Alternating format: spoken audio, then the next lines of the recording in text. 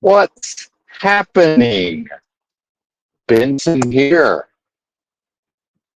coming to you live or on replay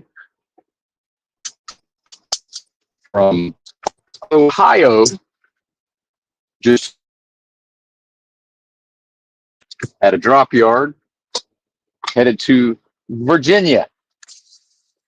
And this will make, I believe, over 3,000 miles this week on the paycheck, assuming we make it all the way to the delivery, which is not entirely within our control, but feeling good about it. And I do want to talk about attachment to the outcome or a specific outcome. And this is a term, this is a concept that Buddhism and other philosophies and religions, dare I say religion, talk about.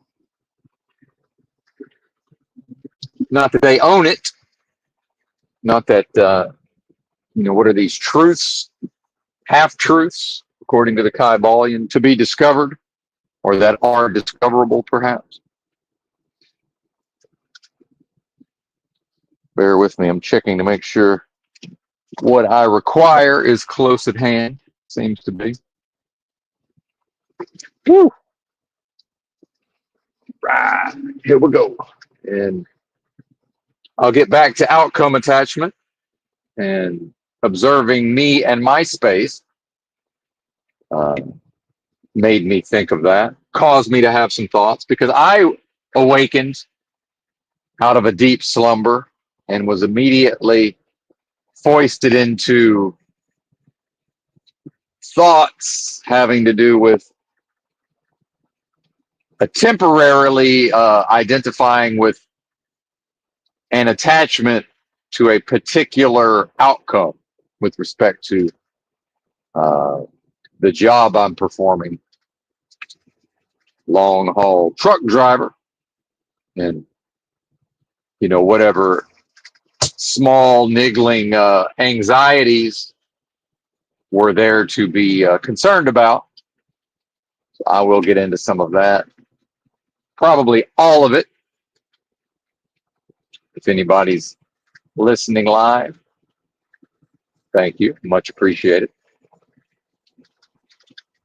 The dark chocolate, I want to talk about dark chocolate. I want to talk about dropping the loaded trailer yesterday, hooking up to a empty trailer, going to the nearby park or truck stop rather, and then in about 3 hours later, 4 hours later, got a message from the company with my plan for today, which involved go back to where you just picked up that empty trailer and drop it, and then leave bobtail, meaning no trailer, and then hook up to this loaded trailer about 20 miles down the road.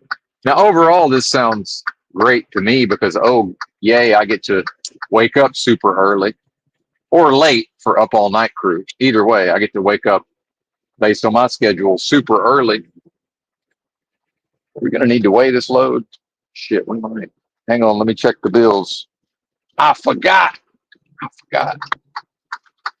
Might need to go back to the truck stop from whence I left. One moment. For some reason, I thought this was a light load. It's feeling kind of heavy. What do we got here? Yeah, we're gonna weigh her. Yeah. All right. Give me a moment to adjust the route to go back to the truck stop. We're probably good on the axle weights, but still need to check to be sure. Draft. Are we backtracking, or are we gonna risk it for the biscuit and hit this Loves up ahead? I think that's what we're gonna do, because it's not gonna make any difference. It's not like I'll be able to go back and get it reworked. Well, more correctly, that would be an extended period of time. So, all right. Apologies. We do have a suspension gauge, pressure gauge, and that can be helpful to figure out on a lighter load, because it is possible if it's like 30,000 pounds, maybe it's possible to end up with too much on either the drive or the trailer axles. So, probably good looking at the old suspension gauge, but the company said weigh everything over 30. So that's what we're going to do. And the weigh stations, if they catch an overweight, that's not good. That's not good. And then it seems like about half these trailers that I'm hooking up to have problems with them. This one has a light out at the top of the trailer on the corner near the nose of the trailer on that side, closest to my tractor. It's like, yeah, I would be happy to pull into a TA or Petro en route. And in my experience, virtually all of them have someone who's capable and willing to do the repair, even early in the morning.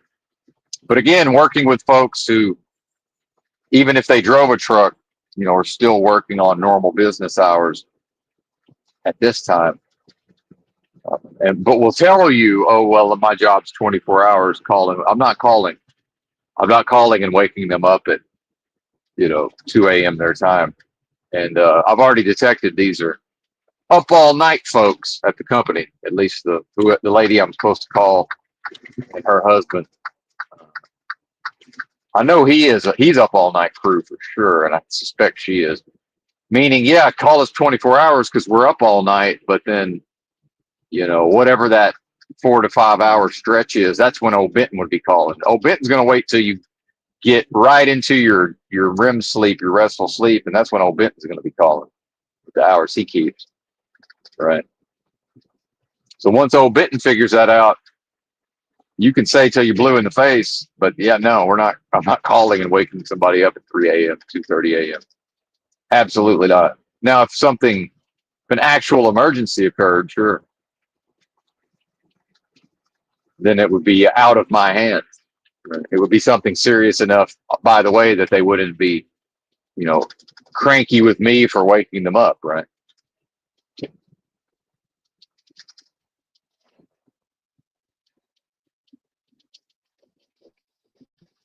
I do remember a poker game that ran long many years ago, a home game I'm reminded of at these folks' apartments. I'd never met them. I knew somebody that knew about this weekend game, and at a certain point, none of the people that actually lived in the apartment were still in the game. And whoever was in charge of overseeing, what was happening, fell asleep in a chair in his living room. And at a certain point, somebody's like, yeah, man, like, shouldn't we wake him up? And I'm like, well, you know what? I'm not a big fan of waking people up so they can go to sleep. It's like he's asleep, and all we're going to do is wake him up and be like, all right, man, like, we're out of here or whatever. And I think we also use that as a justification to continue playing longer, probably. It's like, yeah, if he wakes up and kicks us out, sure. There's also an element of that, as I recall, whatever version of gambling addiction that may have been.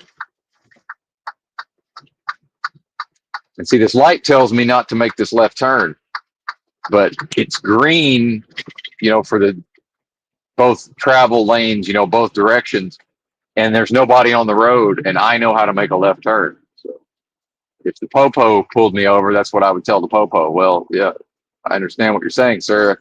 There are red; those arrows are red. However, I understand what I did was technically against the rules, and I'm going to do it again. So do whatever you're going to do. So as a human being, I'm going to go ahead and assert my superiority over this situation and say, well, however that intersection is programmed is not accounting for the fact that it's 3 a.m. or 2:18 local time, actually.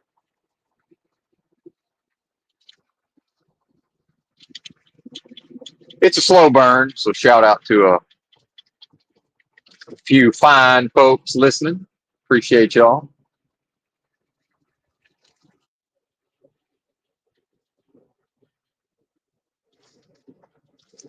Yeah, I think when we weigh it, we're probably going to be good, but we could be over on the trailer axis. So if I really wanted to risk it, I could probably just slide the axles now and just YOLO, but we're not finna do that.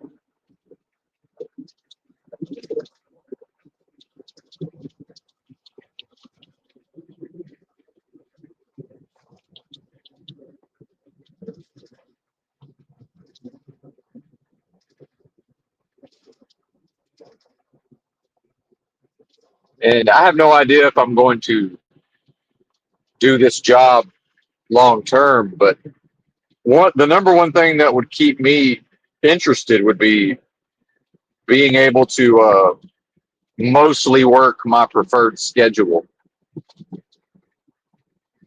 And perhaps this company will be able to accommodate. It's looking good so far, but again, attachment to an outcome, right? That's an error. That's a mistake. Now, it did help me wake up this morning, meaning I went from zero to wide fucking awake because upon, arising out of my slumber, awakening, you know, and whatever that transition period is of not quite knowing what's going on, but then, oh, that's right. Then wondering what time is it, having a guess about what time it is, needing to check the phone to find out for sure, hoping it's not going to say 9:30 p.m., right? It's like, oh, but then don't want to see 2 a.m. either, which would not be a problem, but, oh, look, it's just after midnight. Perfect. It's egg time, right? Start the daytime. But then right after that, immediately hit with this, what if the drop yard has a gate with a gate code or it's locked, right? And then, hey, bozo, why didn't you think to ask yesterday? Because if all of that exists, then, what's the chances of contacting somebody early in the AM at the company that would have the gate code, right?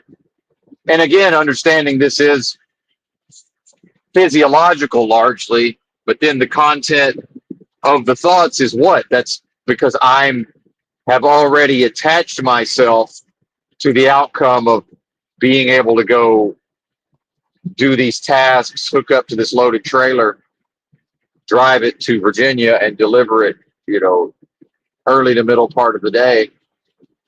And then I've already selected where I'm parking for my break, right? And one of the reasons I love my schedule is that when I'm able to adhere to my schedule, it's easy parking. Even if like yesterday, I paid for parking, it was still easy parking. Now, there were a couple of spots in the endangered species of the free parking at this particular pilot in the greater Dayton, Ohio area. But its days are numbered, right?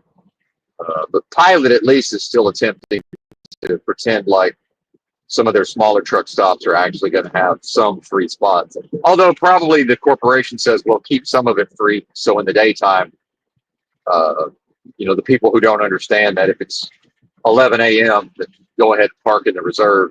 You're leaving in an hour anyway. They still want people coming in and buying the garbage food and paying for showers and getting fuel and all of this.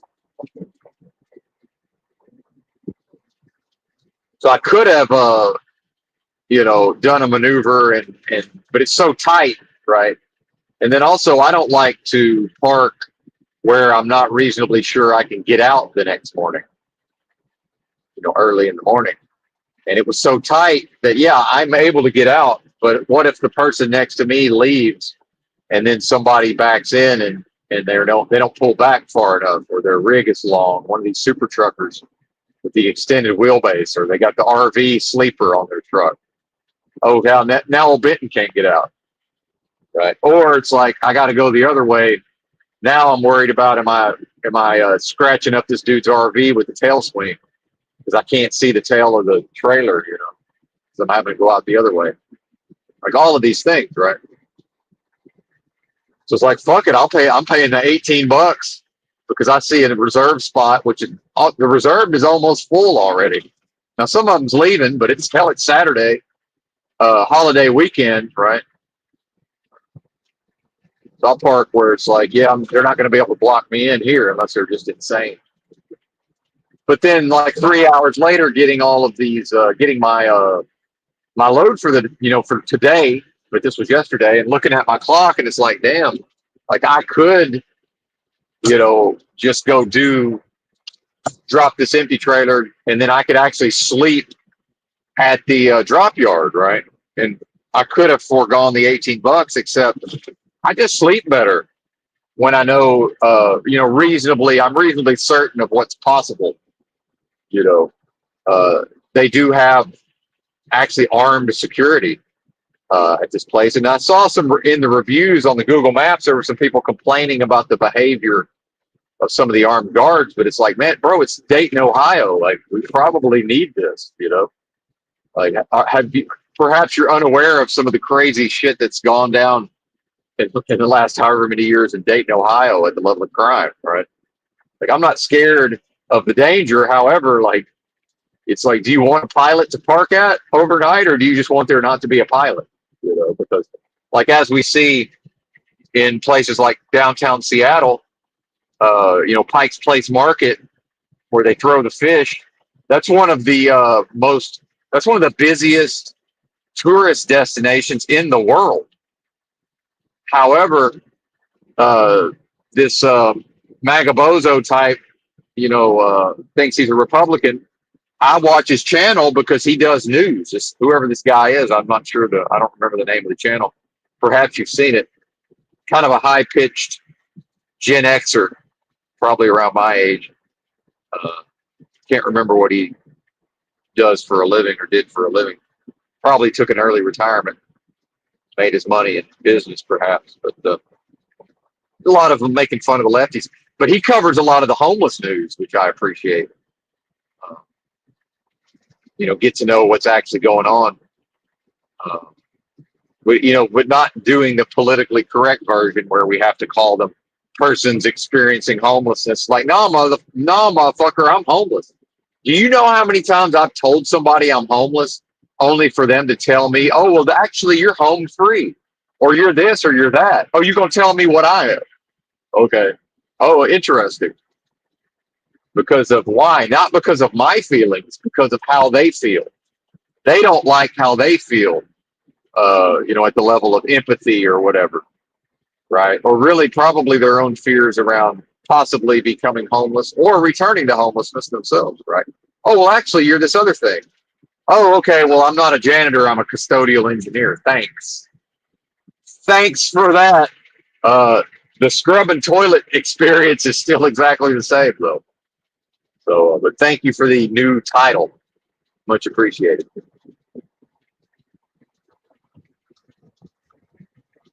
Much appreciated.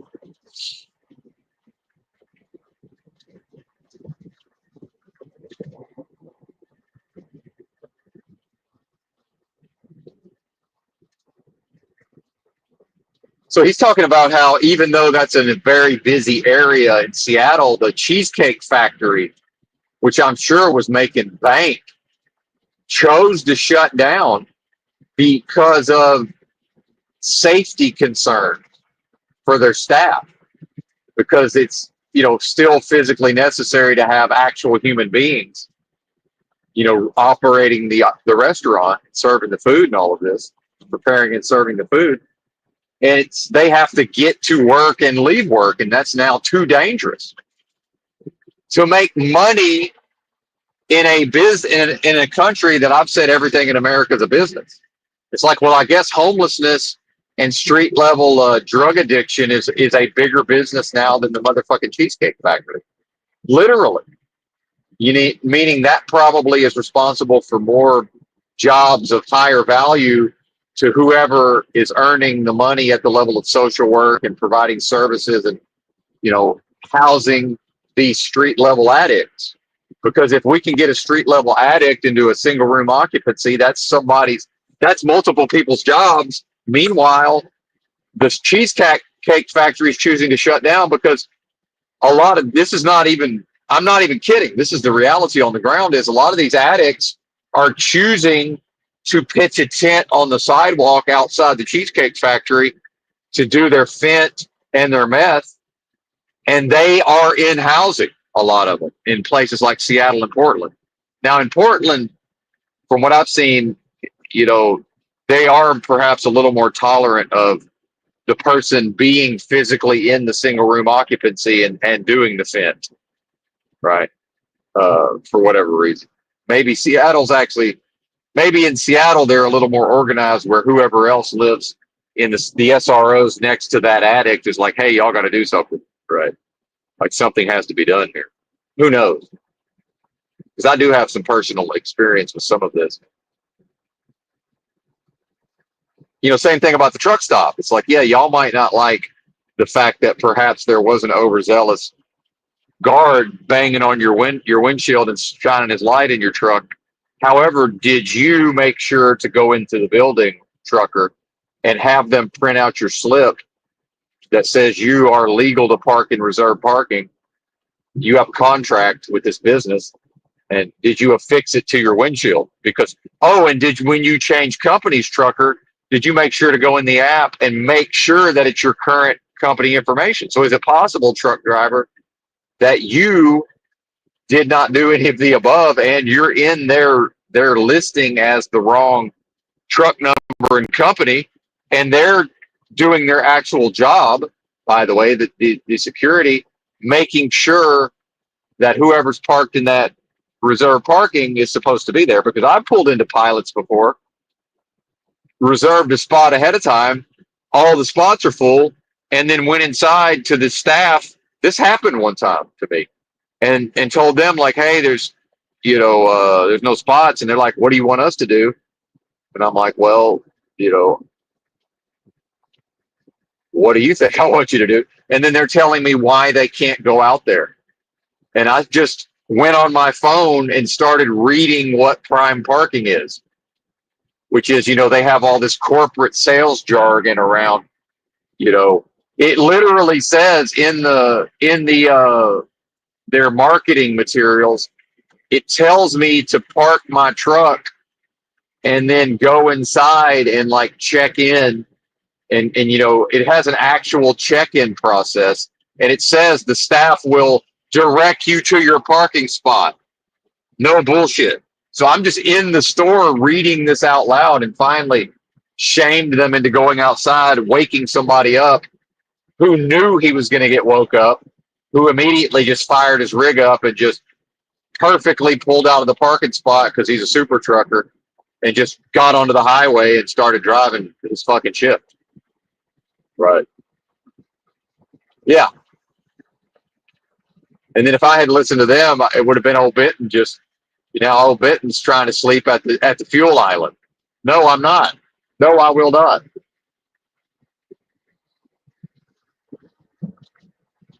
And sometimes an asshole is the only tool for the job. And if I hadn't have been willing to and if I hadn't been autistic enough to I will just go ahead and read these directions that tells me what to do when I get here after I've reserved my parking online.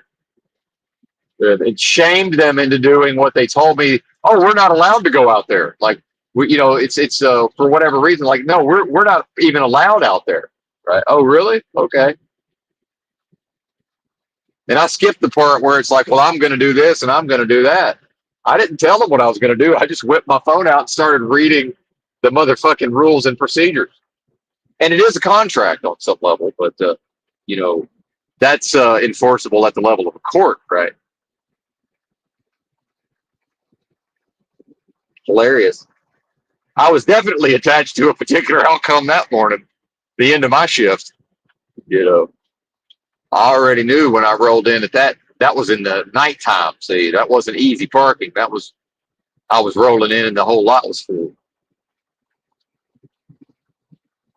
Whereas, yeah, I could have got free parking yesterday, but it would have been a maneuver. You know, I would have had to get out 5 different times to make sure I'm not crashing into one of these guys' tractors or gals. It's like, no thanks. I'll pay the $18 not to have to do that maneuver. Right.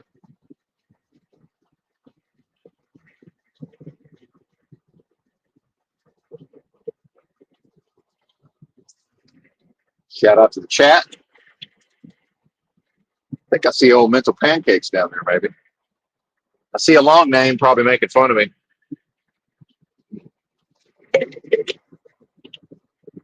Is that long name making fun of me? Let me see. No. Oh, it's Bobby. What's up, Bob? Michael A in the house. Good to see y'all.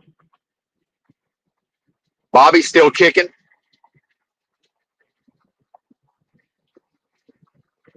I've been I don't know how much you've listened to the recent stuff, Bobby, if you're still here, but I've been if I may say so myself, I've been dropping some nuggets and some gems with the spiritual discourses. And not that I would learn you anything necessarily, but perhaps it's stuff you already know and you might find interesting at the level of a discourse. So check me out if you would, if you're into that. Heaven or hell realm presently manifesting as a hell realm, by the way. That's what's going on down here.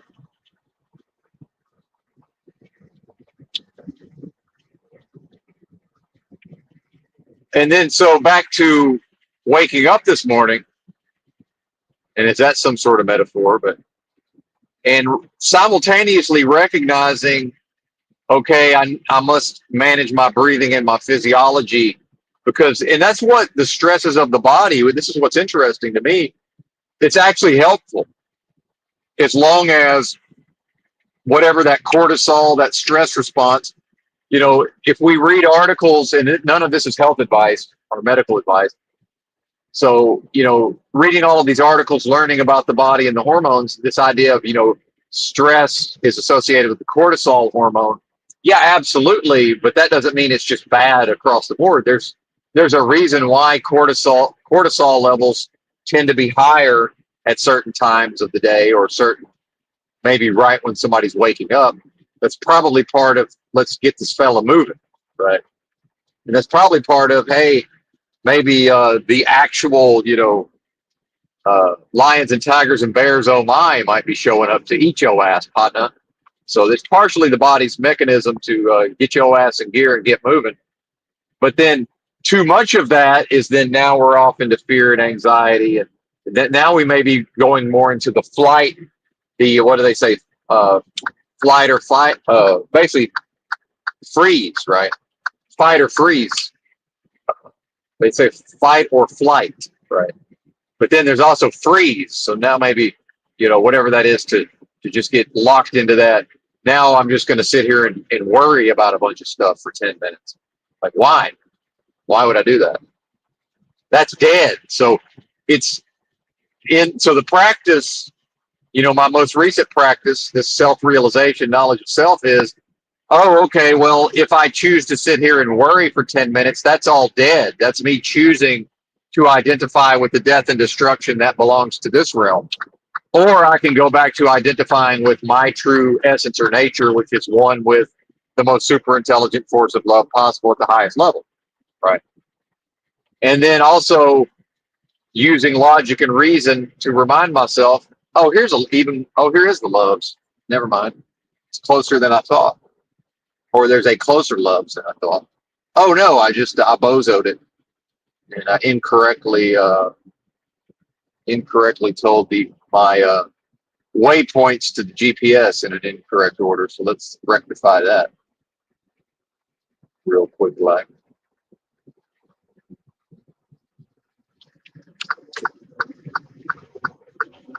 There's a bunch of spots over there. At this truck stop. Well, I shouldn't say that. No, there's not, but there's a couple. Or now it's a bunch of bobtails parked, probably for the holiday weekend. So it looked like a spot. We're not fueling here, which is probably for the best because I don't see any open fuel islands. Probably half of them dudes sleep or dudettes. Probably dudes. Or a fella might be broke down for the light. Truck. Wow. There's a lot going on. We got two of them rolling out, super truckers, owner operators most likely. They're working over the weekend. They're trying to stay in business, trying to stay afloat. Driving and choosing to drive these even less fuel efficient tractors. This one's got the chicken lights all over it. So yeah, they're just probably trying to stay in business. Pulling out reefers, which I don't blame them. They probably need that. Not the aerodynamic style of the truck, but the horsepower and everything. And a lot of them reefer loads are, maxed out on the weights. So they want to have that power to go up them hills, man. Get past the slow trucks. Can't blame them. Can't say as I blame them. Or they're probably actually trying to take it to the house. That's probably what they're doing. Fueling up. Head for the house. That's probably what's happening. Now I got him behind one. Don't find a spot now. If he finds a parking spot, I could be here for 20 minutes while he tries to get into it. Yep. He's already acting like he might be trying to pull a move. Come on, buddy. Keep it moving there.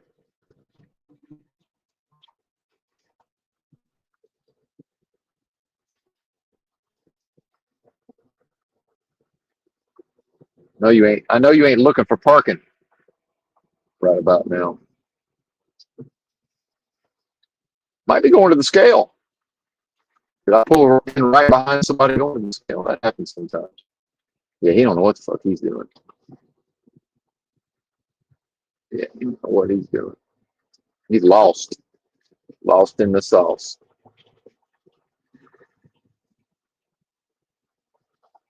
All right, we got around him. We're pulling on the scale. Bear with me, folks. I knew I smelled something. The soot lights coming on saying we need to do a regen, a part regen of the EPS system. Diesel particulate filter.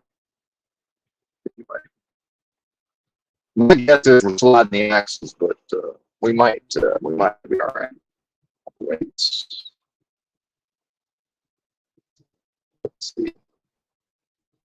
Weigh my truck. Well, my battery, I charge it to 100 over my. I don't like leaving it plugged in because it still like tries to charge. It's like repeatedly trying to pop off. It's not good for the battery. I'm already down to 56%.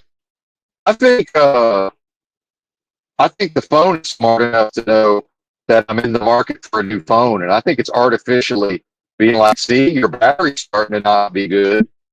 Better go ahead and buy that new Pixel 9, right? Away.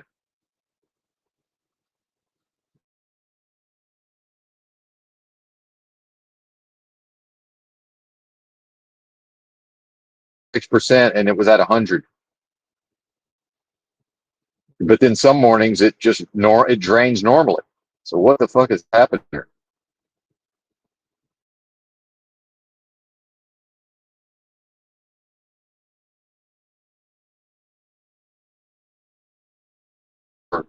Waymaster is verifying information. Please wait. I guess legally they probably have to check and make sure I am the truck and trailer I say I am or whatever.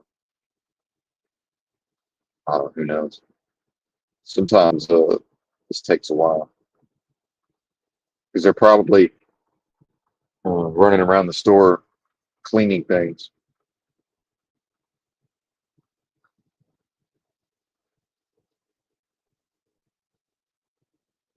Yeah, it's going to time out.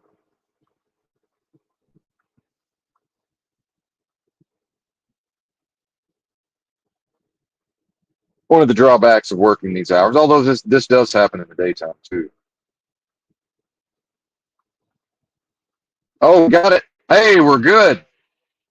Don't talk to me on that speaker. I got the app, sir. And don't tell me I'm good because you don't know how to read tickets because you don't know how to drive a truck. And as I suspected, we got a little more on the drives than we do. I'm sorry, on the trailer than on the drives. Yeah, we're good. He's still trying to talk to me on the speaker, if you can believe it. He's trolling. That's a troll. He's attempting to troll me. Sir, my window's up. I can't fucking hear you. I don't want to fucking hear you. Please, no offense intended, but yeah.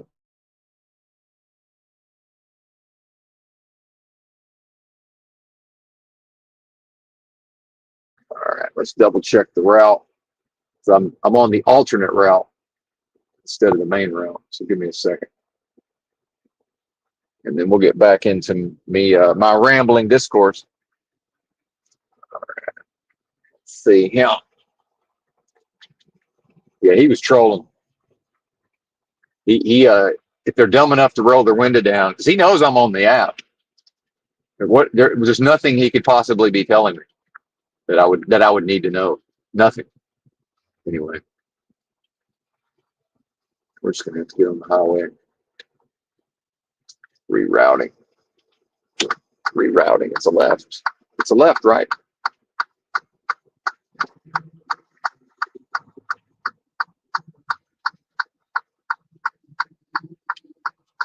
It's a left, right?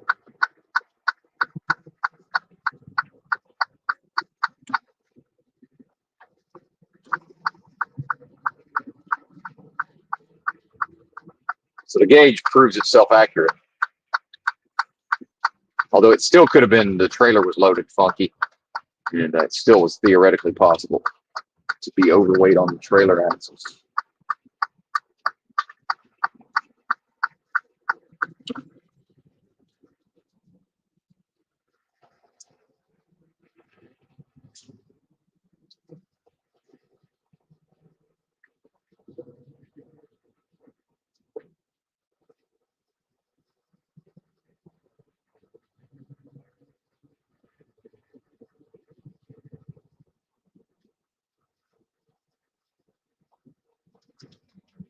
And I believe Apple's been accused of that, like intentionally making the older iPhones shitty so people will buy new iPhones.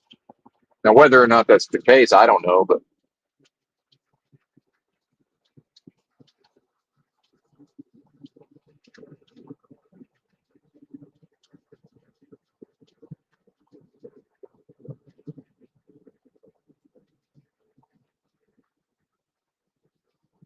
oh, back to the physiology of the stress, the waking up to the new day, right?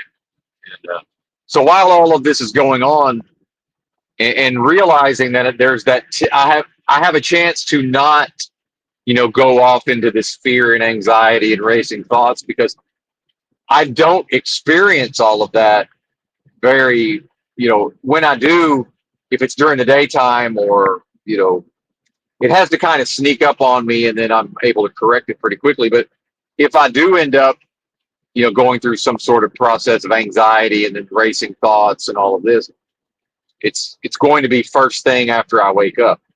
And it's interesting, like that has to be some form of a spiritual attack because as soon as I figured out just the basics of, oh, I'm in a big rig, the whole rigmarole around, which is more or less just immediately perceptible. Um, the circumstances, the quantum leap, right? I don't need to go check with Harry Dean Stanton from Quantum Leap, right? And that would make me Scott Bakula in this example. If anybody remembers Quantum Leap, the TV show. I'm a little proud of that Harry Dean Stanton tool. That wasn't too shabby. Anyway, Anyway,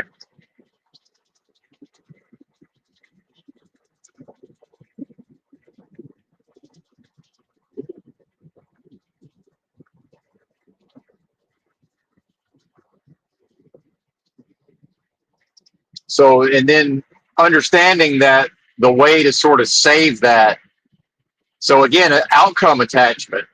So what would have happened to me in the past was because of my attachment to the outcome of doing a particular task early in the morning, and then the tendency to remember the times in the past that were painful when I believed I was going to be able to do my job waking up at midnight on my preferred schedule. And then, like Lucy with the football, here I come Charlie Brown style to kick the football, right? And only to see the football pulled away at the last moment.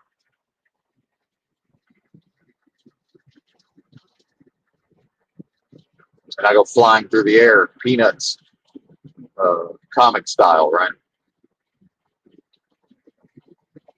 So part of that was logic, so mind, body, and spirit, right? It's all three. The practice is all three. So part of that is logically reminding myself, well, it doesn't matter. So part of what my mind would say, here's a valid reason, because what the mind is doing is it's looking for logical reasons to validate the physiology.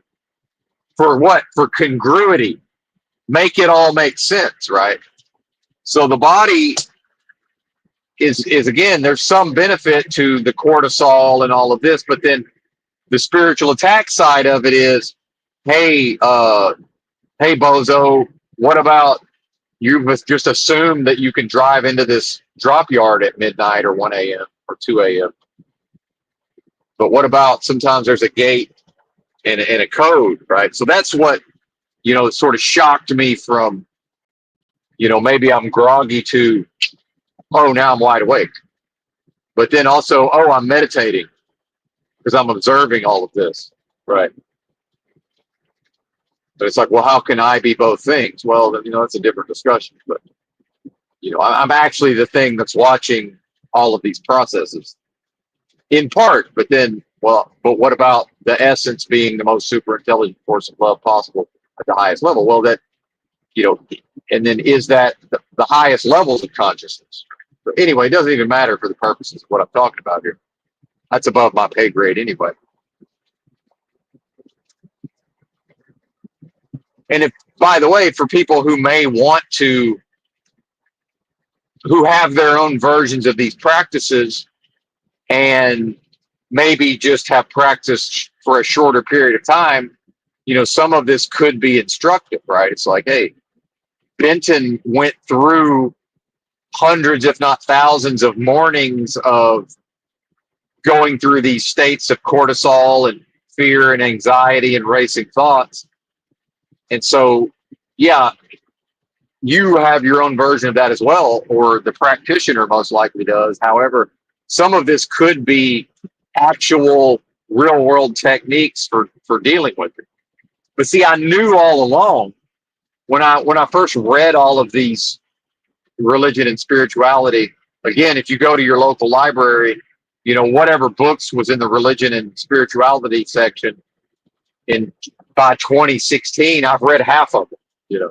Now maybe some of them are different books now, like literally half of your local library or your downtown main library. And it's not to brag, it's that I'd be started out these practices by first, as I am wont to do, by starting out WONT, by taking in as much intellectual knowledge as I could, right? Which is really, what is that? That's other practitioners who have described their own experiences. And then some of that got codified into what may be referred to as scripture, right? Or like the Bhagavad Gita or whatever, or, the Tao, or, whatever Paramahansa Yogananda wrote, and on and on and on. Thomas Merton, So I read most of all of that stuff. And then, so now I had the intellectual framework for at least, here's what I'm shooting at. Like, here's what now how do I go in that direction, right? So the first one of the early steps is to develop myself to the point where now, as I speak to you, the moment I wake up, the meditation practice has gotten honed to the point where, like Bruce Lee talks about, the 10,000, the Malcolm Gladwell 10,000 hours is, when it's time to throw the punch throws itself in a way. Like, I didn't think, oh, here's a problem. What's the solution? Go into meditation. I woke up and the meditation meditated for itself, right? Which was, I got the result of the meditation, which was, here's what's happening, bozo. Now, bozo, are you going to choose to continue to go off into bozo niche? Are you going to identify with the inner bozo?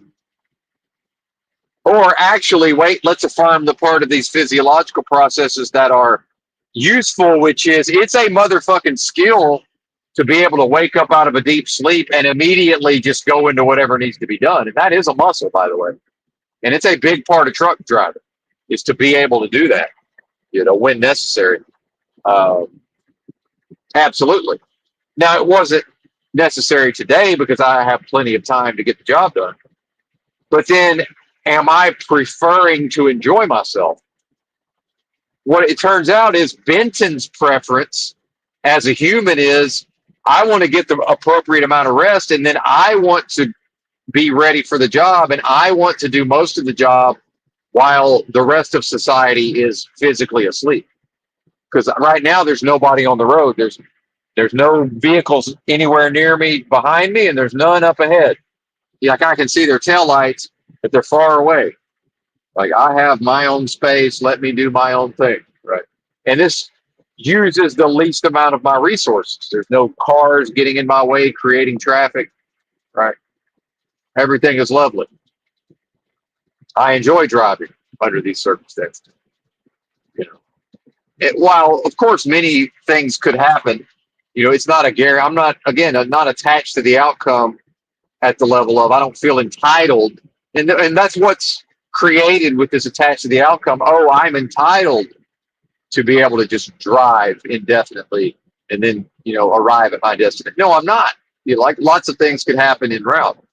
And I accept that as part of the process. And I accept that as part of my paycheck is, some shit could go wrong. And again, that's not manifesting. That's actually the opposite of manifesting. That's not the fear of what I could perhaps bring into existence out of thinking that way, of what I just described. That's death and destruction. That's not creation, right? So many folks don't understand manifesting, and I know because I've spoken that way in the past, and they've responded in the chat as if I'm going to bring that into existence. No, that's not how the law of attraction works. Absolutely not. It's the opposite. It's the inverse.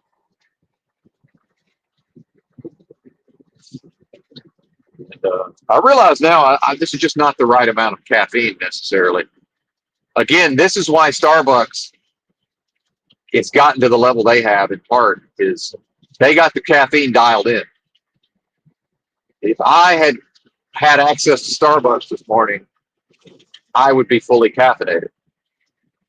I consumed an amount at a truck stop that some of the time the amount of fluid ounces results in fully caffeinated. In this case, it did not. Delicious coffee, though. Starbucks, less delicious, but never fails to hit the right amount of caffeine. And I mean ever. You go into a Starbucks, if your body's used to a small, which is known as a tall, it's exactly the motherfucking same every time. Now, there's always exceptions to everything, but you know what I mean, or hopefully you do. Hopefully one does.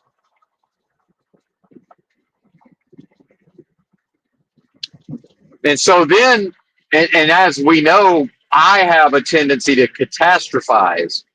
So I'm thinking the catastrophes, right? I'm worst case scenarioing, which is good in a way. But then, so now I'm managing the mind, the body, and the spirit, being, okay, if I identify too strongly with the part of me that wants to catastrophize, then what's going to happen is I'm going to do what I used to do.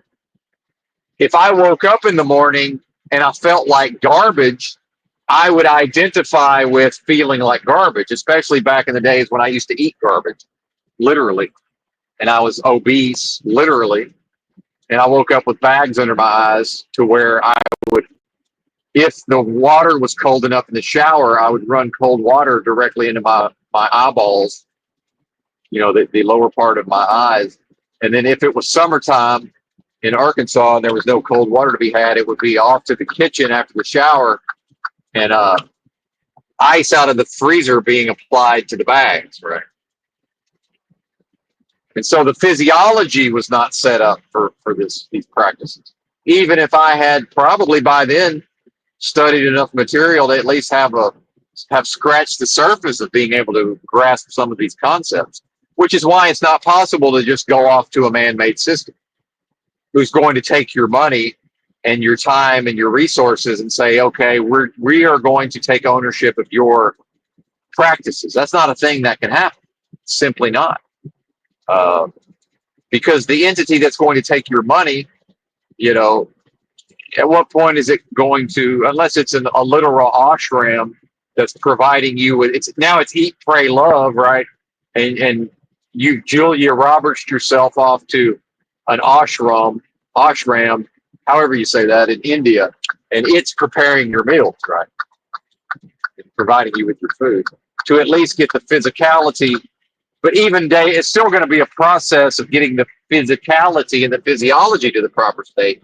Because remember, we're only operating at the lowest level of mind, body, and spirit. Right. So it's not possible to neglect the physical in the long run. It's not an option. It's probably why I'm talking to you, and I might be $130, right?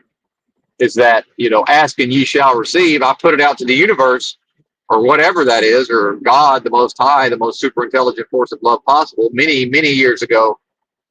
I asked for this, to be able to practice and progress to these levels while simultaneously knowing that's going to be mind, body, and spirit. So, and also set up to enjoy. I actually like asceticism, as crazy as that might sound. Let me hang on. Let's double check the route here. I do want to take the alternate route. So I probably, yes. All right. The GPS remembered that I want the alternate route. Wait, no, it didn't. See, it tried to put me back on its route. How about you go to my route? Thank you. Yeah, you're an app. I'm the one driving the route, so probably just do what I want you to do. There's a shout out to Big L. Like Big L says, if this GPS can save 5 minutes, it will save 5 minutes. Or if it thinks it can. Like that may not be my preference. And then by the way, look at the multi-layers. Look at how multi-layered and multifaceted a quite mundane, an otherwise mundane waking up in the morning is. And look at how I'm able to break it down into all of these independent pieces. And I know through observation and experience, this is what people talk about when they say you're overthinking it. And I say, number one, no, I'm not, because how could you possibly know that? Do you have any experience being me? Perhaps this is the exact right amount of thinking. Number two, you don't know it, but they, in this example, are trying to word of mouth and common sense something that they don't understand enough to break down into its individual pieces, meaning they have skipped the fundamentals. And there's a TA that I would be happy to pull into and get this light fixed on the trailer, except the company don't trust me, meaning they require somebody to sign off on their repair, because they know some driver will just pull in there and have everything possible fixed on their tractor, right? Oh, I'm on a 34. Let's have them replace the transmission, like for real, or some version of that. But I will never do that. So why am I'm treated as if I'm already guilty, and I'm not willing to wake this lady up.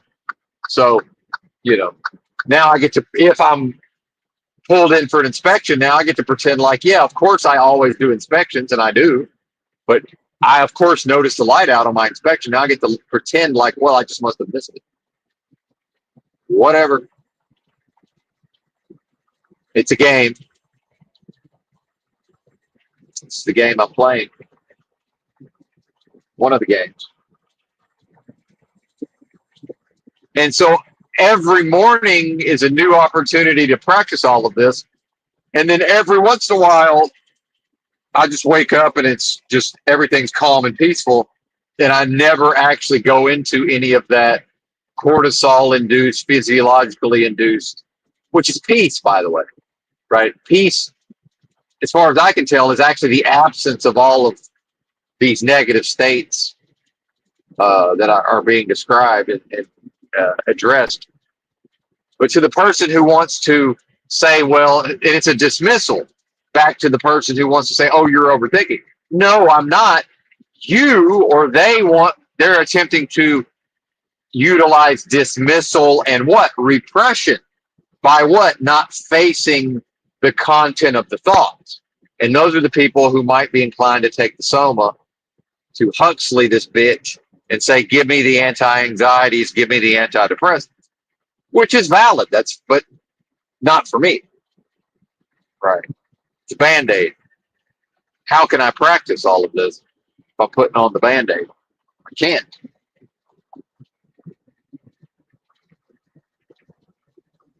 And I will master all of this or die trying.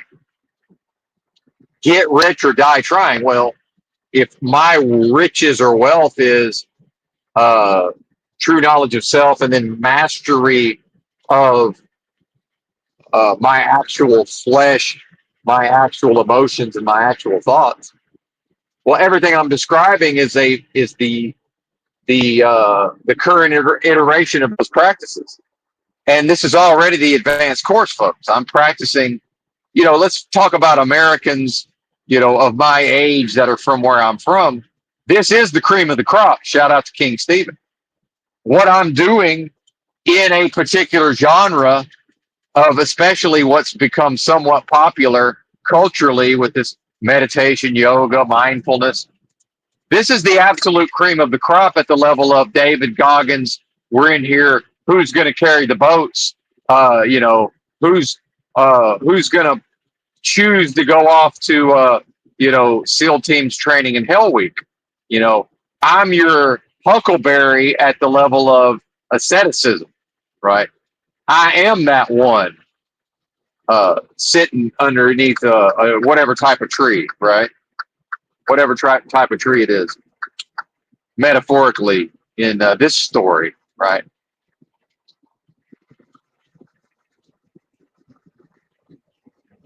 But then what does the Bible say? A prophet hath no honor in his home country.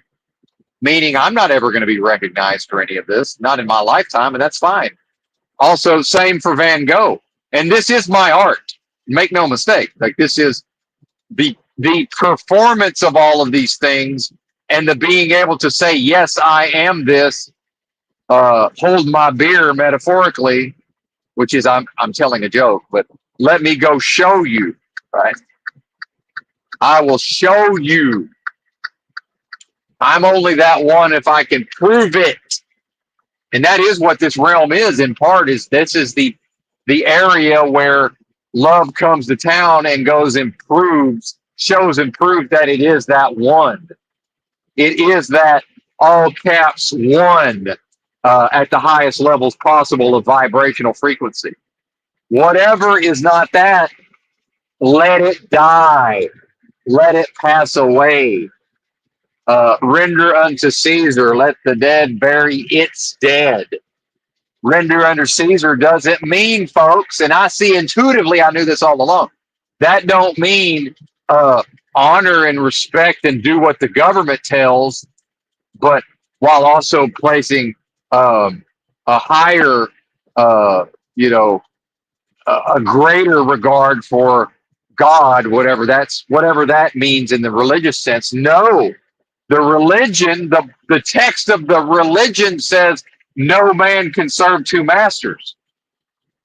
So if you're trying to tell me render unto Caesar and you mean Caesar's your master, double, hey, two middle fingers in the air. No, because no man can serve two masters disproves what Romans or whoever, oh, I'm supposed to follow the writings of Saul of Tarsus and render unto Caesar, and meaning do what the government tell me? Fuck you. I am my government. How about that? The kingdom of God is within me, meaning the government of the most super intelligent force of love possible at the highest level. How about I embody and express that via my creative force by expressing my true nature to the greatest extent possible in this now by embodying that kingdom and that government, meaning as I embody that kingdom and that government, I'm already serving, meaning it's neither here nor there if Caesar is served through that process. If Caesar chooses to see himself as served via that process, then that's called an accident or a coincidence. Meanwhile, I don't believe in accident or coincidence. Meanwhile, in this realm where I will be spiritually intact and persecuted, probably it's never going to align such that will also serve Caesar. And is that my concern? Because Caesar's dead. Caesar's kingdom is dead. That's the nature of Caesar's kingdom. Let Caesar's kingdom bury itself, and that's what's going to happen. Caesar's kingdom can never, ever transcend this place.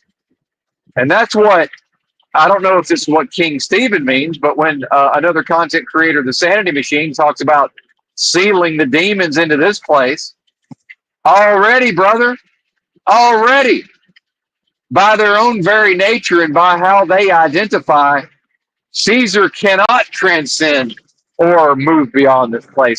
What I am cannot be sealed into this place. What I am can't be entrapped here and encased here. And if it can, it is not what it purports to be, meaning the essence of the most super intelligent force of love possible at the highest level, which cannot experience fear, which cannot worry, which cannot be attached to an outcome. See? Bam, mic drop. What you gonna tell me, dystopian nightmare realm? Nothing. But it's gonna. But thank you, nightmare dystopian beast system, for giving me the stage upon which to show what I have and to strut my stuff. Which was why I will never let anybody tell me, "Oh, now you're being arrogant. You're being prideful." Oh, am I? Or am I not embodying all of that well enough? Should I perhaps be more of that in this moment? Right?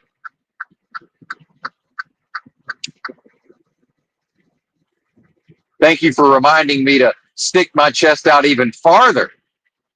Right? Thank you for reminding me to have even more comically expressive, dominant body language at times. Right?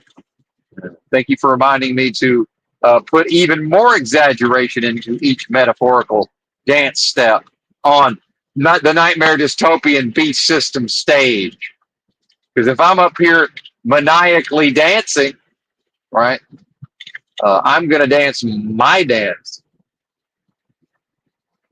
My dance.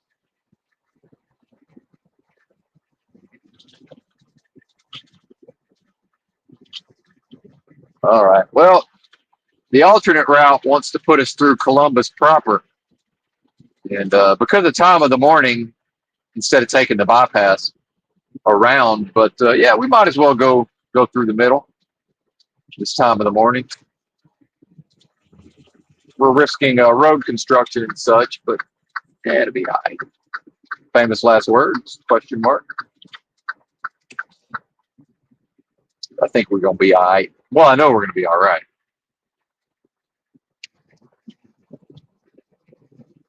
And what does the human want to do? See, part of all of everything I'm expressing is I recognize within myself long ago that as a human, there's many processes going on within me, and those processes biologically will always seek maximum efficiency. So the individual, what's convenient for the individual is to hear uh, "render unto Caesar," and then to stop thinking, to stop evolving, right? Which, by the way, what is that? That's to affirm death. Death is to stop evolving. Death is to stop the process of pondering and thinking and examining and questioning of everything, right? So, what is LARPing as efficiency is what? Identified with death, which always serves this realm of death and destruction. The enemy is always served by those processes. And that is Kaczynskiism, or the system always perpetuating and reinforcing itself. And it's doing it what? It's doing it through obsessively seeking to make itself more efficient, right? Which is probably some way energetically of overcoming inertias and whatever whatever energies it's working with. You know, the energies of death and destruction. I don't know. I don't know much about that. If I'm if I am what I assert to be, meaning the most super intelligent force of love possible, and I am the thesis or the proposition, and death and destruction is the antithesis or the idea, well, actually, that's not the valid proposition. I'm the valid proposition, the antithesis, right? Not me, but speaking for. See how confusing the language gets? How quickly the language becomes confused?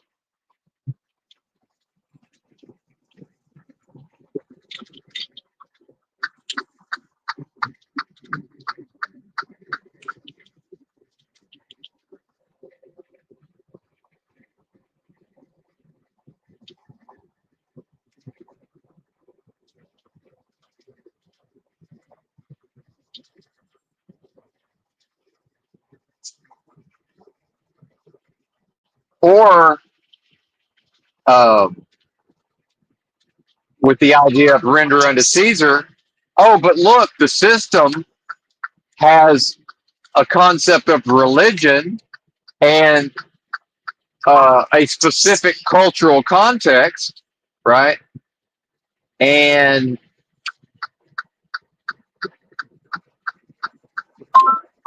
hang on, having to make sure we take the right path here. I think we're in the right lane, but correct lane rather. Reduce speed.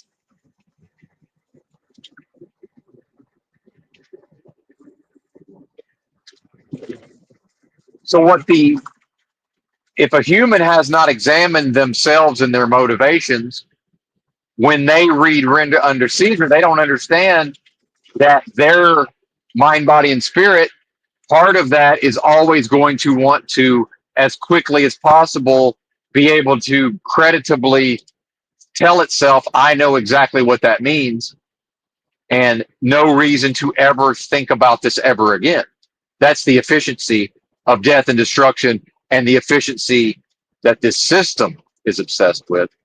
And so, surprise, surprise, we have a building and people who make their livings going up before a congregation and giving instructions from this book called the Holy Bible in the particular, so, you know, in the context and the culture in which I was socialized, which is why I tend to think and speak in terms associated with Christianity, even though I myself do not claim to be a quote Christian, because I don't want to be confused for the churchgoers.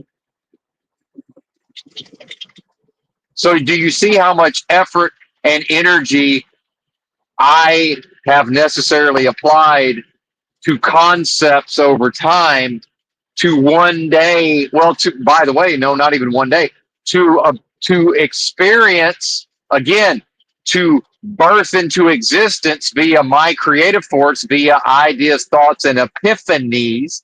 And if I listened to the common sense and the word of mouthing, I would have listened long ago to somebody who said, you're overthinking. And I would have joined them in seeking the efficiencies of this realm of death and destruction. And what would that have done? That would have served the system by kneecapping my potential progress. And I would not be speaking these words to you in this form, meaning I would lose out. And if you find value in this, you would have lost out. How about that?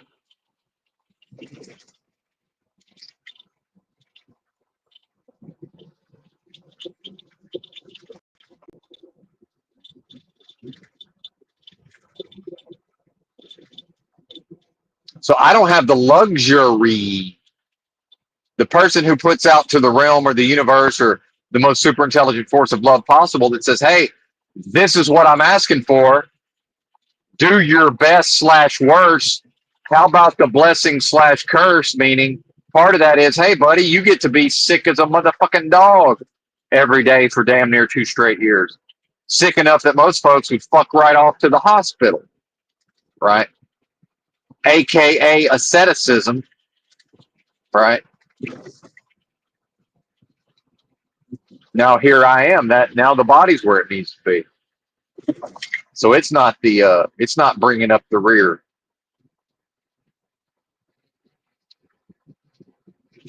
All right, there's Columbus. They got a few tall buildings. Oh yeah, here comes the formation. See, I love it. It's just, is this, what is this realm? Is this even real? Just that formation, just immediately just popping into existence before my very eyes. Right. You know, like what are the math? Just imagine the mathematics behind me arriving in that formation of 3 cars. Just here we are, 3 or more human beings. 4 or more human beings. We've all been living our lives up until this point, and now here we all here we are together.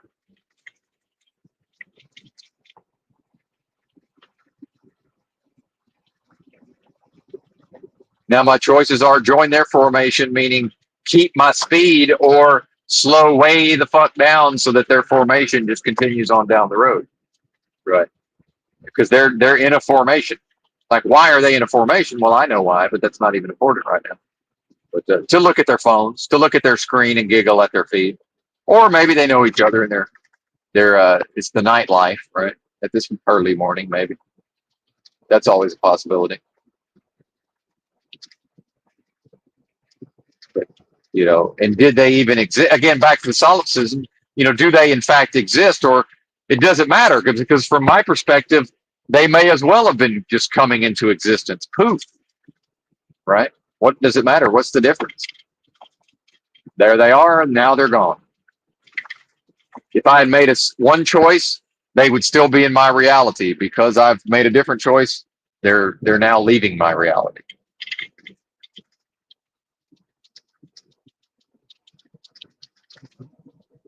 And how did I know? The moment I looked at the formation, I knew exactly what it was about to do. Based on what? Pattern recognition. And it did exactly what I knew it was going to do.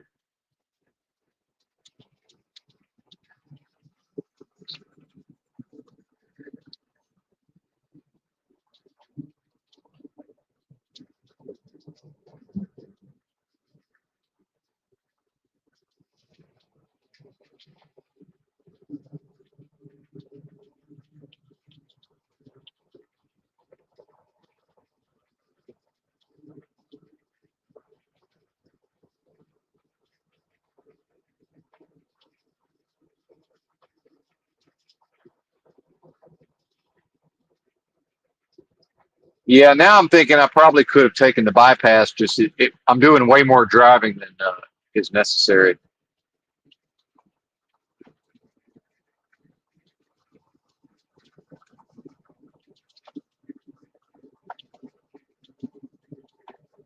Either way. Abigail Wexner Research Institute. Isn't Wexner? Isn't that the name of that the Victoria's Secret and other businesses billionaire that had involvement with Epstein? I think so. Maybe that's his daughter or something.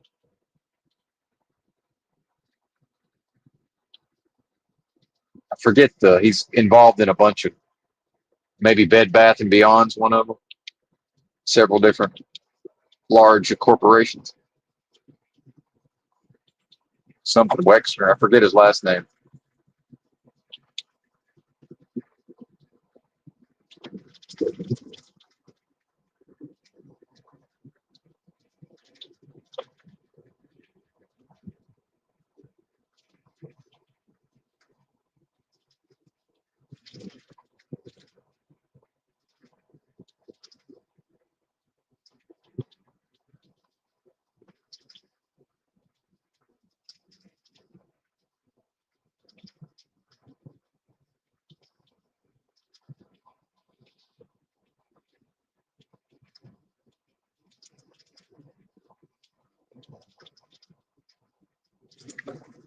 Reduce speed. So back to effectiveness and I'm bringing all of this back to effectiveness within myself. Reduce speed. That's what's important. Above all else, in many cases, for me. Reduce speed.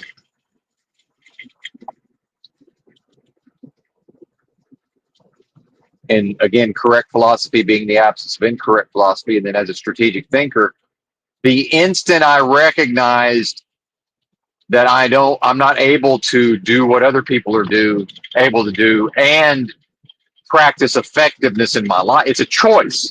So if I listen to these other people who will just say, hey, dummy, everybody knows this is what render unto Caesar means, right? And I miss out on a technology that I'm then able to apply abstractly to many concepts, and then I've experienced a series of epiphanies that never would have happened without my practices, right? And a lot of that is based on understanding strategically and philosophically that whatever these processes of analysis and so-called overthinking are necessary, right? It's a necessary part of the puzzle. It's actually part of where the epiphanies are born out of. Now, it seems to me like the epiphanies actually come from the subconscious and then poof, magically appear in the conscious mind, right? Oh, I did not see this guardrail. I'm pulling over for the bathroom break, but I failed to see this guardrail, but we'll be okay. Either way, we all right.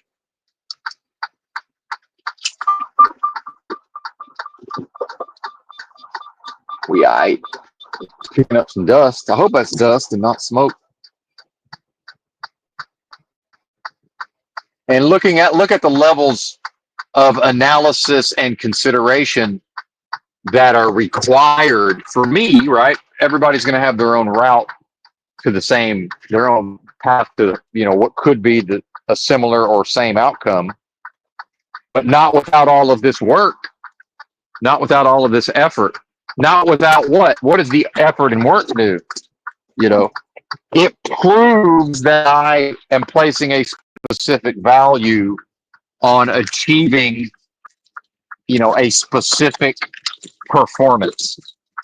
And that is, especially if a person believes themselves to be a Christian, right, and believes in a judgment, then that means inarguably in the course of the person's life, the churchgoer, the Christian, they are metaphorically on a stage doing, putting on a performance, and that performance will be critiqued and judged, and as far as, again, if the Bible's to be believed, then, and I'm not saying that it is, but if that's a thing, and they are saying that it's to be believed.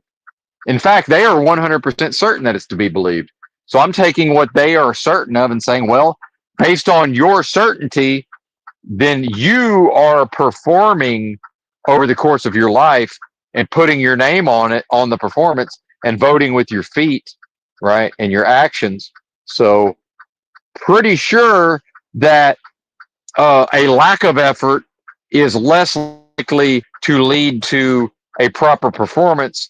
And I'm just going to go ahead and guess that the proper performance in the end will probably, or a proper performance, every man hath not the same performance or office, will probably involve a high level of effort, at least to get to the point of the Malcolm Gladwell 10,000 hours where the practitioner or performer is able to put on a high level of performance, with a modicum of effort,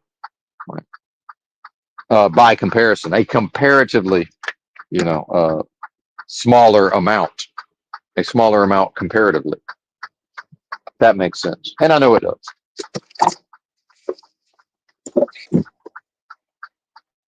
Ah, oh yeah. Woo. That was a good stretch right there, everybody.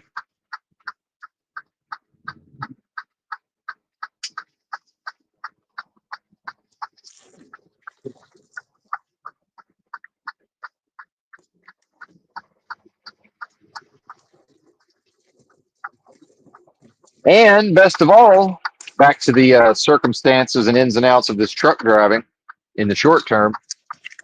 I made some Amazon orders that are supposed to arrive today. We'll see if they do, but to an Amazon locker up ahead. So we've got that to look forward to. What did I order? Uh, vitamin D3, because I have enough for now, but that's a must. I'm on what I believe to be 10,000 international units. I believe I'm going to have some of this dark chocolate.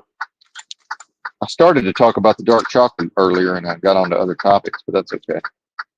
That's like the material is always there. I can always go to that material if need be. Let's do the flashers. Let's do the flashers until we get up to speed here. I've seen multiple truckers recently just pull right into the fucking slow lane. Like, no, man, I'm gonna wait till I get up to about 30. Now, some of it is there's debris and such on the shoulder that might be increase the chances of a flat tire, but I mean, it is what it is.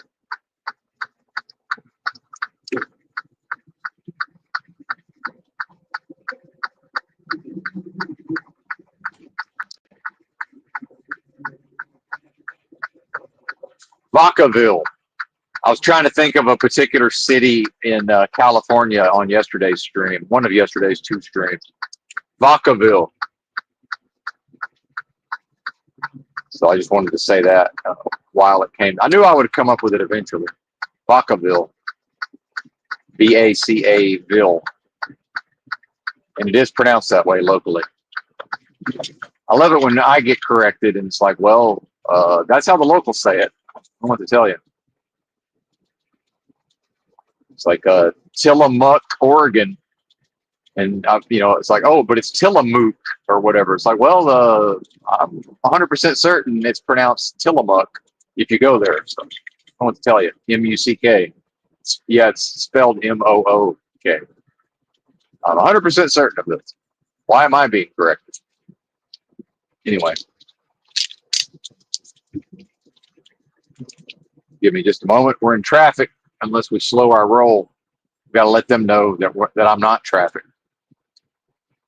Going back your way, folks. I'm not traffic. I am not the flow of traffic. But if I speed out, if I continue accelerating, I will be to them.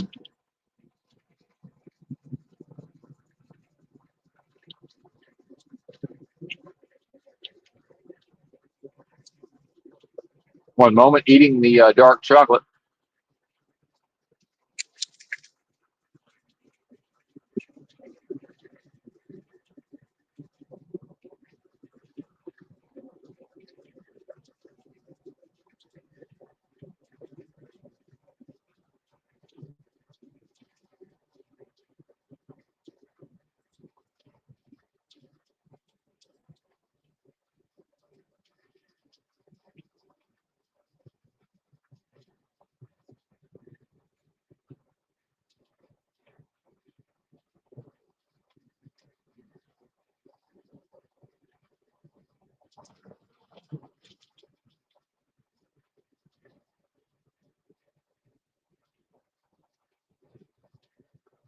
All right.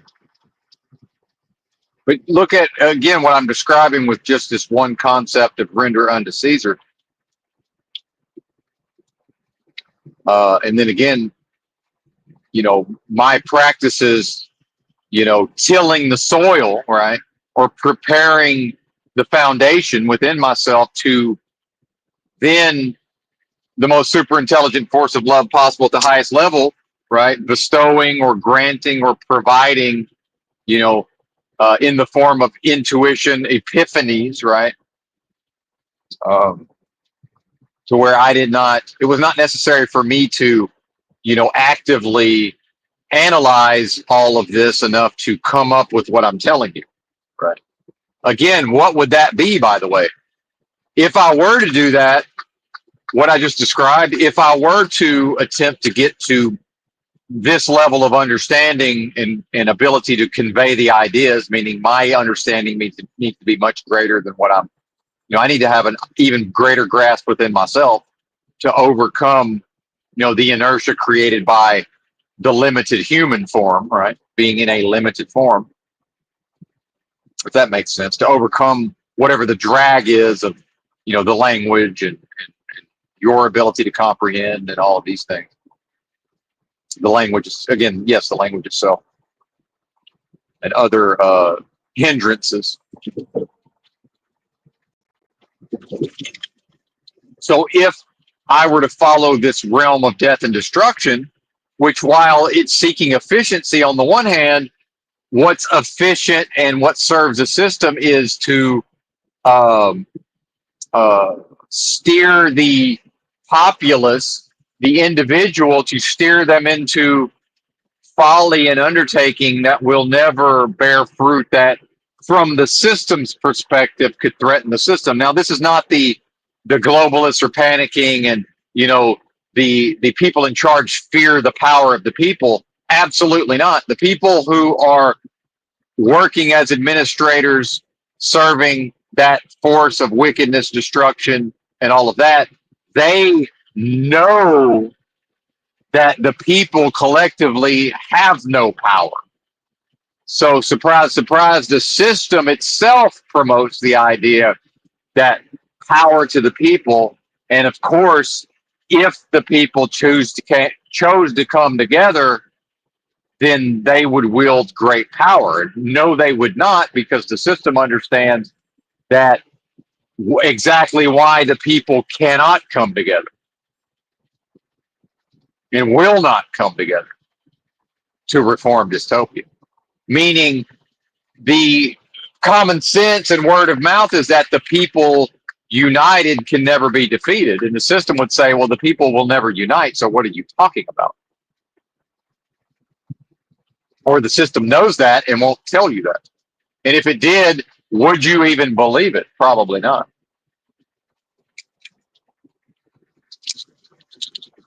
Probably not. Yummy, more yummy dark chocolate. I feel like I lost some of it. Did I drop? I thought there was more. I feel like some of it's been lost. Oh well.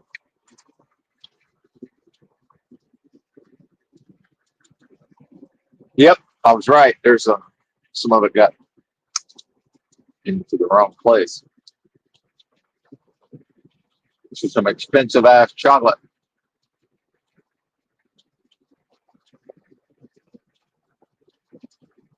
What a blessing to be able to afford it financially, anyway.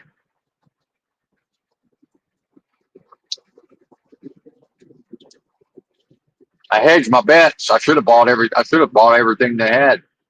Some of these WalMarts don't have 100%. No sugar and no sugar substitute.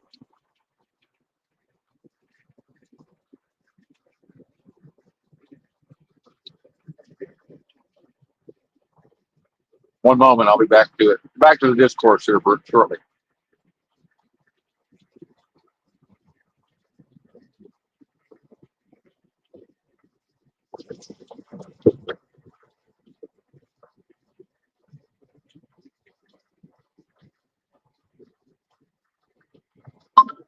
speed, Uh-oh.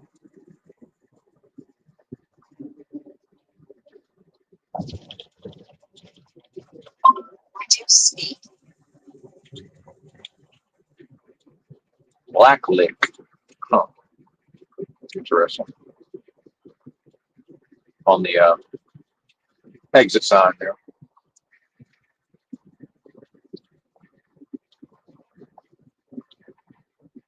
Is that in Ohio? I wonder what goes on in Black Lick, Ohio. Maybe I don't want to know. Or is that a road?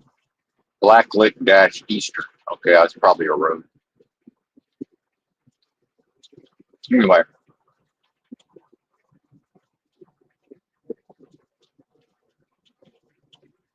feel like I would have heard of that if that was a town. Black. Although sometimes the road is the name of the town it goes to.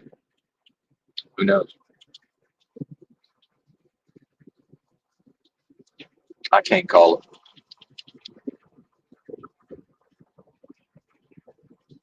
So hell, half the battle in a way is just not listening to the word of mouth and the common sense of the bozos, right?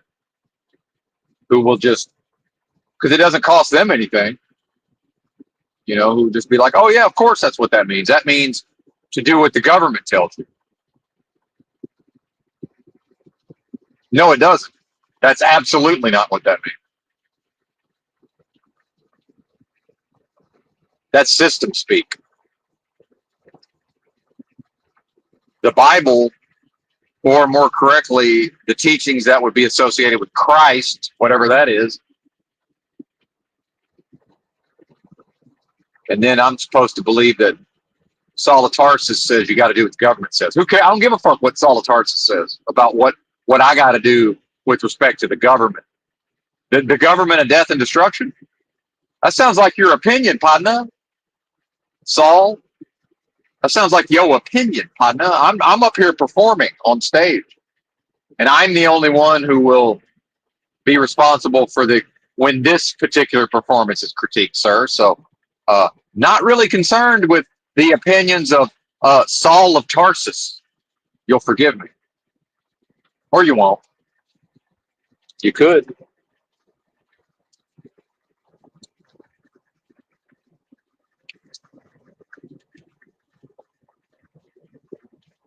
Because, yeah, Saul of Tarsus had a direct experience of Christ and then wrote some letters. Well, I had a direct experience of Christ. I can write some letters. Are you really going to live your life based on my letter writing? Does that make any sense to anybody? But I'll write the letters to a church as if, I'm the district manager because it's America and everything's a business. So the pastors at the individual congregations are the store managers, and I'll be the district manager, and I'll write them letters. Are you then going to put my letters in a book and worship them and live them? And it's just surprise, surprise, my words are going to benefit the system. If you act on my written word in this context, it's going to benefit the system. Because I just described Paul from the Bible. Does that make logical sense to anybody? Doesn't make any logical sense to me.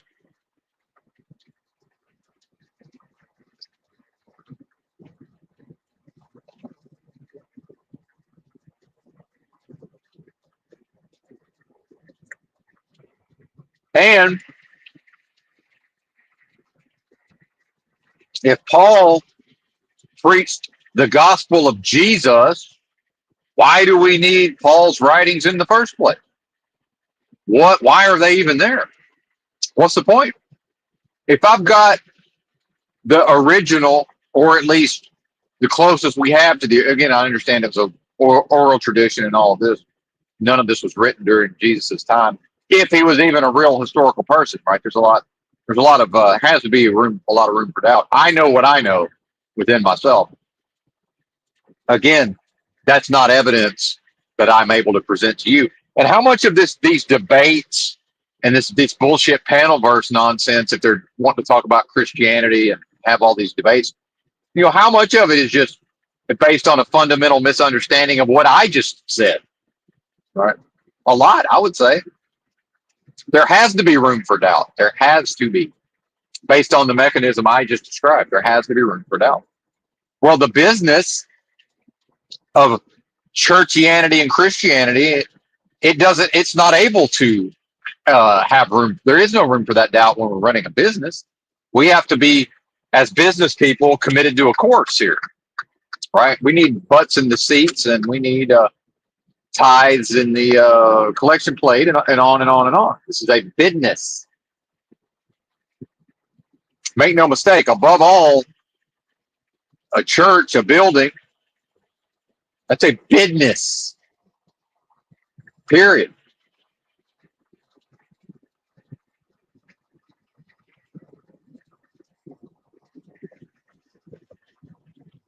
The needs of the business must be provided for, or there is no business.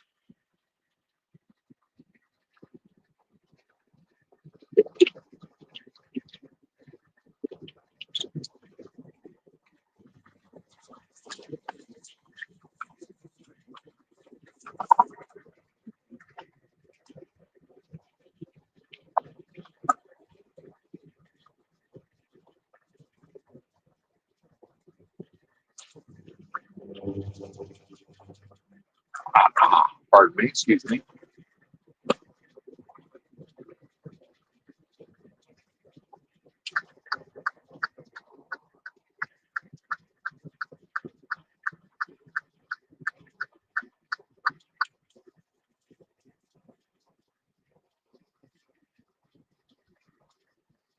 So I would go ahead and assert that, based on the fact that Paul's gospel exists in the Bible at all, actually proves that it cannot be the gospel of Jesus. Because if it was the gospel of Jesus, if we have the gospel of Jesus, why do we need another person's gospel of Jesus?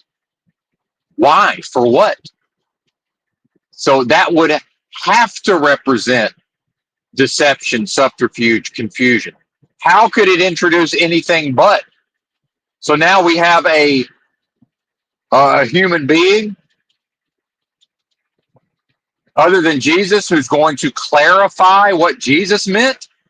And by the way, this is exactly what happened. This is a version of what happened when I was talking to that Congolese fellow, and he was hearing out some of my assertions about, I'm basically making my case for why this is a holy individual experience spiritually. And he's trying to come from the group angle. And after I stopped talking, he immediately launched into a reframing of everything I just said. And I said, I stopped him. And he's like, are you going to let me speak? I said, no, I'm not going to let you reframe what I just said. I said, I just said what I just said. Whatever you're about to say is not what I just said. And we both were just here, hopefully paying attention to what I just said. I am not going to continue this conversation based on you, sir, restating what I just said. That's insane. So what else are Paul's letters in the context of the Bible than a Jesus stops talking, and now Saul of Tarsus says what he's saying is this, that, and the third, right? That represents the church that I want no part of. So when somebody like a specific user, content creator, YouTube channel, such as Toilet Bowl Earth, wants to start talking about how he understands doctrine and dogma and the idea of the church, and it always comes along with, now this means that the members or the adherents of the religion, the practitioners, the ersatz practitioners, are now obligated to behave in specific ways, mostly based on the writings of Saul of Tarsus, by the way. Benton immediately, at a level of intuition and instinct, knows that that's wrong. Nope. Wrong. Because Benton will not let somebody stand there and say, and just watch them restate what I just said. Because no, you don't speak for me. Just like Saul of Tarsus don't speak for Jesus, right? And why you hear me say, well, I don't speak for God. I'm not going to speak for what? The most super intelligent force of love possible. Perhaps at times that whatever that is will speak for itself through me. See, but not in a let's write it down, not in a dead form, by the way. The written scripture's dead.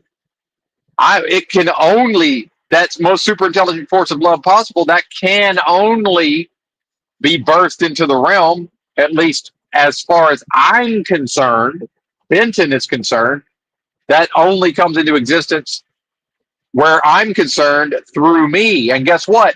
However that force expresses is not my business. Because to make it my business would be to attempt to give form to the most super intelligent force of love possible. Why am I assuming the most super intelligent force of love possible is not capable of perfectly forming itself into whatever it needs to be in this moment, or more correctly, what this moment needs for it to be? Same with Saul of Tarsus or Paul. How is Paul so enlightened and emboldened and powerful that he's going to give form to Christ? Bullshit. That's a demonic religion created by a man, Paul or Saul of Tarsus. And it's corrupt from day one.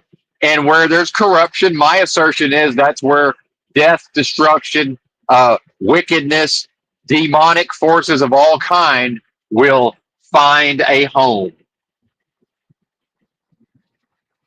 So to follow and to live the idea of render unto Caesar in the way that the church will tell you, well, this is how Paul meant it, and we've established the church in this succession, right?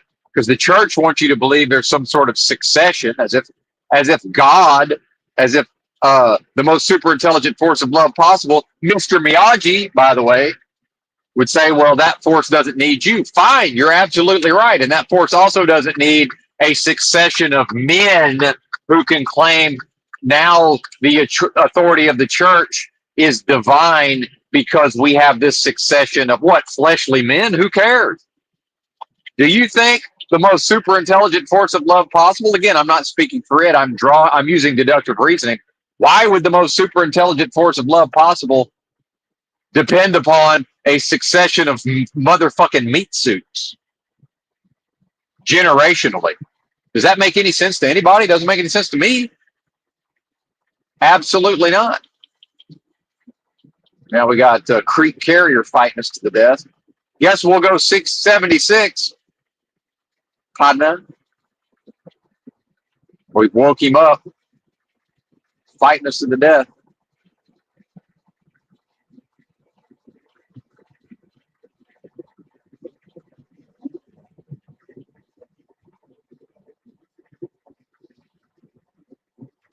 Reduce speed. Because I wouldn't have caught him if he was going 76, but I'm having to go every bit of 76 to pass it. Please reduce speed. That means he's fed up. Please reduce speed. Now, he might be trying to get me to speed so he can follow me Reduce speed. and get in the draft. Who knows? We'll find out.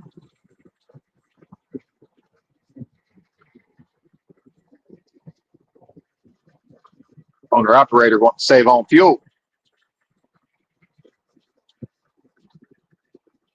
without having to go 60. He'd save the same amount or more just going 60. Now he slowed way down, though. Either way, it doesn't matter.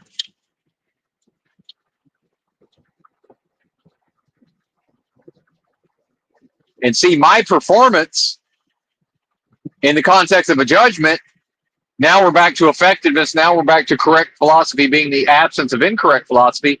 Well, adherence to a succession of fleshly meat-suited men, right? And the authority of a man-made corrupt institution such as religion or the church, I can't let that speak for me at the level of performance at the end of this experience. That would be incorrect philosophy.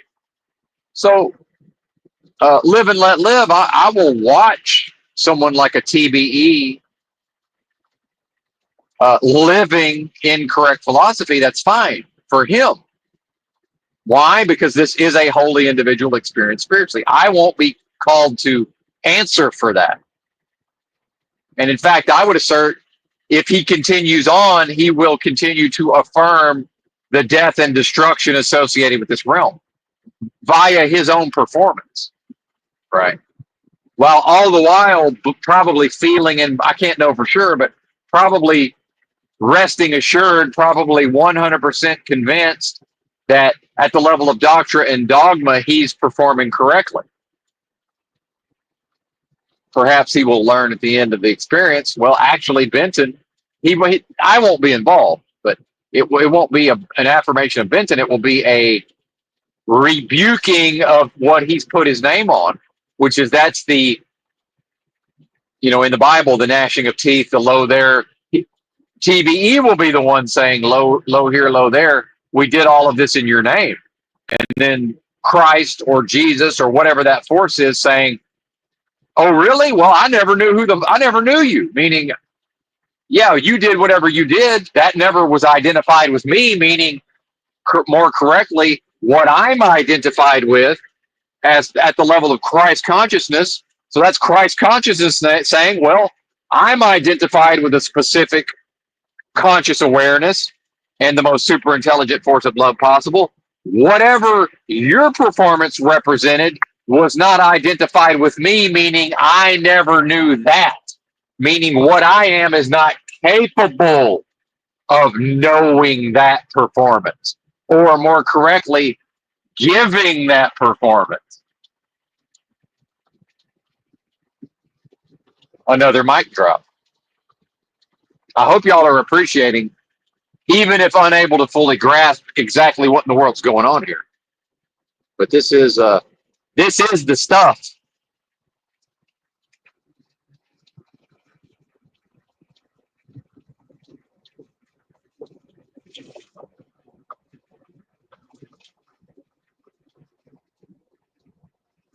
The shit is bananas. BANANAS. The shit is bananas. BANANAS. The shit is bananas. BANANAS. The shit is bananas. BANANAS. So back to a point I was attempting to make long ago about grasping of these concepts. So what the realm will teach, especially anything that a person desires to achieve, is only achievable through the yang energy of the yin and the yang, the assertive, the aggressive, the dominant, the masculine. Go out there and make the world your bitch, right? In a way. Go out there and go, go, go, kick ass, you're awesome, right? So turn your back on the yin, right? Never surrender, never give up. Well, if I'm asserting that correct philosophy is the absence of incorrect philosophy, the moment I realize that I'm contained within me is an incorrect philosophy, I better surrender to this knowledge and I better knock it the fuck off, meaning uninstall or turn my back on or get out of my own way by what?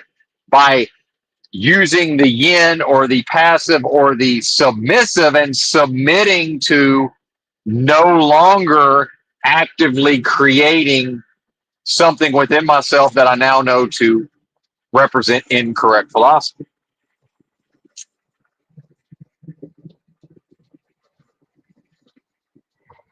I don't know. Somebody's caught up to me.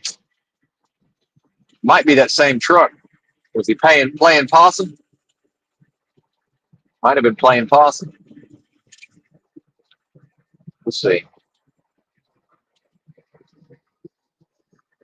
It's got to be the same truck, almost assuredly. Either way, it doesn't matter.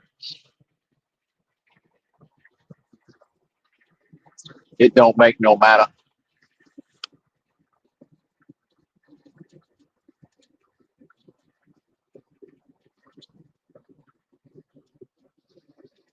So again, at a certain point, fairly early on, I'm beginning to work with these concepts of the yin and the yang, and even Deepak Chopra. I read one of his books. Yeah, I don't recommend any of this, but I learned one thing out of a Deepak Chopra book, which is basically when the practitioner is creating an improper condition, that will never stop through the assertive means. The only way is to discontinue the active creation of the wrong condition within oneself, which seems obvious, but it's not. It's subtle and nuanced and sublime.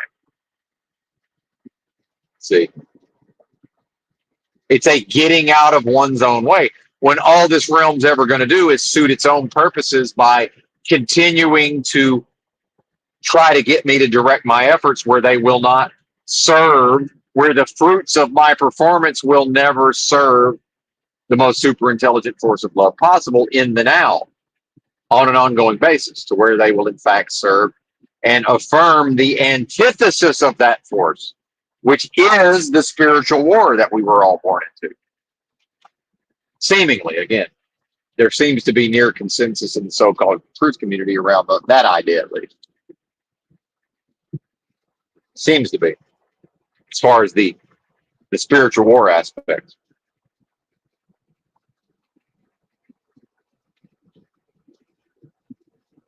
I'm a warrior, killer, slashing shit like a samurai.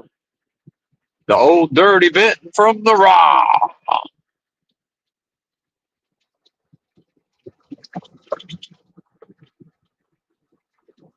It's the ODB kid.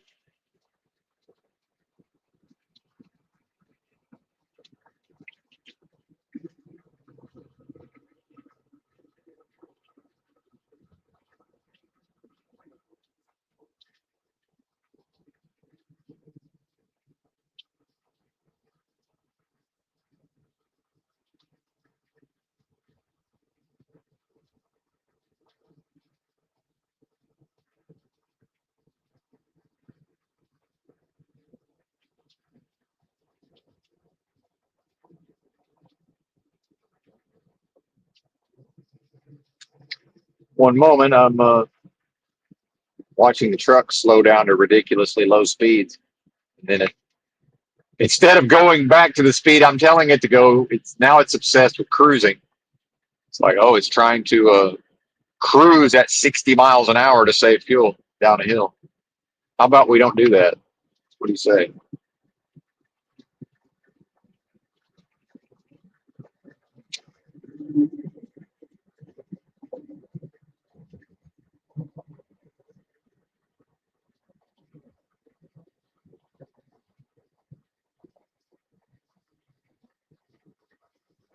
Now, another fundamental misunderstanding just of being a human is this idea that there's any value in having a human relationship with somebody like Toilet Bowl Earth and then putting efforts towards, well, I need to convince him of the validity and, I need to debate and win him over to a side.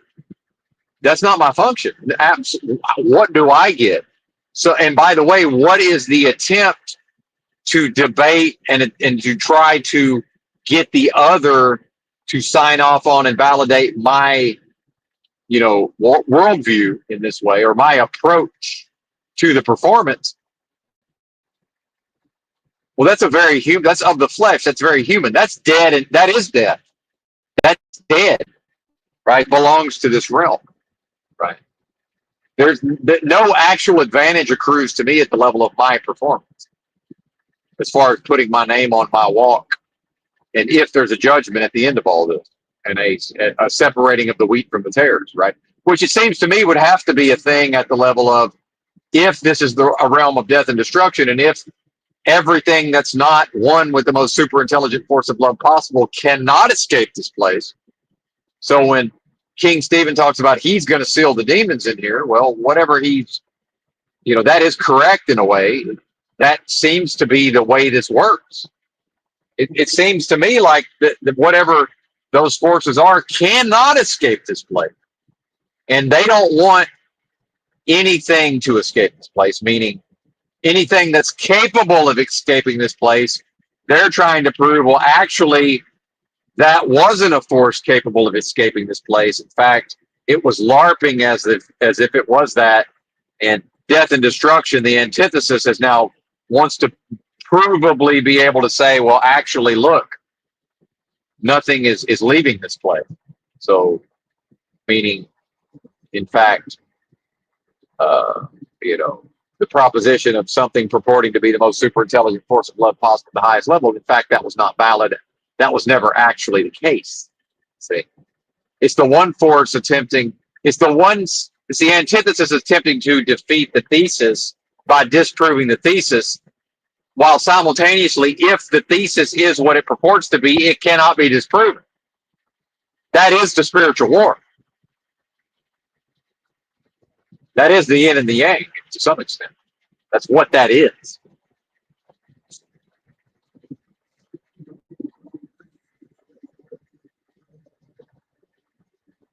Y'all really gonna pace me from the front now after passing me? How slow do I have to go to convince y'all to get the fuck away from me, people? Will 65 do it? Because you just passed me and I was going 72. Now you're just right there. I'm going 63. You're just right there. I'm a big rig going 60 up a hill. You're still just right there. They're doing everything in their power to remain in my orbit. 59, 58. There they are. They're just still right there. They're maintaining their distance, meaning they're matching my speed. Now they're starting to break away. These are the people. This is what the people do. Now they finally broke away from me to where they can't plausibly be in a group with me, so they're going to speed back up. That is the one of the strongest desires of the human, is to always be in a group as much as possible. And any group will do, if the only other alternative is no group. See, I know what the fuck I am. And that's part of what it is to be a human.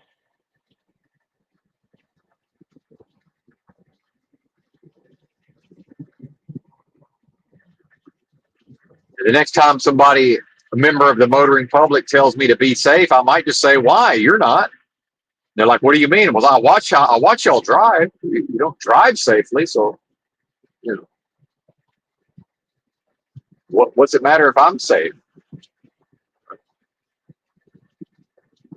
You're telling me to do something you don't practice. So I watch how y'all drive.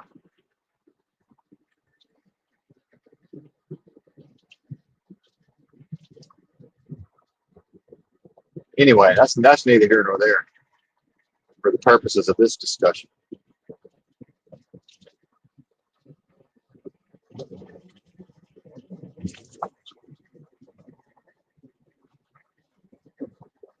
So another important part of being a human, with respect to all of these concepts that I'm elucidating, and I am exhibiting my ability to work with a lot of these concepts simultaneously, or more correctly, abstracted, specific, discrete, abstracted bits and pieces of larger concepts. And that is an intelligence. To skip the human desire to to personally relate to the larger concept via abstraction.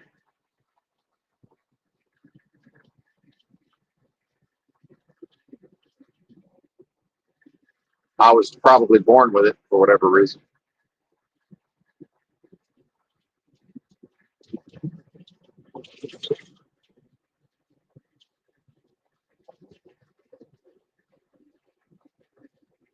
So if you remember, I think of a visual from the Matrix movie, or one of them, and there's like a bunch of like spheres in the air, just suspended in the air,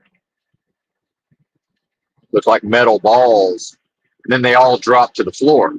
So if each one of those is an abstracted off of a larger concept, I'm the one who can put all of those into the air inside my mind and work with them and manipulate them in my perceptions, however I need to work with them or move them, but not visually, perceptively, such that when I see that depicted in a movie, I know that that's what that is, and I know that my mind does that. And I also know simultaneously that other people's minds don't do that, which is fine. Again, we don't all have the same function, but I'm not going to be out here morpheusing this shit to some extent and pretend like I'm not, right? And maybe you are Neo, but if you are, we're still in the stage where if I'm Morpheus, I can still flip you on your motherfucking head fairly easily with one hand tied behind my back. And please surpass me. In no way do I don't even consider a lot of this even, yeah, it's advanced, but it ain't that high level, hopefully, because I don't think I'm that fucking great. You know, good enough performance, sure. I'm putting my name on the good enough.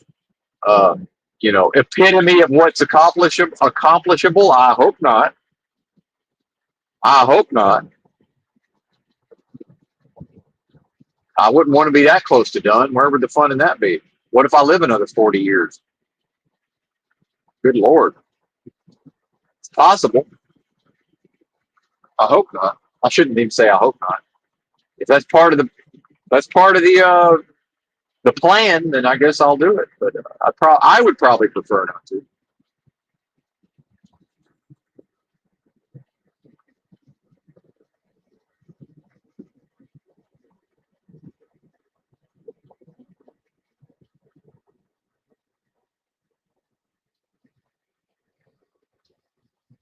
And by the way, back to a Toilet Earth, content creator, uh, Christian, dogmatist, practitioner of doctrine, perhaps, who calls me a Pharisee or a Sadducee or whatever. In the Jehovah's Witness religion that I never joined, it was an apostate. Apostate.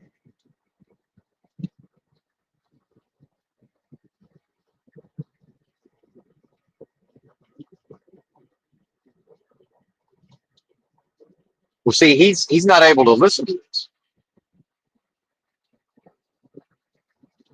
What if he discovered something in this discourse that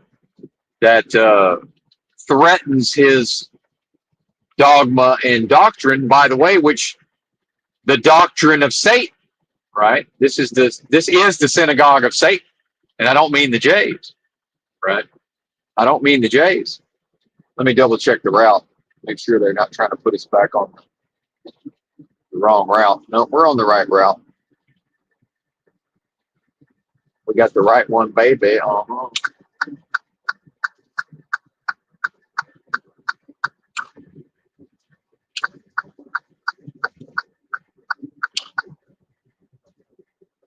Sure, we're going to the right place. We're not. Left out of the most important waypoint, the actual delivery.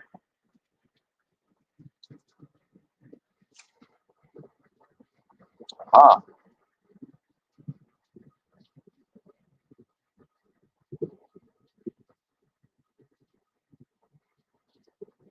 300 miles to the delivery.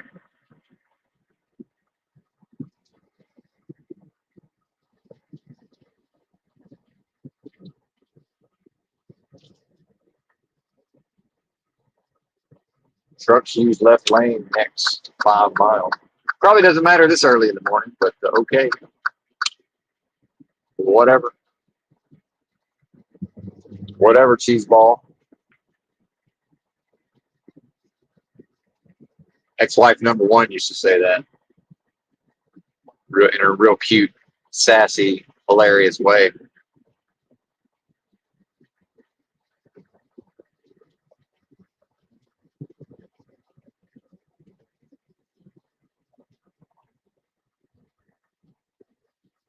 Anyway, Reduce speed.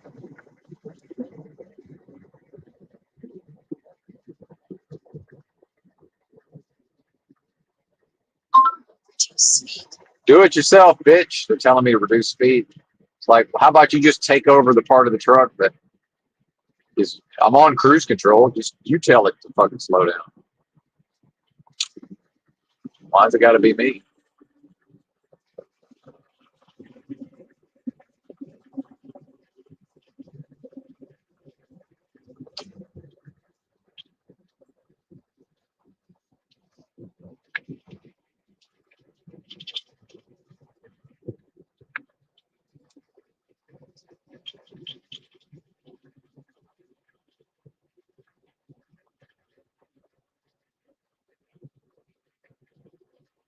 So, in order to continue affirming the validity of the antithesis of the most super intelligent force of love possible, somebody like Toilet Bowl Earth must necessarily discredit me.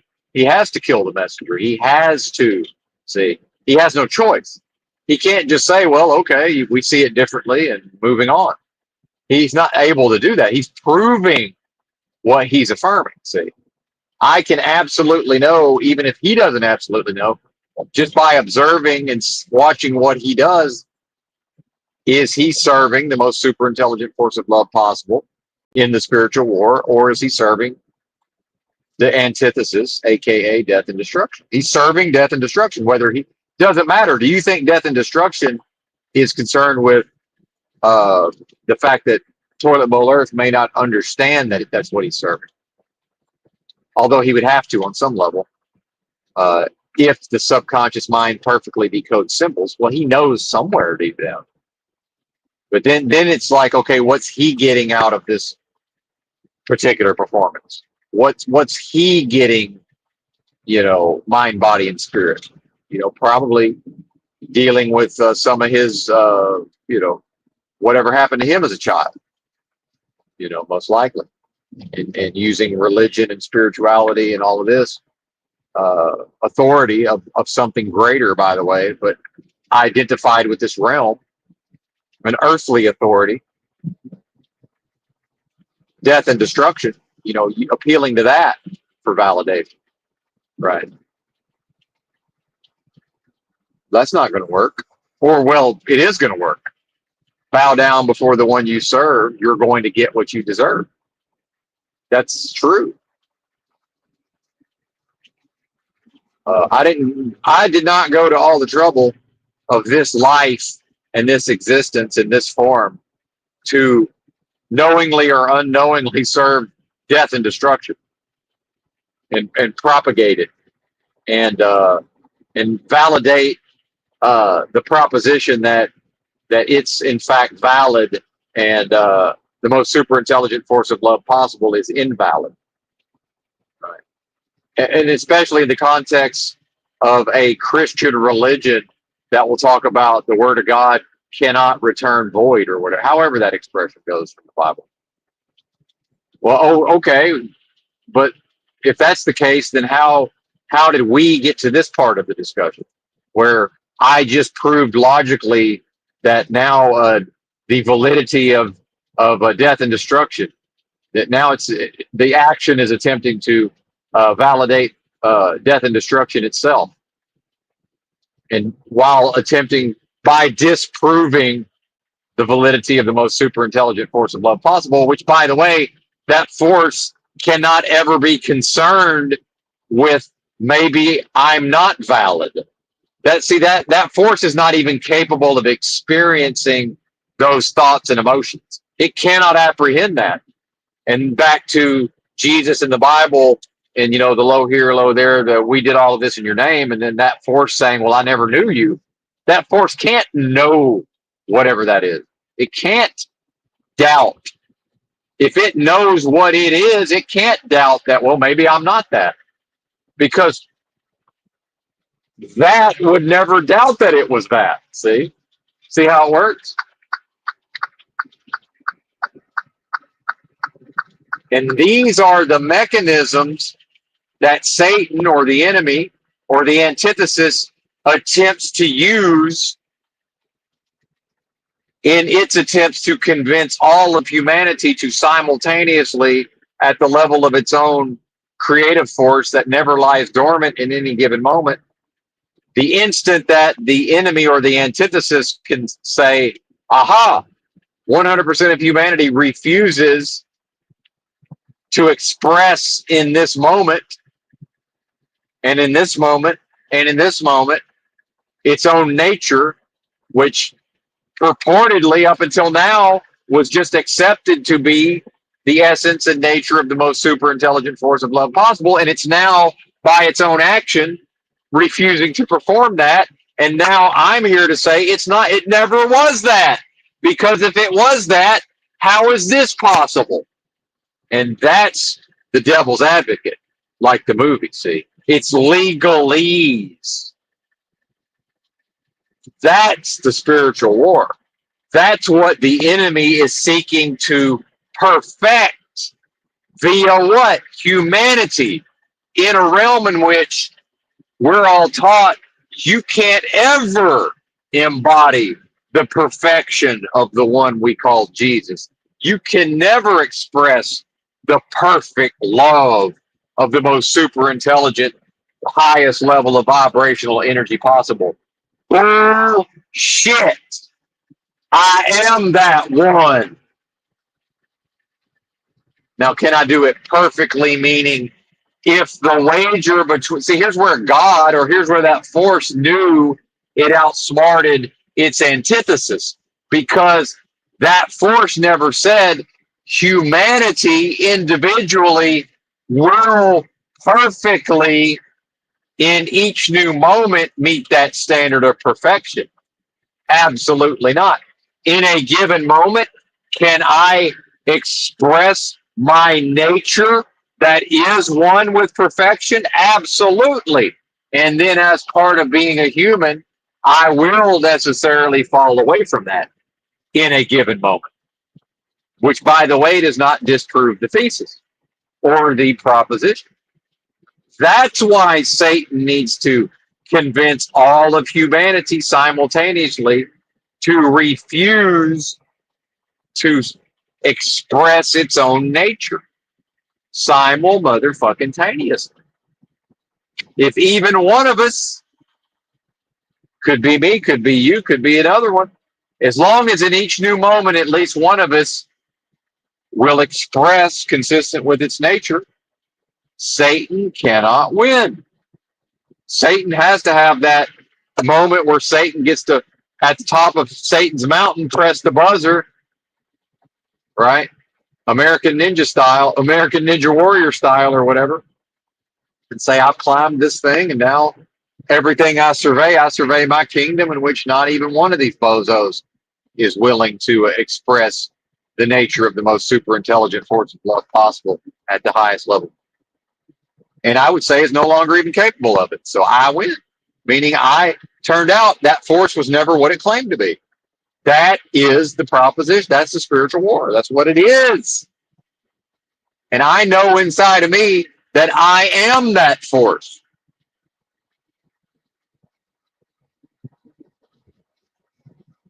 And as long as I'm here, Satan can't win. Unless Satan can somehow tempt or convince or in some way get me to fall away from proper identification within myself. What do I need of Christianity when this is my level of practice and understanding within me? If anything, Christianity needs me. I don't need, what do I need Christianity for?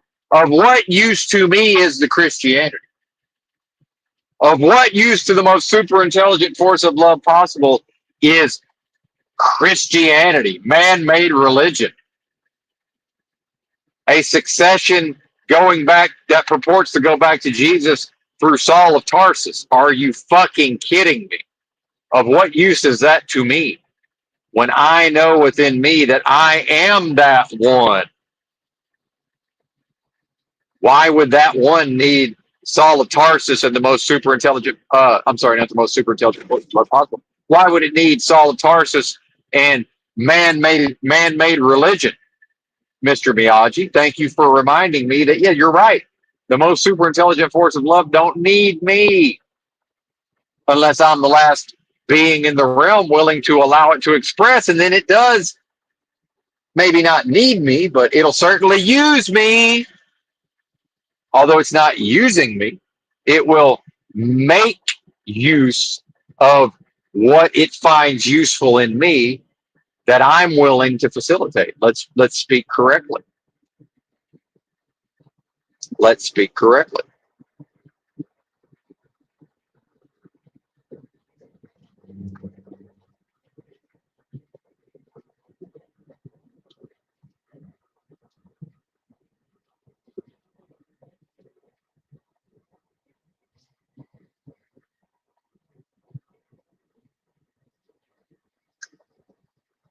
Oh, we're getting what are we getting? Emails? Yeah. Oh, 10% battery left. This is what I'm talking about. This is crazy. Did it kill my hotspot? No. It's telling me it's going to extreme battery saver. Should not even be possible physically. Now here's the thing is, did this company refurbish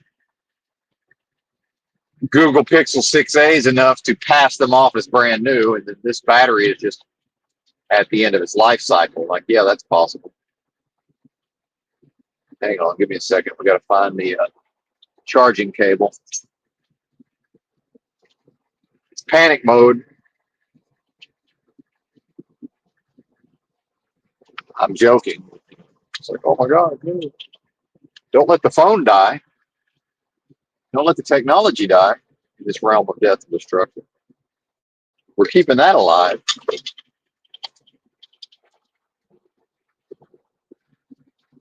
Are we not?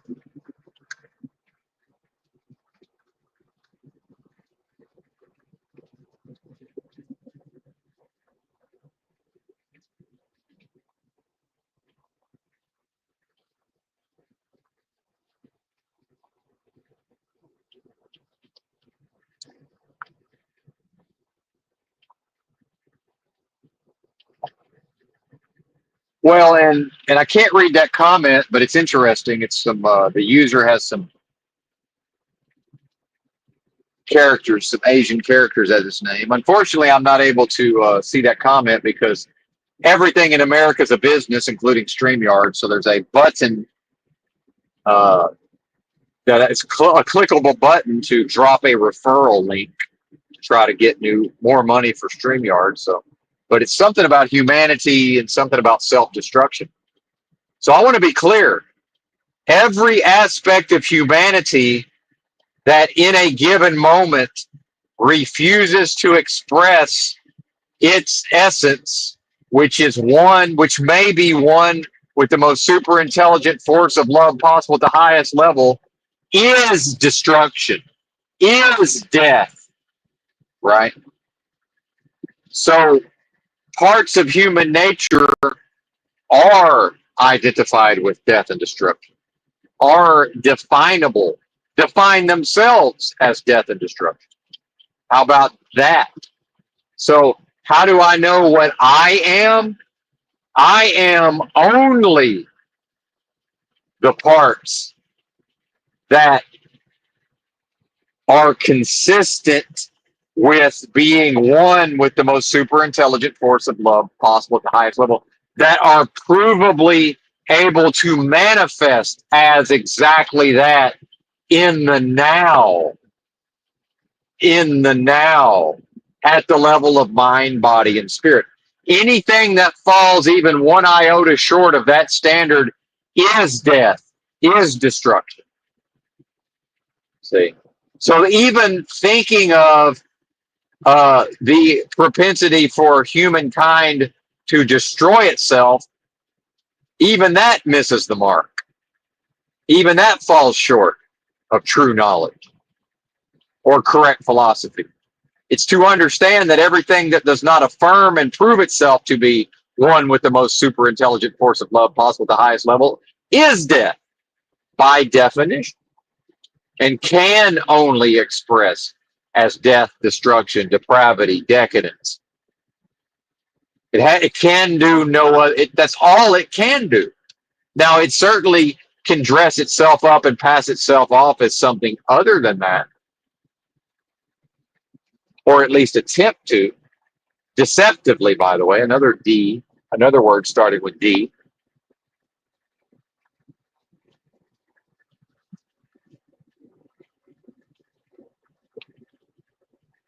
So when people say, oh, Benton, your performance has become quite arrogant and not narcissistic, but arrogant and full of itself, right? And you're showing off. It's like, well, actually, I need to be doing that more. Thank you for reminding me to do it more. So they're saying, hey, Benton, we're on this car ride. I'm riding shotgun and the radio's too loud. And I'm like, thanks for the reminder. And I turn it up. See, thanks for reminding me that it's loud and it's not loud enough. See, thank you. Because most of the humans will go down that road to a point and then they stop. They say, well, and also what's implied by an individual who will reference the self-destructive tendencies of humanity to communicate in that way is to what? Exempt oneself from that. Is to say, yes, humanity does this, but not me.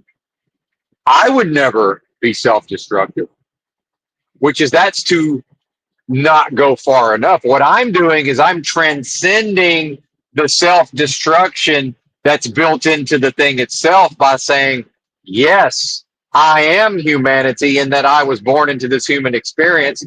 I acknowledge, I surrender spiritually to the knowledge and understanding and apprehension of part of human nature is identified with destruction, self-destruction, death, depravity, decadence, desires of the flesh. And that ain't me. That's the part of the experience that can never escape this place. I'm not aligned with that. Or more correctly, the moments in which I choose to align with that represents what? An improper performance or an incorrect identification with myself, inside myself, by refusing rebelliously in any given new moment to correctly identify. Correct identification meaning to identify with the most super intelligent force of love possible, aka my own nature within myself. So the surrender is a spiritual surrender, not to Christ necessarily, although it would depend on what does one mean when they say Christ. It's a surrender to my own nature within myself, meaning the kingdom of God is within me. I surrender to whatever in the fuck that is. So this realm would say no spiritual surrender, meaning there is no option of spiritual surrender. What I would tell you is there's no spiritual victory without spiritual surrender. A being who refuses to surrender spiritually can never experience spiritual victory in this realm. Meaning, will only ever in the final analysis serve death and destruction. Meaning, the antithesis will claim victory, at least through that individual. Meaning, I am necessary, Mr. Miyagi. If I'm the only other being that's here performing, and if I'm performing consistent with my nature, then I am necessary, Mr. Miyagi. I need me, at least, in that scenario. Meaning, if what I am is one with the most super intelligent force of love possible, and that force is in fact indivisible, meaning that this experience is in fact a delusion, it's the delusion that that force is divisible. Meaning this human experience is provably a delusion, or perhaps more correctly, collection of delusions. How about that?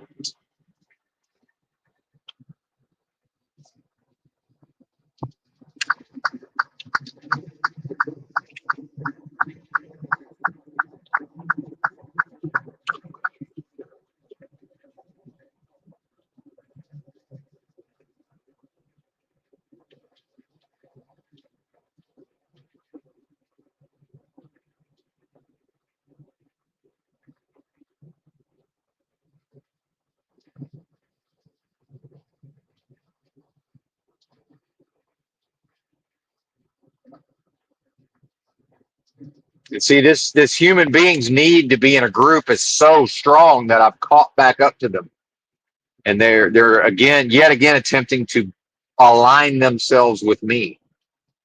So how slow must I go? Because remember, they're not just cruising at a slow speed. If they were, I would catch up to them and pass them.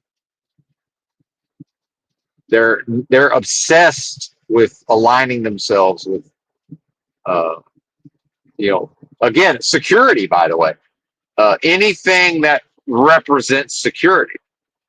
So when I talk about being attached to a specific outcome around performing my job, what was the nature of the outcome? What I was seeking was a specific outcome that I was able to um, uh,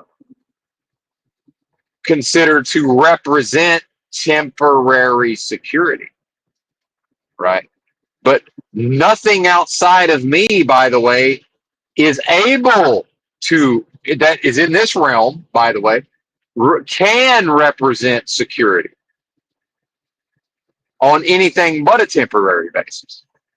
So what use is it? What good is it? Now I got all day, people, so I'll just go 60 if that's the price of staying the fuck away from these people. I'll just go 60 because uh, they're obsessed with hanging out.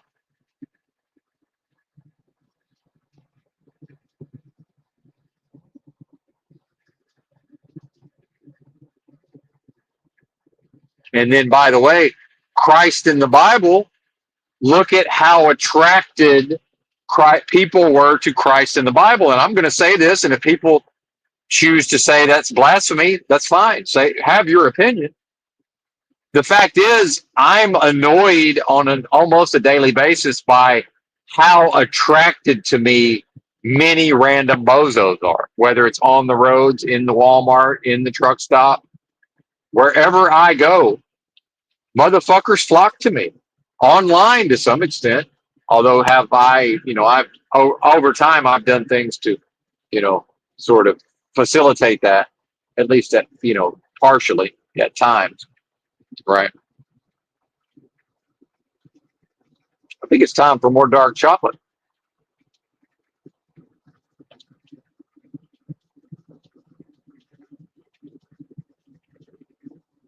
We'll find me a Walmart later today and get more of it if they have it.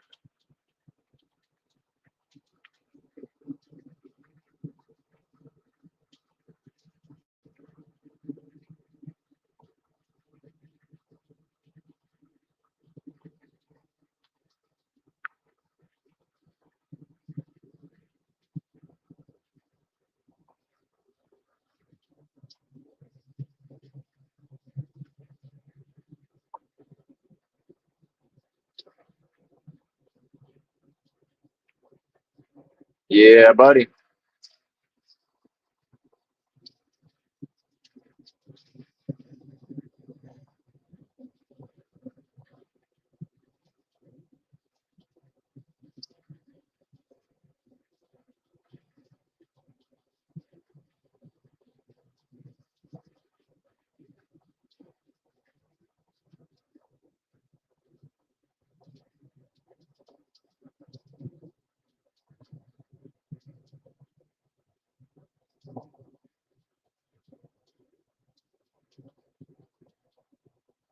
Oh crap. I wanted to pull over and I didn't because I thought I was way closer to the exit than I thought I was. Now I see what's going on. There's the exit, farther on down the road.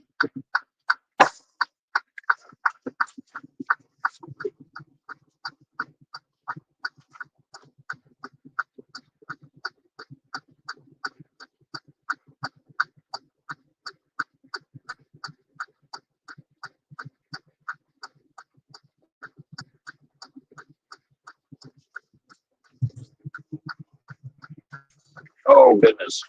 Ouch. The 50-year-old knees are not a fan of that. Oh man. Woo. One moment, please.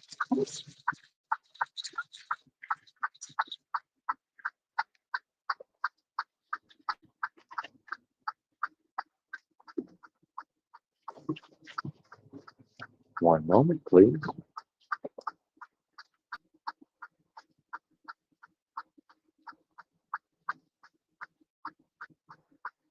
More stimulants, please. Theobromine and a smaller amount of caffeine in the dark chocolate.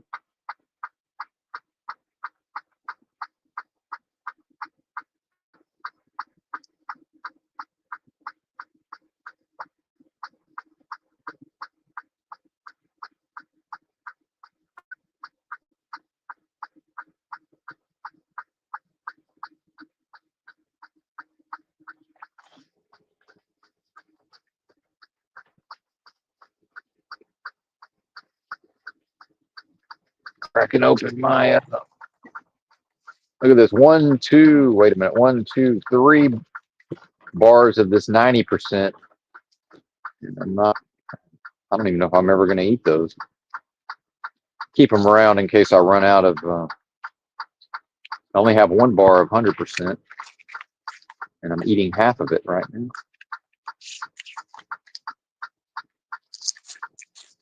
What does that mean?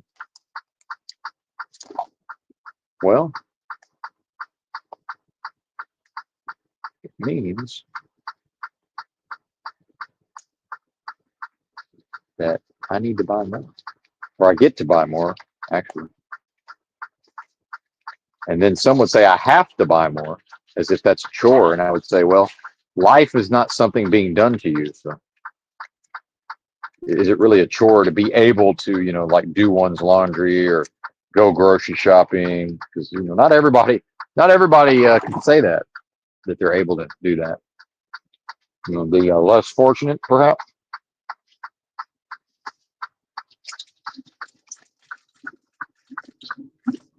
Well, you should tell ex-wife number 2. I'd say, listen, life is not something that's being done to you. Like, you're not put upon. Knock it off.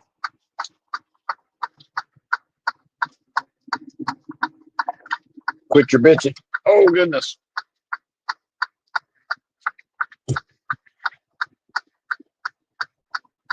Oh, yeah, delicious. Worth every penny, I expect. This extremely expensive chocolate. Oh, wait a minute. Hang on. Brought too much of it with me. I need to put this in the back or I'll end up eating the whole thing. Know thyself. I know that I won't resist. It's within reach.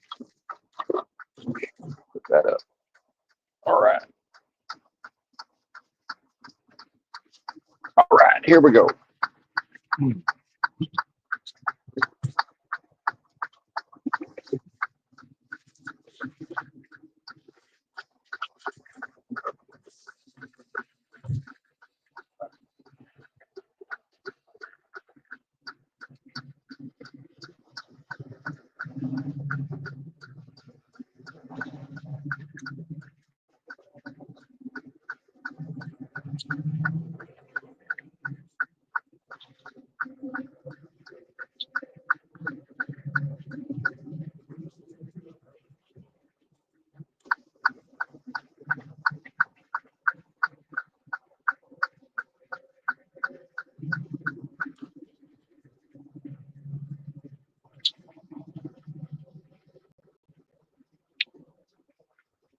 Oh, man. Yeah.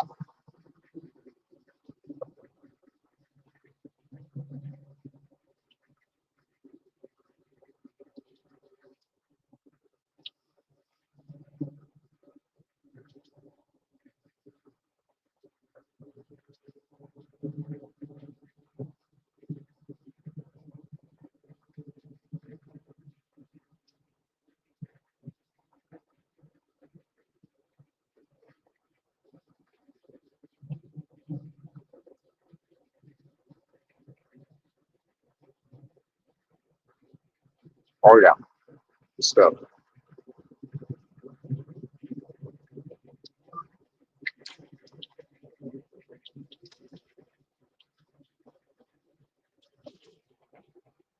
Good stuff.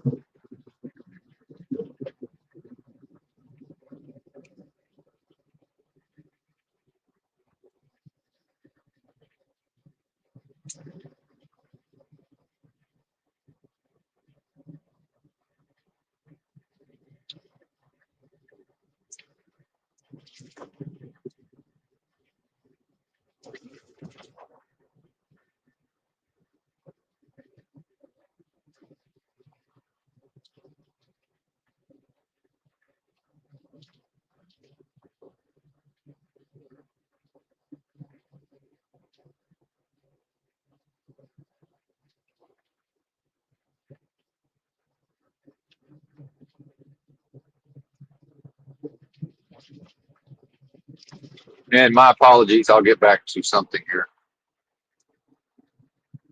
Kind of lost in my thoughts there briefly. Enjoying the cocoa, the cacao. Actually, this is cocoa.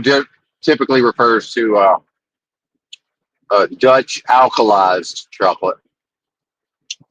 Cacao usually refers to the raw form. That's more acidic, by the way.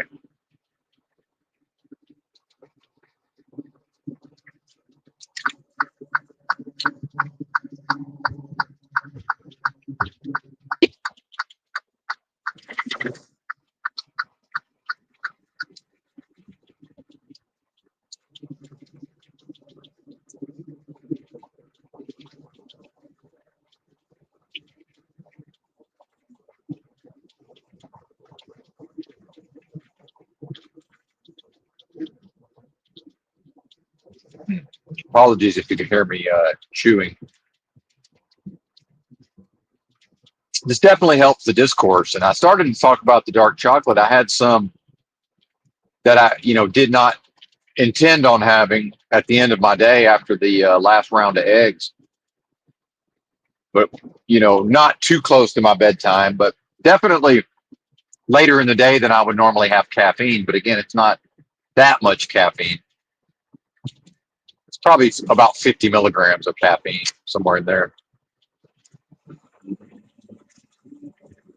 35 to 50, most likely.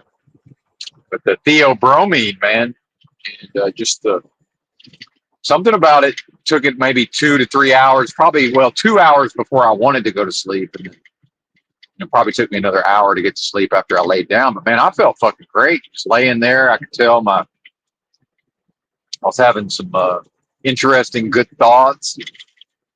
Uh, I don't necessarily recommend this, but it was interesting. Slept real good, which maybe I would have anyway. I don't know.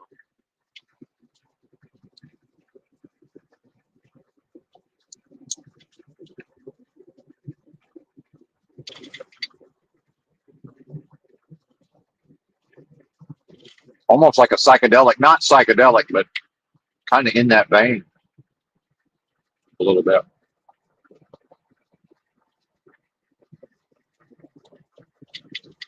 A little bit of like closed eye visual. Interesting. Interesting.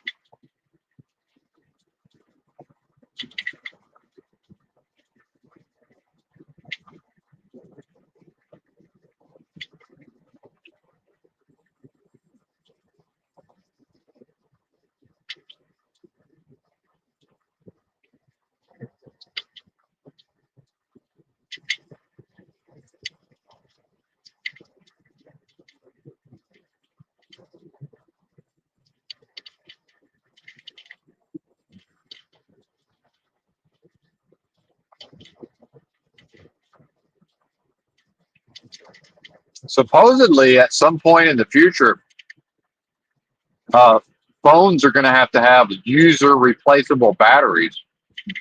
Y'all know about this? So now I'm wondering, once I get my new phone, would it be worth trying to pay somebody to put a new battery in my old Google Pixel 6a here? I don't know, maybe. If that's what the problem is. I don't know. It worked plenty of battery yesterday, and then today it drained to nothing, like right away. Kind of bizarre. I don't get it. If they're trying to entice me into buying a new phone.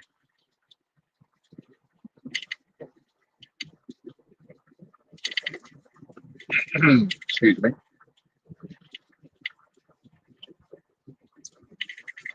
Well, I can see that my the effort and energy I can put into keeping that same discourse going, you know, and at a certain point, I'm just approaching the same topic from, approaching the same concepts from different angles, which has its value, I'm sure, but uh, move into some lighter material. I was looking at, it's almost time to, because I paid for a year of US mobile service, and it's almost over. Got like 20 more days. And I don't have to buy a year, but it is quite convenient, I found. And then with the way I choose to live, at times, having effectively no regular income, as part of that year was the case. Actually, most of that year I had no regular income. So as I could see that most likely I was going to be out of money, it's like, well, while I can afford it, why not a brand new phone, a year of YouTube Premium, and a year of really good service, which is about $900 altogether. And so that's been almost a year ago now. Give me a second. I got to rinse the old chocolate out of my mouth.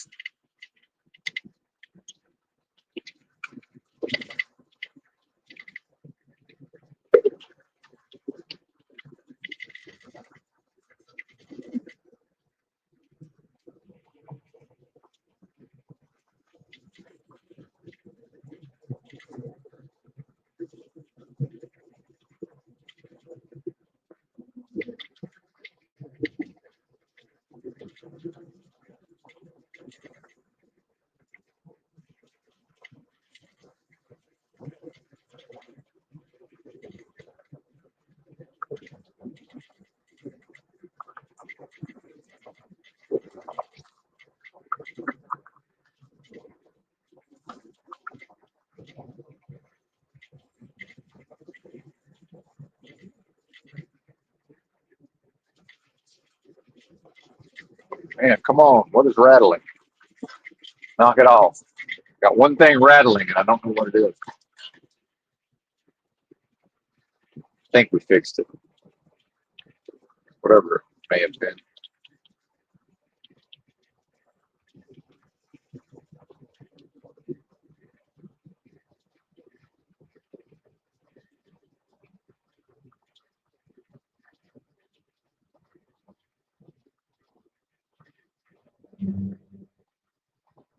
So I've been looking at, you know, if I do another year of US Mobile, but then in that year, the competition, especially for prepaid and all of this, they're getting close to something that is unlimited, because most of what claims to be unlimited is limited, of course.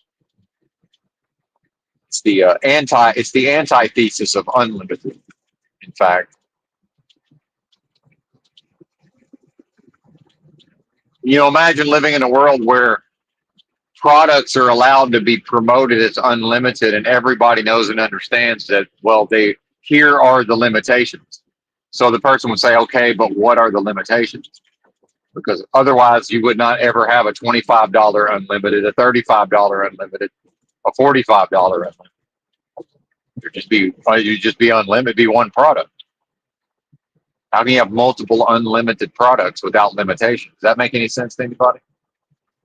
Like that shows you the levels of deception and just subterfuge and fucking nonsense, or it's just normal. That's just considered normal. That whatever purports to be unlimited will be limited, which is, again, in a way, sort of, in my mind, sort of a thumbing of its nose at, again, the most super intelligent force of love possible at the highest level, that being a limitless force, purportedly. So, of course, the realm of death and destruction takes the concept of unlimited and then puts a bunch of limitations on it. And then, in fact, now the humans in the realm except that, of course, a cell phone plan calls itself unlimited, and there are limitations. That's just considered normal, right? Again, question everything except for perhaps uh, the nomenclature of which used to refer to your cell phone plan, right? But then again, a lot of folks are on postpaid, and why is that? Because they get an air quote deal on the phone, right? It's like, well, I'm able to work and earn the money to buy my own motherfucking phone, so I like prepaid better.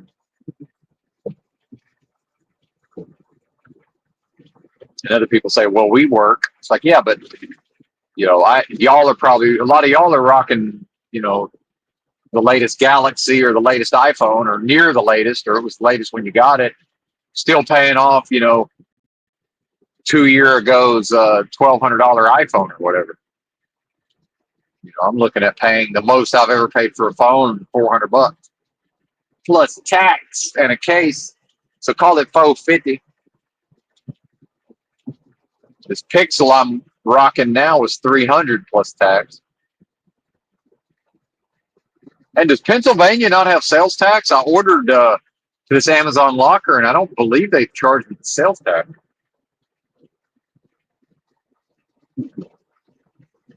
I need to look into that. Pretty sure it's in Pennsylvania. I think so.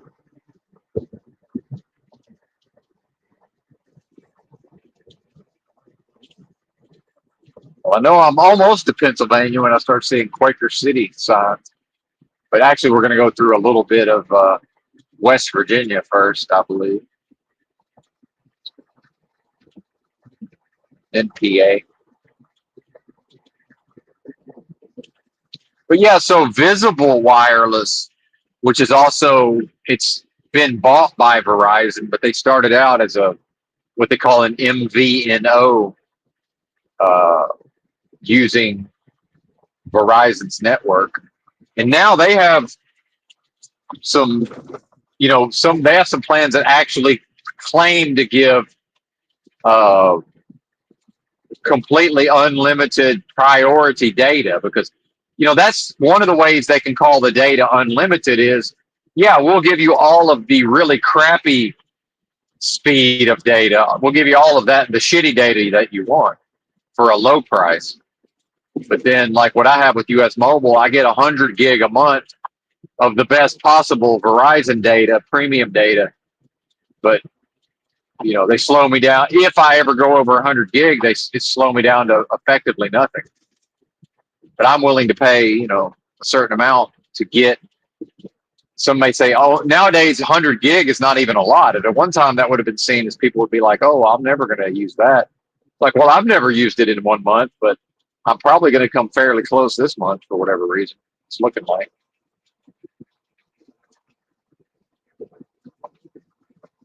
But then if I know that US Mobile it's been a whole year of great, trouble-free experience.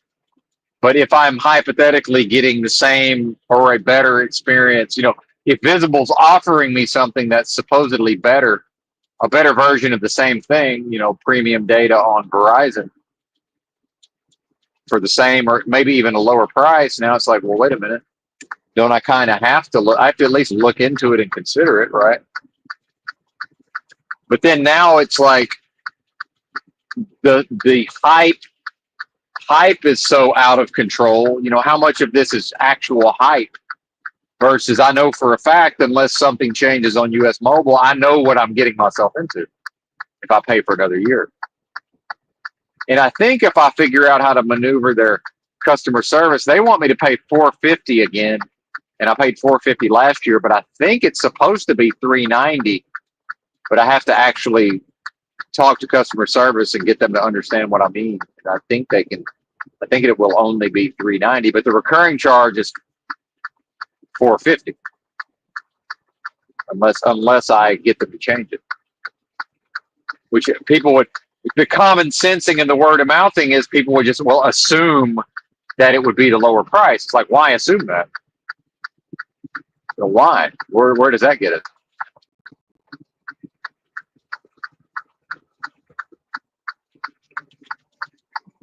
I almost passed this big rig, but then the my rig's obsession with upshifting to save fuel kicked in twice now, so I'm actually not passing him. But I would have passed him if not for the rig attempting, well, repeatedly downshifting.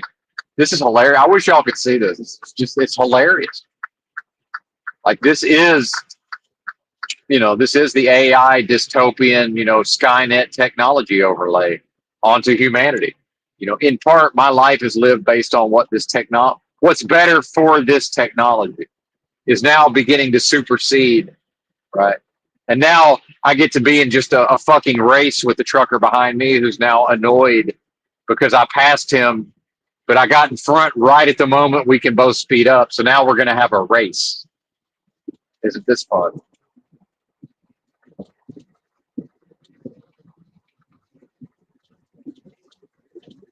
Like, can we skip this part of life? Because now he must act on his frustration in this moment. And he has to teach me a lesson, except he probably doesn't have the top speed to do it. So now we're just both going to go at speeds where we might get a ticket, right? And then if he can go faster than 76, then we're about to find out, right? Reduce speed. Like, why must we? Because I only caught you because I'm going faster in the long run. Reduce speed. But we're having a race. Yay! I'm going 70 motherfucking 9. Please reduce speed. Reduce speed. Please reduce speed. I'm gonna go back to the 72 I was going. Feel free to pass me.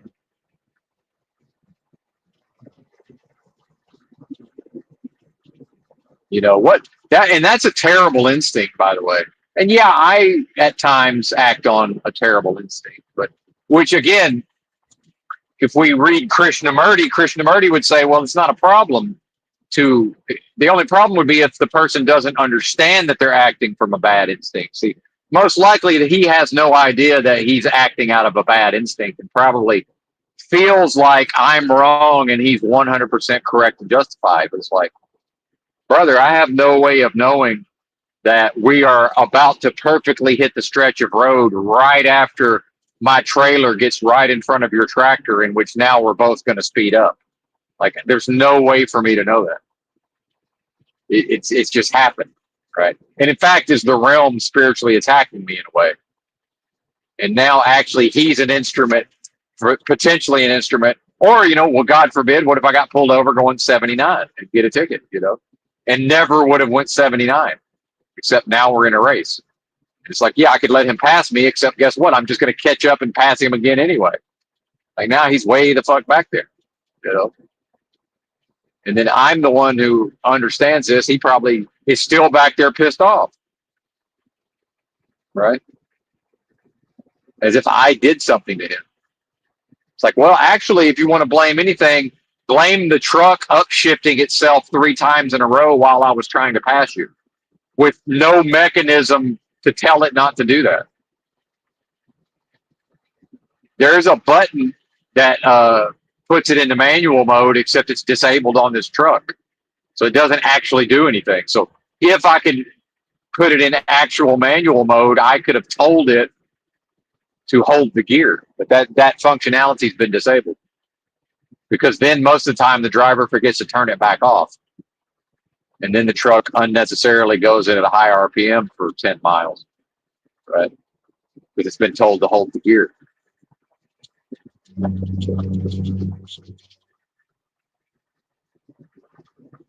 Like that was what caused me to take so fucking long to pass him going uphill.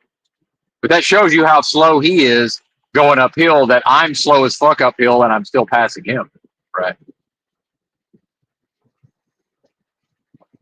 And he's probably governed at 70 and he's catching the downhills to go as fast as he can because he's trying to catch up to me. But he's not going to be able to, because then if he gets close enough, I'll just hammer down again with my superior top speed. But that probably won't prevent him from trying. Such is the folly of humanity, right? And that's at least part of what it is to be a human. the life unexamined, as it were, because something in him will feel justified if he can manage to pass me back, and then that's revenge served, and now he's validated, right? Which is like, what do we get from doing that? Like, can we just not do that, please? Like, yeah, I understand we're now going to have a race, but really, like, this is what we have to do. We have to have a race that could lead to one of us getting a ticket potentially. Because I don't know about him, I'm not going 80 down the hills. I'm going 74 down a hill with the fucking engine brake on.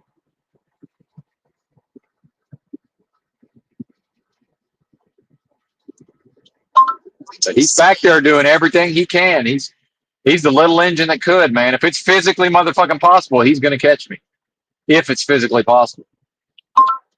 That is his mission in life now.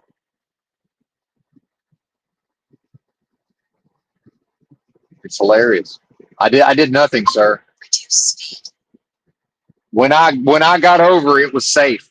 I had no way of knowing that was the exact moment we were both going to be able to speed up. No way for me to know that. That's not detectable at nighttime on a hill. Reduce speed. I'm pulling over, dude. I don't want nothing to do with this.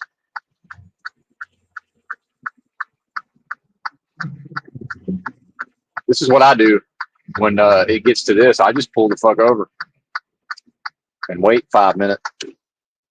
Just not interested. No interest in that. Brother, I can't catch you if you're driving. You're not cruising at this speed that you're now going. Otherwise, it would have been mathematically impossible for me to catch you at 72 miles. It's not possible. There's not enough hills out here over a distance. But that was his mission. I will catch Benton and settle the score and get revenge. And yeah, and Benton will pull over on the side of the road and wait 5 minutes. And probably still catch his stupid ass. And we won't even know each other by then, because an hour will have passed. I won't know it was him, and he won't know it's me. Like, and this, again, I understand that there's something born into all of us.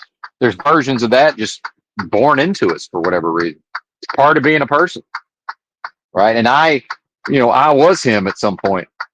Maybe not in truck driving, but just in life, right? In a way.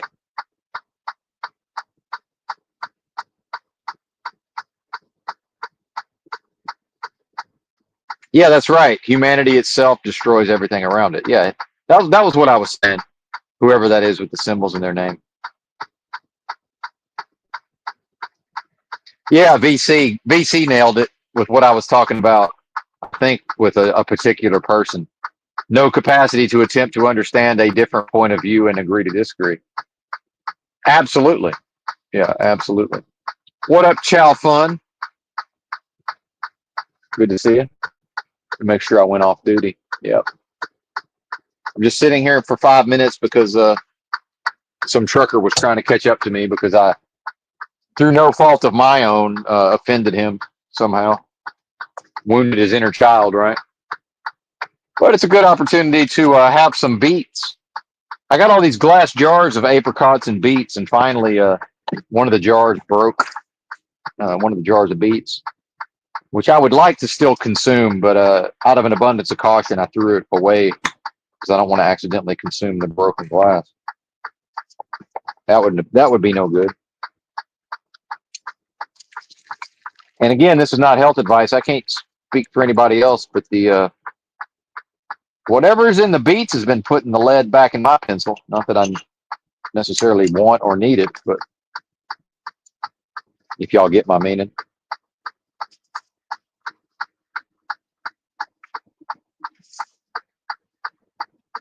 Certainly not interested in indulging those aspects of the flesh, but medical science at least will claim that there is some health benefits to making sure the equipment is operated on some sort of regular basis.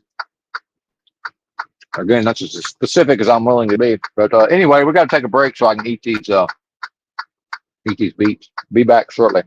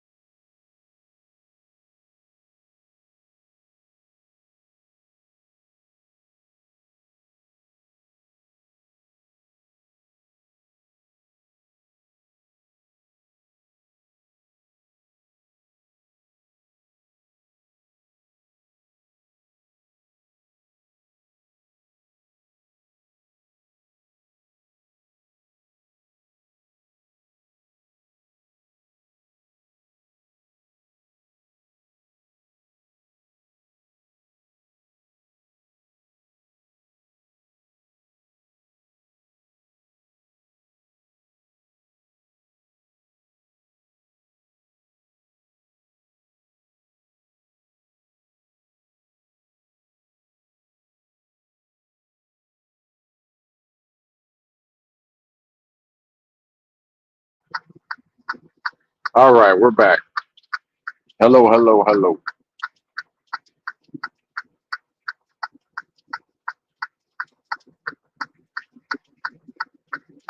It's not the engine, Chris.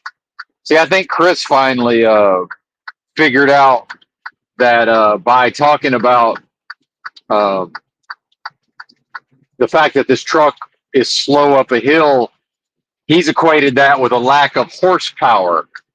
No, it's actually the gearing of the truck. So if we had the same gears, if we put a different engine in it, it would still go just as slowly up all of the hills.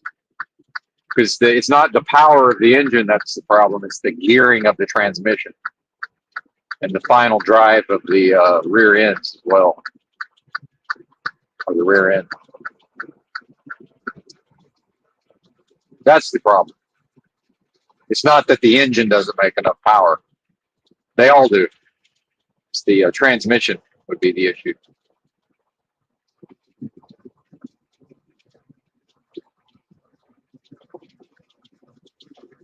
I don't think there's anything under 400 horsepower.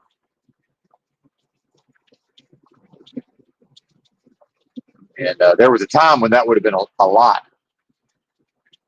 There's pretty much nothing under like 1,200 pound-feet of torque. So Caterpillar ain't going to help us, unfortunately. Now, it would help us in that one thing I like about Caterpillar is they never fucked with emissions. When the government introduced all this DPF and all of this stuff, the DEF fluid, diesel exhaust fluid, Caterpillar just said, fuck it, we're done. And they just stopped making, they stopped manufacturing engines for big rigs unless the big rig is exempt from emissions. So Caterpillar never bothered to fuck with any sort of, engine design with the emissions, the newer emissions anyway.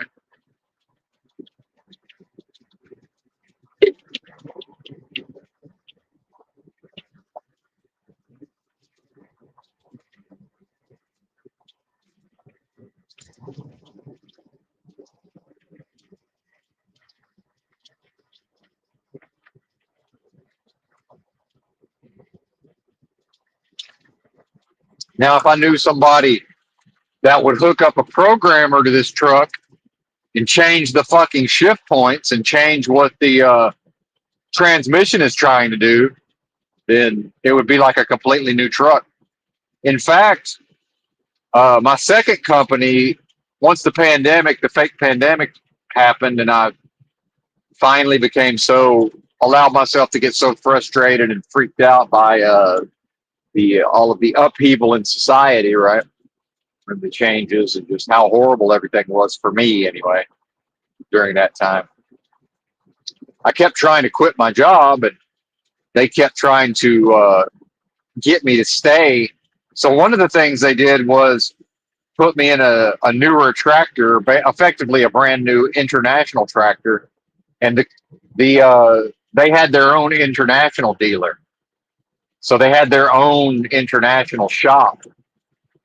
And this one happened to actually have not a Cummins, as many of the internationals had. It had, International's in-house brand. I forget what they're called, but it's actually a way better engine than what people realized. But that manufacturer had gotten a real bad reputation because they had designed a bunch of engines that all basically failed. The old International Pro Stars had I forget again, can't remember the name of the engine maker, but it had one of those. But it had their new version, the A26, is a really good engine. And when I first started driving it, I could tell the engine was good, but I was like thinking to myself, like, this turbo, it's just not. There's no turbo boost. Like the programming is to not boost the turbo to save fuel. And then when I tried to quit again, they said, yeah, go ahead and put your truck in the shop. And they reprogrammed it. It was like a completely different truck. I mean, Because that's what I told them is, yeah, I like that truck, but it won't go up a hill. And then they put it in the shop, and man, it's like a completely new truck after that. And then I was like, I could hear the turbo. You could feel the turbo boosting. You know, it completely woke the truck up. So, the electronic side of it really has way more to do with it than the actual what's underneath the hood. I hate to say it, but that's the case with big rigs. The old days of like from movie Dazed and Confused, where the Matthew McConaughey is talking about what's under the hood of his muscle car, and the other guy was, that's Melba Toast, and it's got this and it's got that.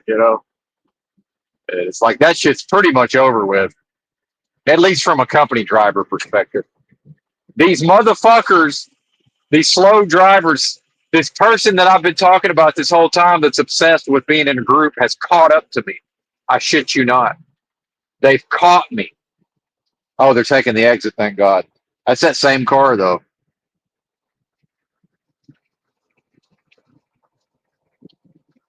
Probably wondering why I slowed down. That's that same fucking car. I could tell by the headlights. Motherfuckers.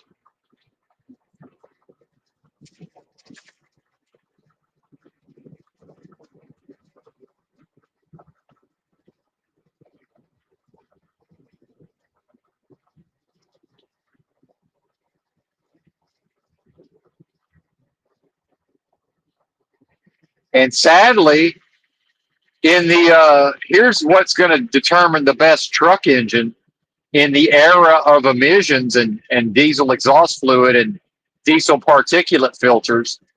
The best is going to be who deals with all that the best, meaning who can use the least def while not having to have all the sensors replaced every 5 minutes, right?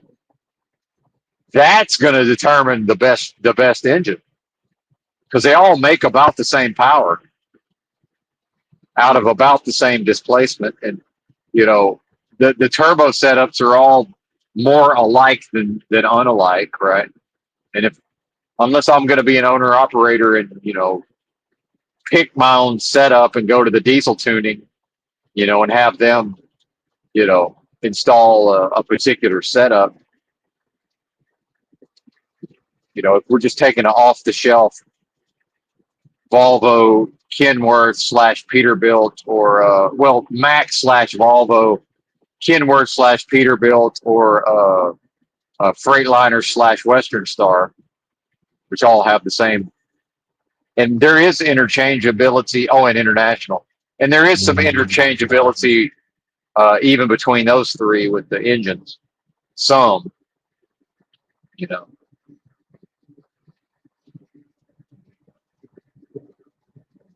So yeah, more alike than unalike. So again, this romantic notion of it's Americana and it's the movie Convoy, and uh, yeah, in a vacuum, yeah, I'm sure I would want a cat engine, and a custom turbo setup, right? Yeah, I'm sure I would, but them days are over. I hate to break it to you. That shit's that shit's over. Now, if somebody's pulling, agricultural exempt and all of this, and they're not even on logs, and yada yada yada in certain states, right? It's still doable, but it's effectively over at my level of trucking. It's just not a thing anymore. It's dead, man. That shit's dead and buried.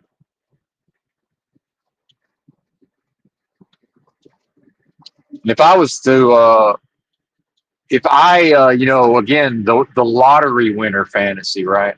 Because again, it's back to the Krishnamurti. The only potential pitfall with the lottery winner fantasy is to not know that I'm fantasizing. But so if I was to, win $1 million on a scratcher, let's say 1.5 million. Well, let's just call it 750,000 after taxes. I don't know that I would buy a brand new tractor, but I would probably recognize that, well, I can live in a tractor and I don't have to work year round to live in a tractor that's paid for. All I realistically need to do is if I want to continue to have again, by the way, I can park the motherfucker and drive a company truck if I need to, but it's like, you know, can I reasonably earn enough money to pay for the diesel? And really the insurance would be the main problem. So I would have to drive it. Listen to this. This is what's kind of interesting is I would have to drive it just enough to be able to lease onto a carrier to be able to afford the motherfucking insurance, right?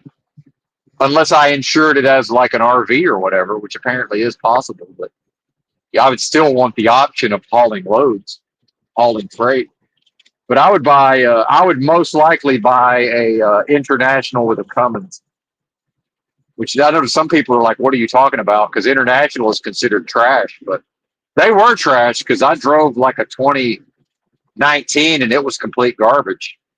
2018, 2019, it was trash. But by 2020, they were turning it around from what I saw. So I'd probably get a gently used international with the Cummins X15 and automated manual, of course, automatic. I'm not trying to shift my own gears. I know how to. That's good enough for me. And I like the exact one that I had with ART Transportation. They were leasing a badass. It was fully fucking decked out, or almost fully decked out on the inside, but on the outside it looked like a more of a bare bones model, kind of a sleeper, and it had the shorter wheelbase. I'll trade the rougher ride for the shorter wheelbase as long as it's not too short and a little better turning radius, easier to back in, and or less difficult. And wait a minute, am I going the right? Is it telling me to go the wrong motherfucking way again?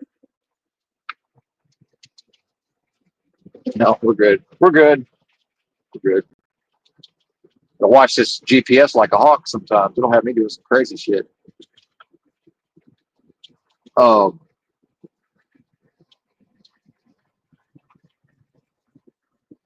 Now, as long as I could idle, this one had an APU, which I'm not opposed to, but I need to be when it's the dead of summer and I'm trying to end my day at 2 p.m. and go to sleep by 4.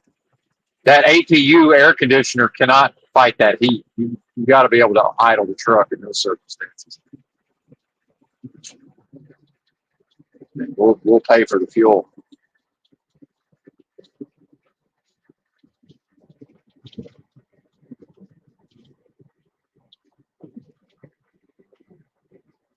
And it went right up the hills too.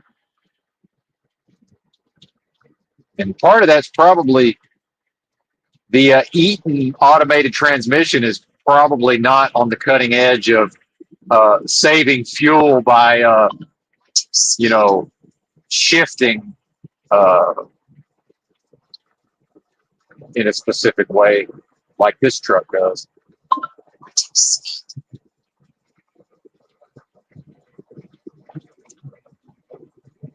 So they'll probably figure it out and ruin that platform as well.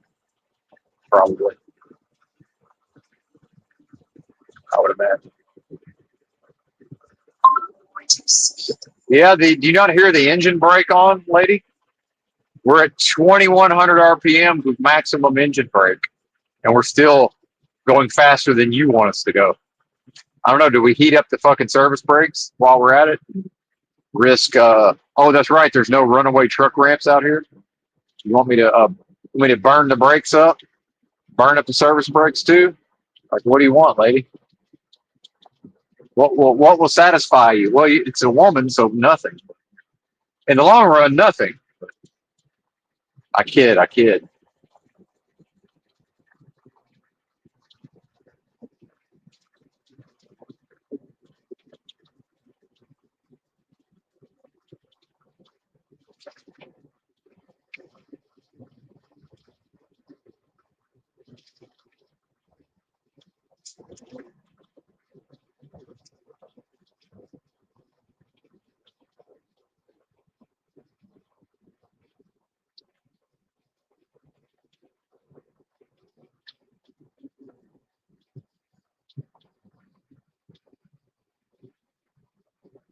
Yeah, I bet I could figure out if I had a paid for tractor that I was living in. I bet I could figure out how to work the perfect amount uh, to still have a lot of time off.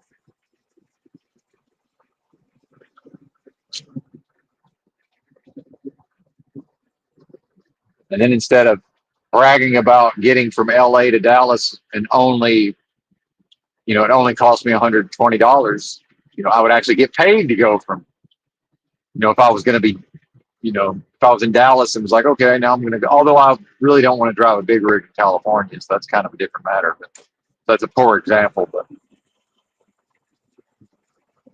I could deliver, I could deliver in on the way to California and then drive the rest of it without a load, I guess. Although I'd still be beholden to that 55-mile-an-hour statewide speed limit for big rigs.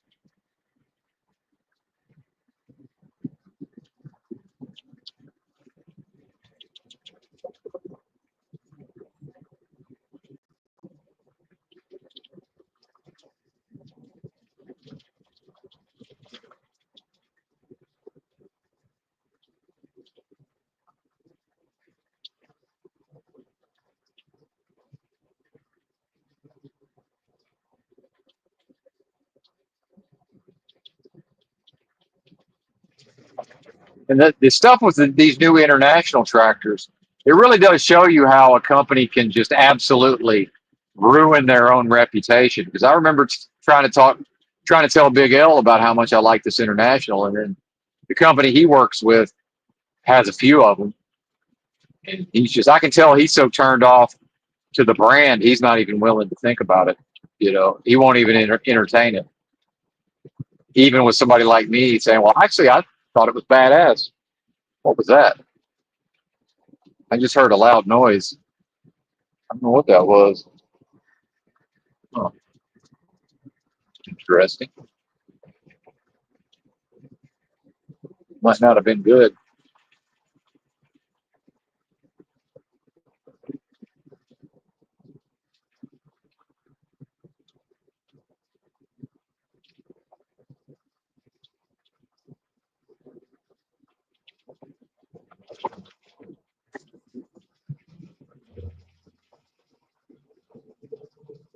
Yeah, I think I should have went the other way.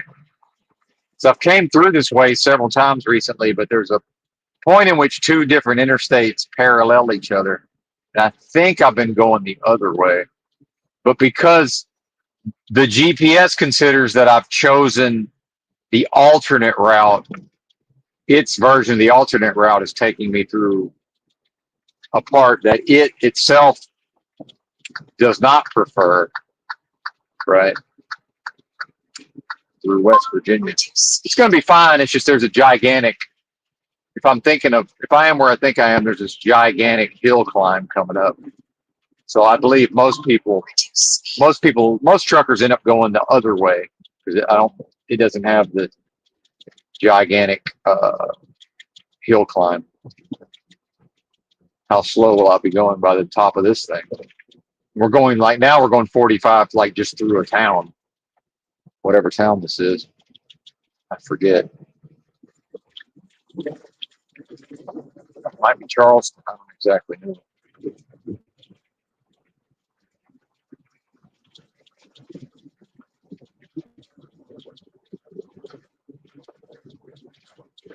That's all right. We ain't worried about it. It ain't gonna slow us down much.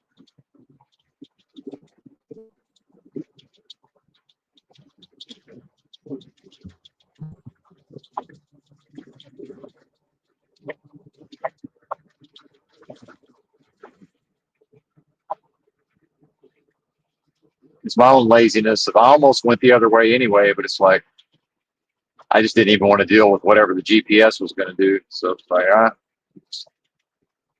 path of least resistance. We'll just keep with the current plan. Reduce speed.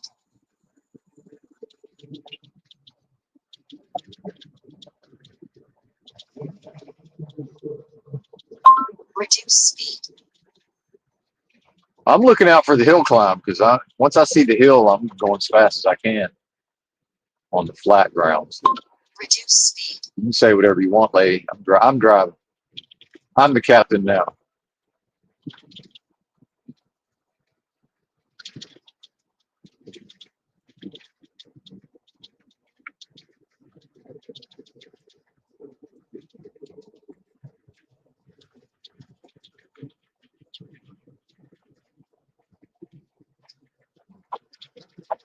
I think this is it, but I'm not sure.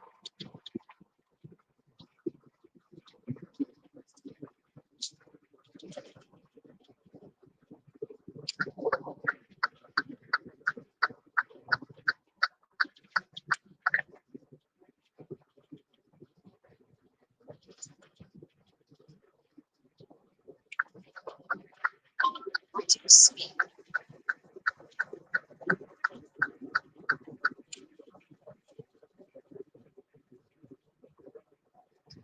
Reduce speed. I might be misremembering.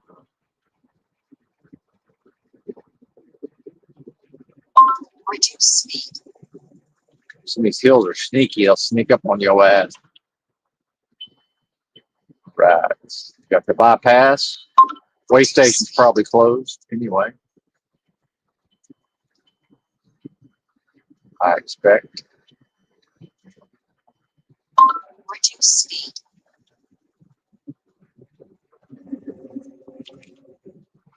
She says reduce speed. I say reduce your cunt hairs, bitch.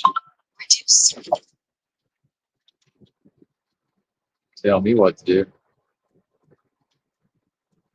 It's a two-way street. Toots.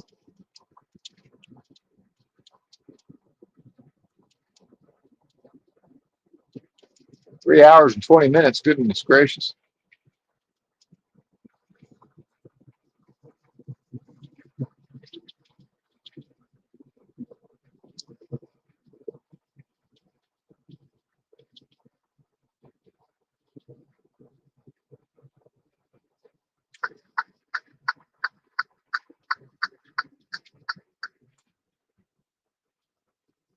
All right. It might be around this bend.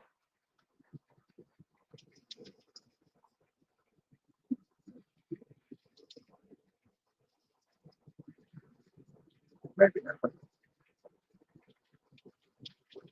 Reduce speed.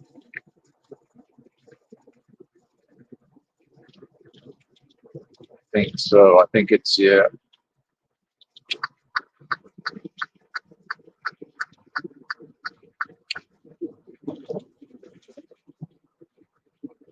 Car in the way. Dadgum four-wheeler getting in my way.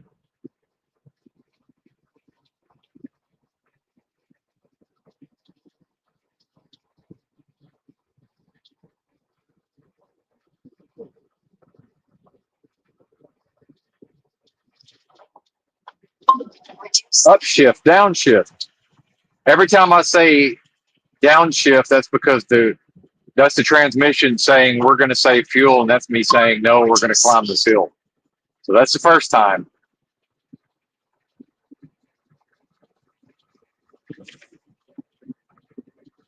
Reduce speed.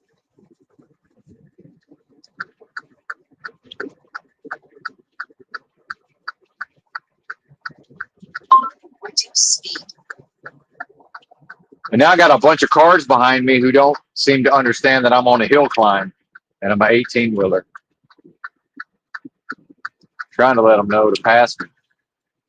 I'm well under the speed limit. Now they're figuring it out.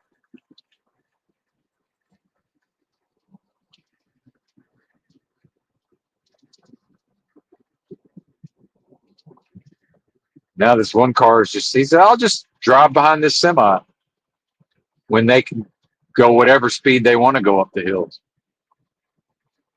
Just drive behind the semi.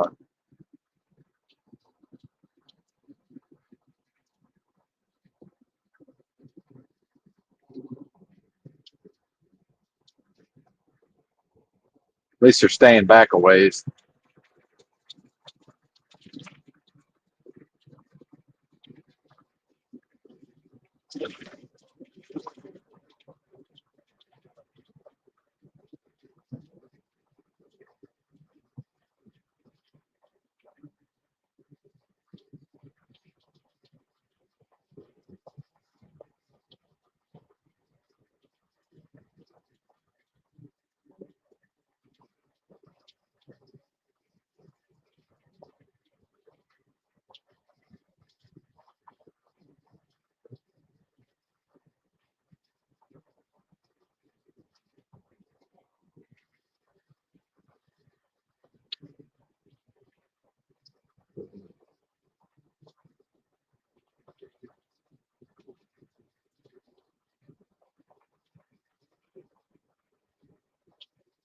But as long as back to the cell phone stuff, as long as I can keep making paychecks, and as long as I can figure out some kind of way, which I think I can, figure out where in the heck can I have a my new phone mailed to, because U.S. Mobile, for new customers as well as existing customers, as long as it's activated on their network, they'll sell me a Pixel 9. Yeah, this is the hill. This is it, and I hit it not nearly as fast as I could have, because it snuck up on me as I suspected it was going to. Or downshift. That was the first time I told it. It's going to be hilarious. So I told the transmission to downshift. See what it does. Now the hill is so steep that the RPMs are dropping so fast. We're actually about to go down into ninth. So this won't quite be what I was talking about. We're already down to 37 miles an hour, 36. Ninth gear, 35. Yep.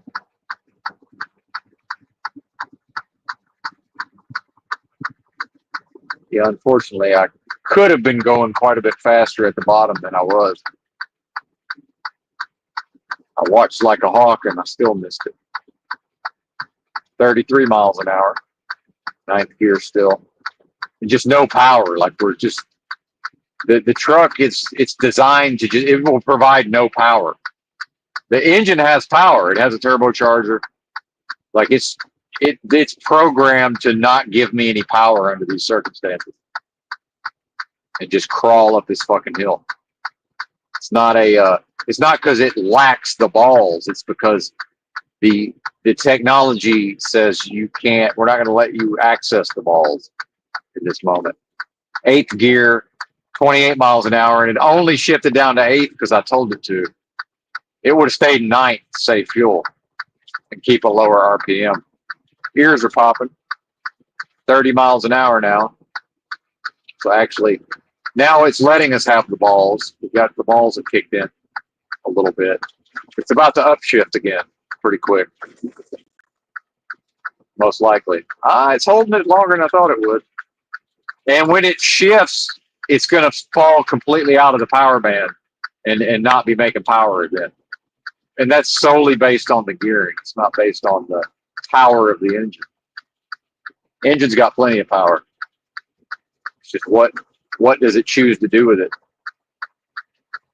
And that's why a lot of these old school guys, you know, they probably understood on some level when the truck decides the shift points, eventually that's going to be, you know, in a way to benefit the company and to annoy me. So yeah, upshift, downshift, by the way. It just upshifted completely out of the power band to no effect other than make us go slower and use less fuel. So now we're back into eighth gear, back into the power band. Upshift, downshift, and it just completely fell on its face when it upshifted. Just completely. But that uses less fuel. Upshift, downshift. Because every single time it upshifts, I'm going to downshift it. But we're wasting whatever the effect of that time would be in which we were in the lower gear. We lost the effect of that few seconds of applying the power. And eventually the transmission will just completely take a shit. Because now we're shifting it under a heavy, under stress. We're stressing it and repeatedly stressing it. When if it would just stay in the motherfucking right gear. So it's like, yeah, on the one hand, we're going to save money with the fuel, but on the other hand, we're going to wear the transmission out prematurely. So in the end, is it even a money saving, right? And does this system of businesses even give a fuck? I would say no, it doesn't. As long as the overall financial goals are reached, who cares if what Benton experiences as he climbs the hill in his truck? The human in this corporate system, and it is a corporate system, always the lowest priority will always be the human. Period. And that is Skynet. That's what Skynet is. Skynet is the least amount of consideration will always be applied to the individual. Why is that? Because the individual has the greatest ability to adapt to its environment. There is no organism, there is no intelligence, there is no AI that has the ability to adapt to its environment like an individual human does. Or more correctly, repeated trials of individual humans. Because yes, some of them are terrible at it. They're defective in that way, but as I manually downshift the transmission yet again. And it is not going to stay downshifted. It's going to upshift pretty quickly. Maybe not. The steepness of the hill must be increasing.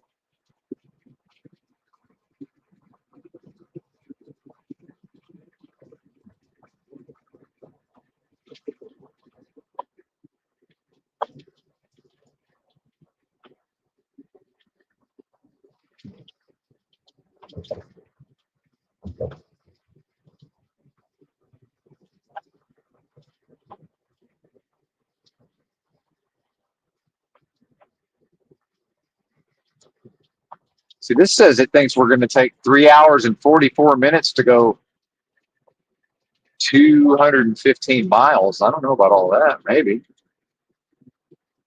I guess that's about right. No, I don't think so. Unless I mislooked, unless I looked at the GPS wrong and one of these roads is way slower speed than I thought it was.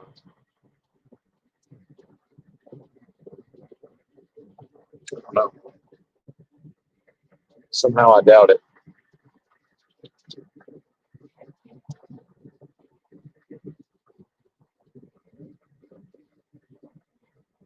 Somehow I doubt it.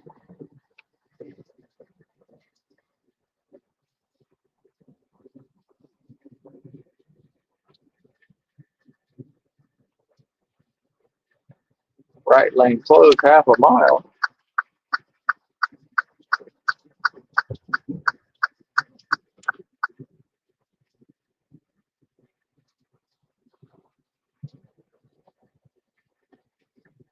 It's almost apricot time.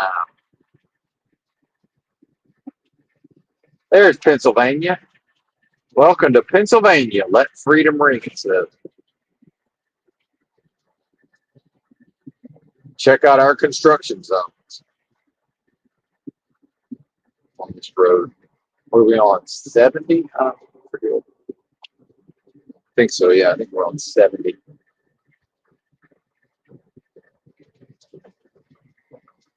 Headed east.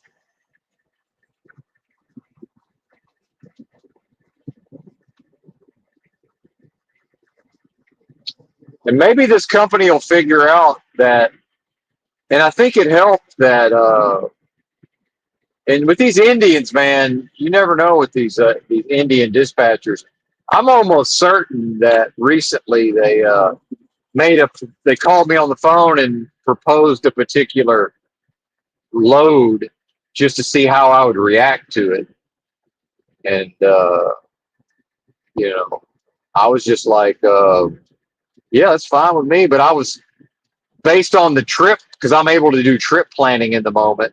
So based on what he's describing to me, and when the appointment times would be for these live loads and live unloads. So I'm saying, yeah, I'm willing, but I'm also like, well, wait a minute, it's going to take, this amount of time, and then I got to take a break. And, you know, the first thing he asked me was if I'm driving my clock out that day. And it's like, I'm in Houston and it's 5 hour rush hour traffic. So, oh, man, I'm going 15 miles. We're calling it a day for that. So based on that, it was basically like, yeah, I'm willing to give it a shot, but it sounds to me like if these appointment times are firm, we're not going to make it. But I think he was just testing to see if I would start bitching about all the live loads and then, just wanting me to go from like Houston to Dallas to San Antonio. Like, I don't, on separate loads, I don't give a fuck. A lot of guys will bitch about that. I don't really care. The live load and live unload, it doesn't bother me. I'm used to that. So I've had a lot of drop and hook ever since then with a little bit of live unload actually. I haven't live loaded since then now that I think about it. And I think they're actually figuring out that I won't oversleep, and no matter what, if I have a chance to start my day early, I'm just going to wake up and start working. So maybe that'll keep them giving me, because the drop and hook, if there's drop and hook loaded trailers available and there's 24-hour drop yards and 24-hour major corporation, why not, right? And it's not like feeling I'm entitled to, because a lot of guys are just, they think everything load is bad and drop hood, and it's not the case. Sometimes it's not always that's not always the case. Overall, it's probably better to drop and hook, and there's some advantages built into it. There's some disadvantages, pros and cons with both, right? But if the drop and hook allows me to stay on my schedule, and then I'm more productive, and all the company really cares about is assuming I'm not going to get tickets and I'm not going to crash into stuff, and I'm not, that they just want to average 3,000 miles. They want me to average 3,000 miles a week, which is a piece of fucking cake if I get to do it on my schedule. It's easy because I'm going to work every day, and I'm either going to take a 34-hour restart or I'm going to run on recap hours. Either way, it's 500 miles a day for 6 days. It's nothing. But then what they also saw was that I ran my preferred hours enough to where they started to think, well, he's productive, meaning he's, running a certain amount of miles. But then what I started telling them was, yeah, but except for when y'all make me run in the daytime, and now I'm in all this city traffic. Now I'm in rush hour traffic. What we see is, yeah, I'm not productive under that.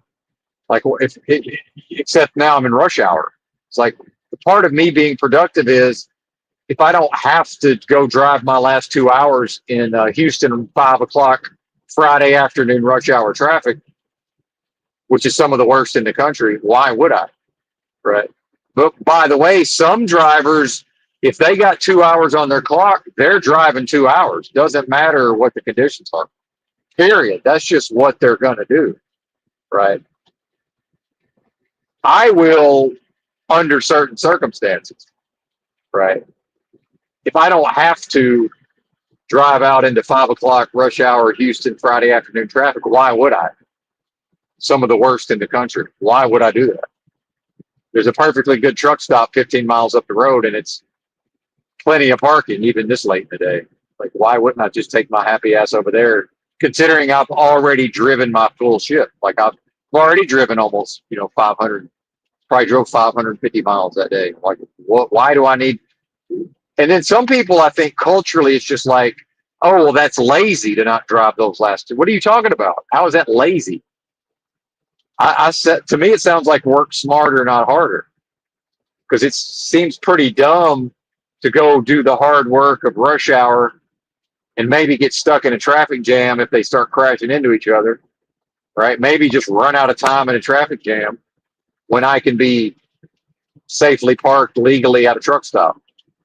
And the company is sending out messages a week later saying, do not park on the on-ramp or the off ramp or the side of the road in Louisiana, you will get a failed inspection. Meaning, if you sleep overnight and the state trooper or the DOT comes by and just says, "Well, look at all these drivers, look at all these trucks parked here. Oh, that's right, I have to do however many inspections this month to keep my certification valid." So, and if I'm going to do it, and some of these cops are like, "Well, if I'm going to do an inspection, I might as well find something wrong," and that's what's going to happen, right? Versus they don't go to the truck stop to do that, you know. So Benton, almost every night, surprise, surprise, I'm legally parked at the truck stop. But the drivers who have to run their clock out for whatever reason, if they have drive time, they're driving that drive time. Now they find themselves on the side of the fucking road in Louisiana or on the on ramp or the off ramp getting a failed inspection, right? Like, why? For what? Why do that? For what?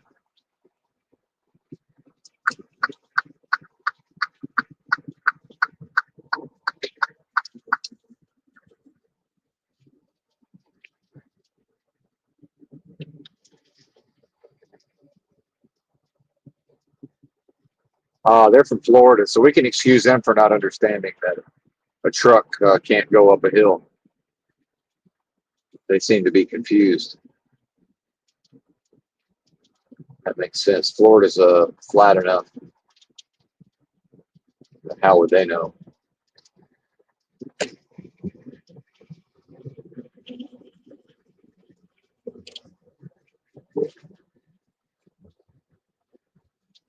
Man, another one obsessed with being in a group. And sadly, again, the same people that'll tell me to be safe are the exact same people that will view a gigantic big rig as a source of security. Well, it's huge, so it has to represent something that could protect us. It's like, well, actually, if we're going to try to drive safely, the way to drive safely would be to stay away from the 18 wheelers as much as humanly possible. That would be the safest thing to do, not to view them as a source of safety and security because of solely based on the size and what they believe it to represent. You know, again, seeking a particular outcome, in this case, the feeling of security. But by the way, not actually something that could logically represent security and safety. In fact, something that logically would represent danger, but the feeling of security, the feeling of safety. What? Huh? Whatever do you mean? Whatever do they mean? And I'm inclined to, well, let me yurt the stream by, I'm inclined to quit, but then I would have to listen to content. And I'm pretty sure I'm the best content I could be listening to right now. So I think we're going to eat some apricots. So if y'all want to hang out, I'll probably mute up, but I don't know. Let's see how it goes here. Now I got to plug the other phone in to charge. So one moment while I find the cable.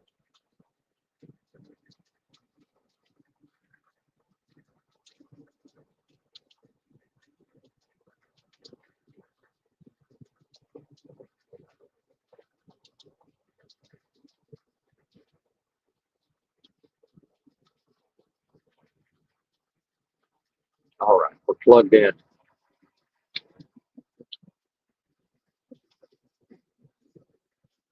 Turn on, tune in, drop out, or is it tune in, turn on, drop out? I forget the order of the first two.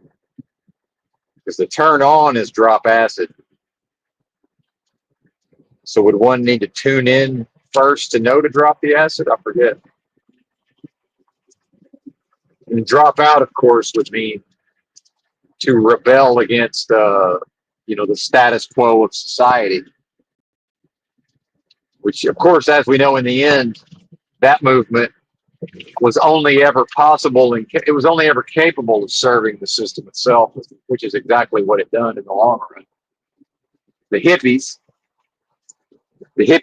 became the man, Well, that's because the hippies always were the man. They just didn't know it because the system needed them to believe that they were fighting the man.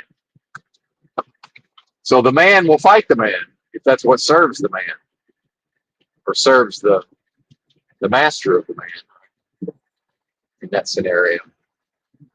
Hold on. We must attempt to open the apricots without just spilling the liquid all over ourselves, which is going to necessitate slowing way down so that I can manage all of this simultaneously on the road. Quite the balancing act, to be sure. Hopefully, not too many of the apricots end up in the trash can that I'm emptying the liquid into.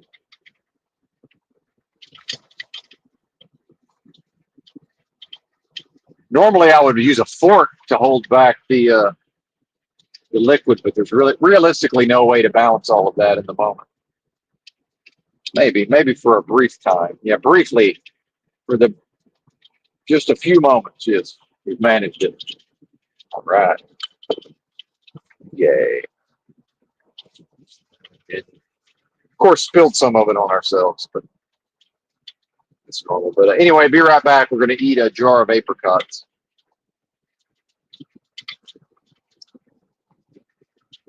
Once this truck passes it.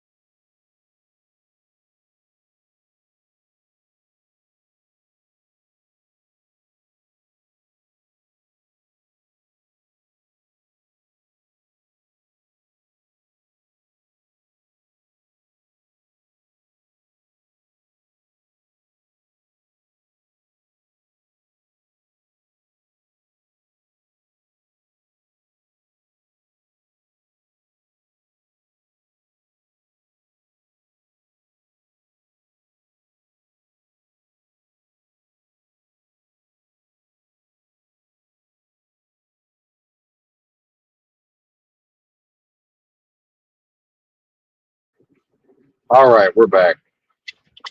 I picked perhaps the worst stretch of road possible for eating apricots out of a jar for whatever reason. The destroyed road. It is destroyed. Oh, here's another formation. Three of them. Just there they are, just appear out of nowhere, flying in formation. Slow it down. We'll end up in a traffic jam. They actually might be driving though. They might be trying to get somewhere.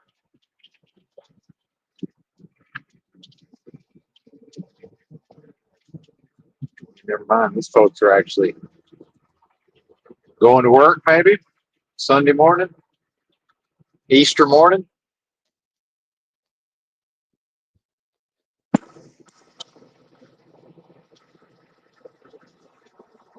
They got that pep in their step. Anxiously on their way somewhere.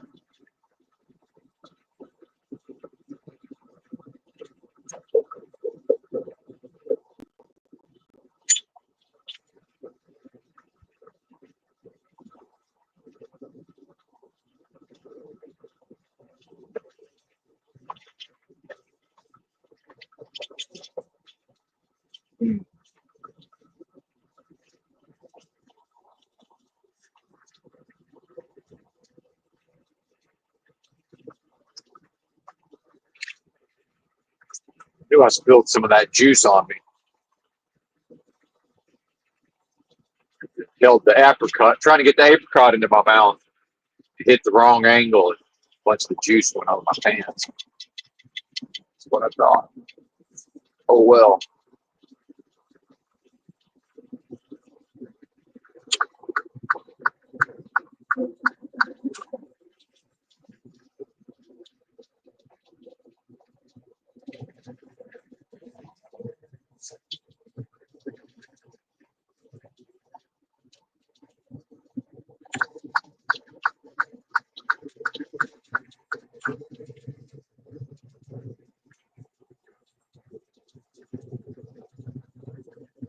Morgantown, 47 miles.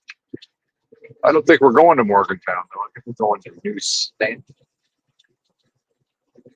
Or maybe not. I don't know. Yeah, we're going to New Stanton.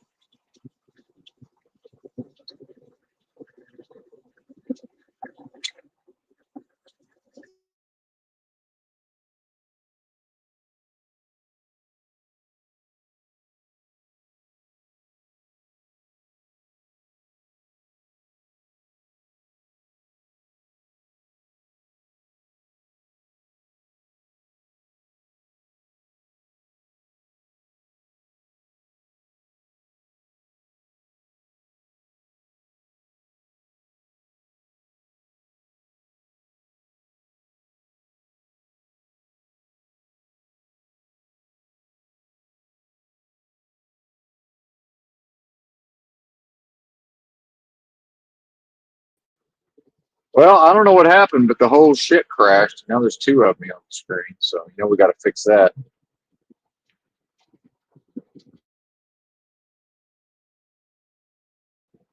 Hello, hello, hello. I don't know what happened, but the whole shit crashed, and then I came back and there was two of me. I guess I'm here. I don't fucking know. How long was I gone? I guess we're back.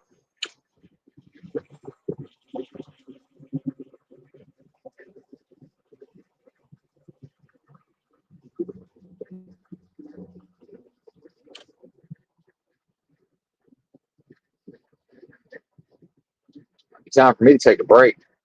This driving is starting to annoy me, or I'm letting it annoy me for whatever reason. Well, that's another thing about, and I'm sure it's possible depending on, what one would be willing to trade off. But, the fact that I pretty much just have to work all the fucking time or just don't work at all, right? It's like realistically, you know, there's really monetarily, yeah, it's good to go ahead and stack up a bunch of paychecks since I haven't worked in so long. But just overall, I don't need to work today from a financial standpoint. Like if it was up to me, I might have been inclined to just be like, yeah, we'll just do it Monday. I don't need to be. That's probably where the annoyance is coming.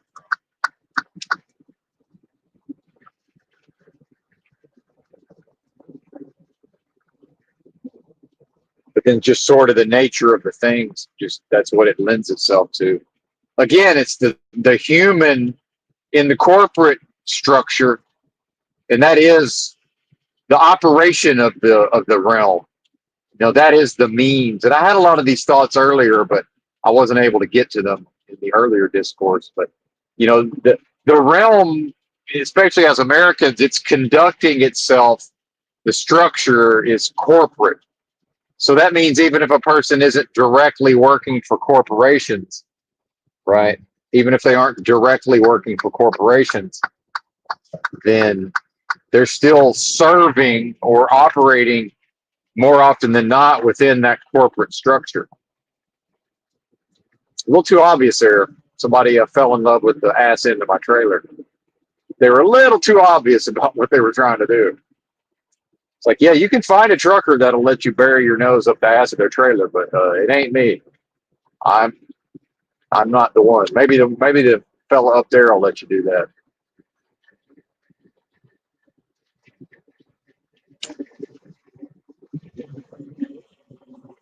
No hitchhikers. Reduce speed.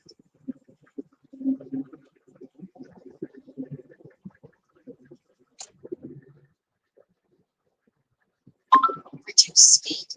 So part of that is,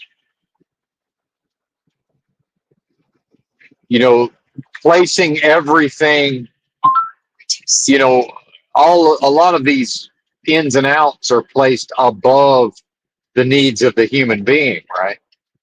Because again, the human being has the greatest ability to adapt to environment. And I would say that's the number one feature of a human is adaptation to environment, seamless, efficient, effortless adaptation to environment. Oh, but only when they have to. Like it's still the organism will always choose what's efficient.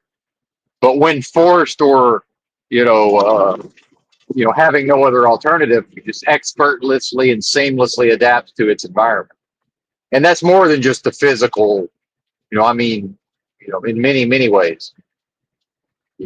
Socially, psychologically, the working life, money, you know, expectations, right? All of these things. So, mind control, psychological program, just adaptive, very adaptive. And of course, has been and continues to be used against humanity, certainly, as we see.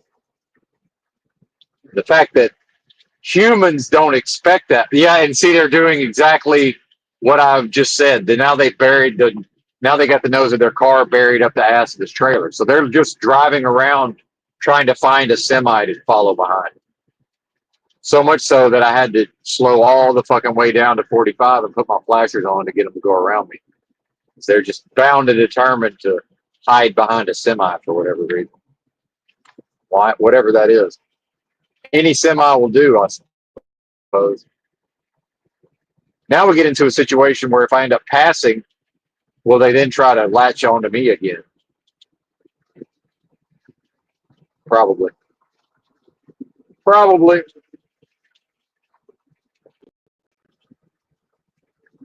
But I'm very aware of this the corporate structure of much of society, even if whatever is being engaged in or interface, whatever is we are interfacing with individually, whether or not that's strictly, like working for a corporation, like that's still a specific structure that's applied, almost across the board from what I'm seeing.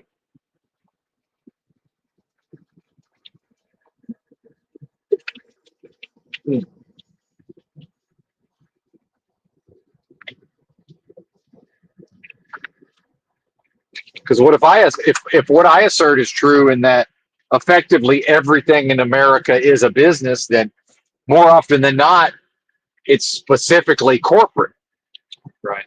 Whatever that may be, the charity, the nonprofit, the homeless services, social services Reduce speed. end of things.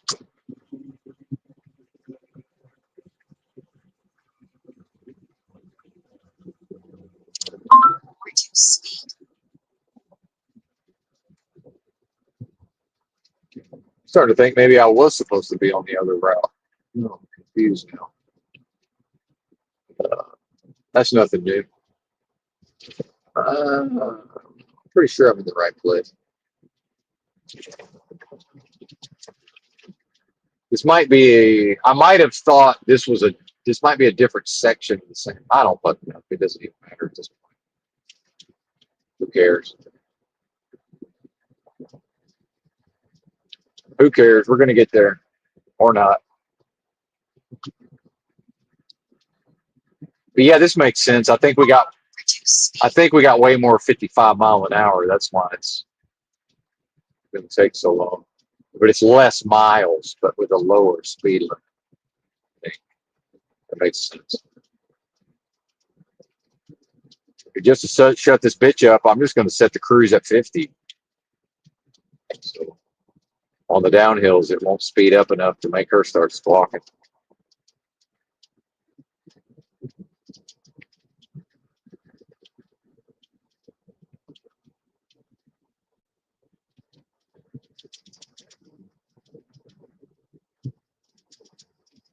Fuck it. Fuck it.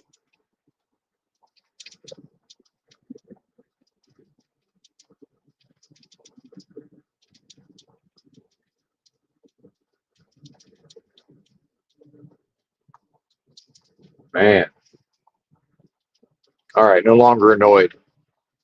Yeah, that was a particularly annoying section of road.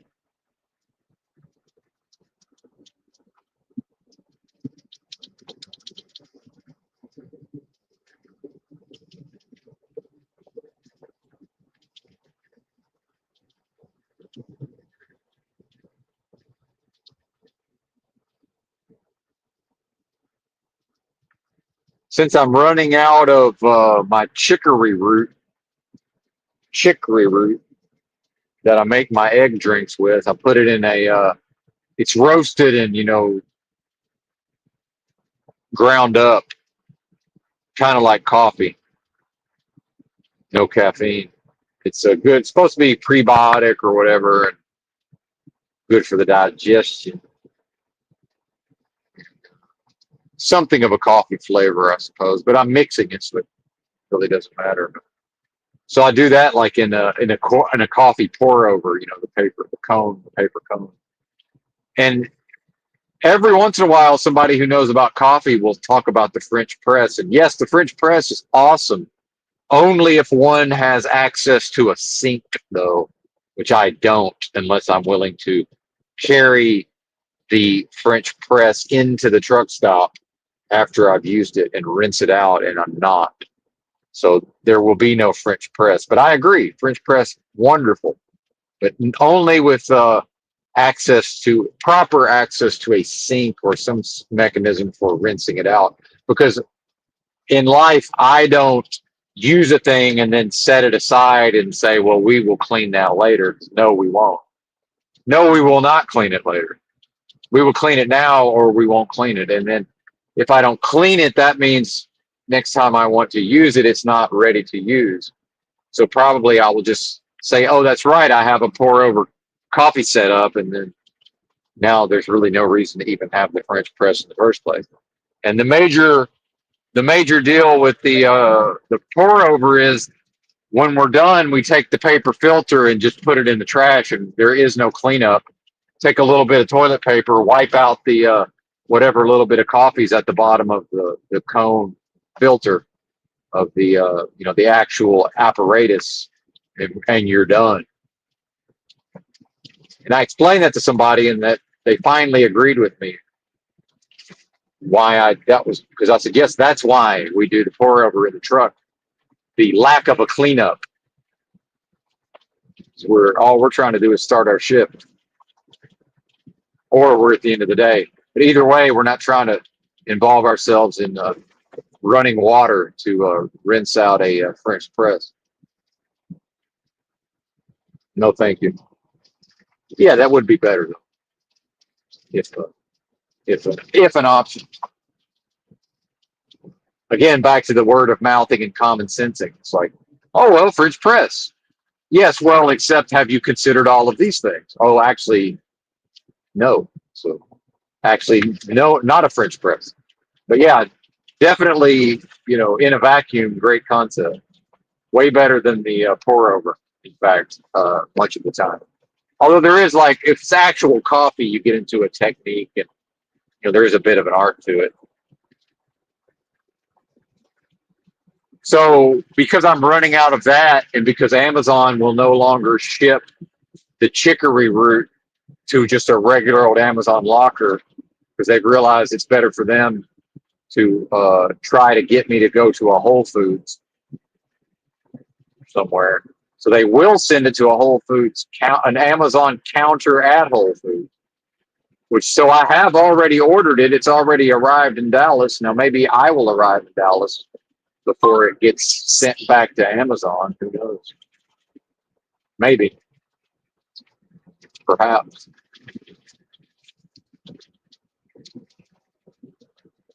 So in the meantime, they will, for whatever reason, send. I used to drink yerba mate every day. I was quite hooked on the yerba. If anybody knows what mate is, which is ground up leaves of a bush from South America, I believe correctly, a small tree or bush. It has similar properties to, has certain alkaloids and caffeine, and is superior to caffeine in some ways, as far as I'm concerned. In some ways, but uh,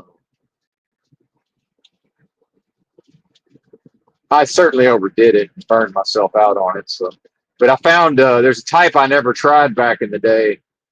It's kind of expensive. 12 ounces is like $13, but it has chicory. It has chicory root, carob, like roasted barley, as well as roasted mate. So got that to look forward to, and all of that's supposed to be good for the digestion. How about that?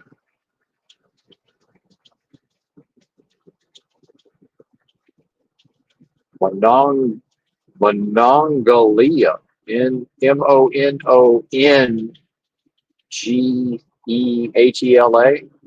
Interesting. From the sign we just passed. Sounds foreign. Monongahela. Monongahela. Indian, maybe? Indian? Native?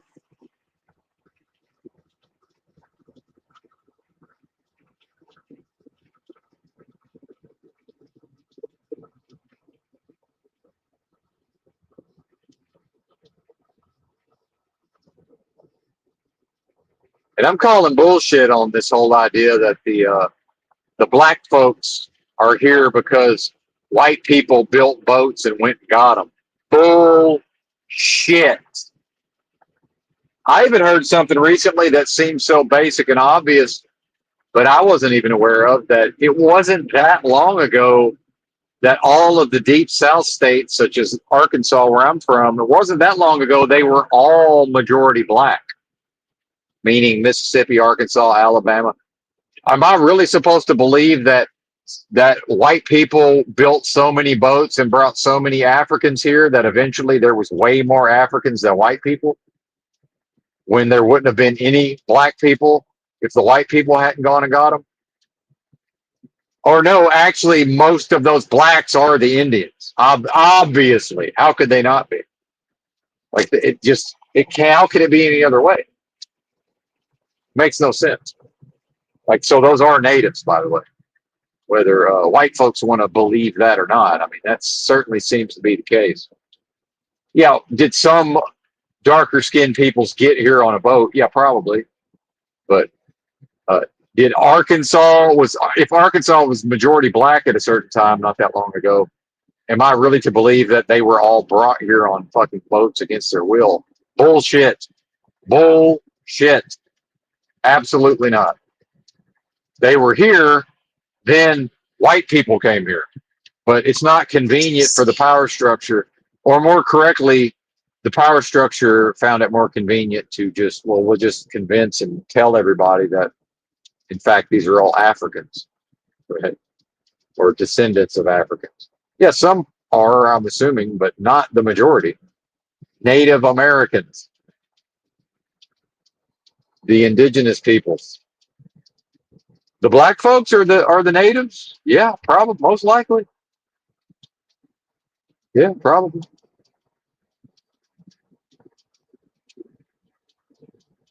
Probably so. Don't blame me. I didn't do it. Because racism, as far as I can tell, is the idea that the black man had to wait around for the white man to build a boat and come get his ass. That don't make a damn bit of sense.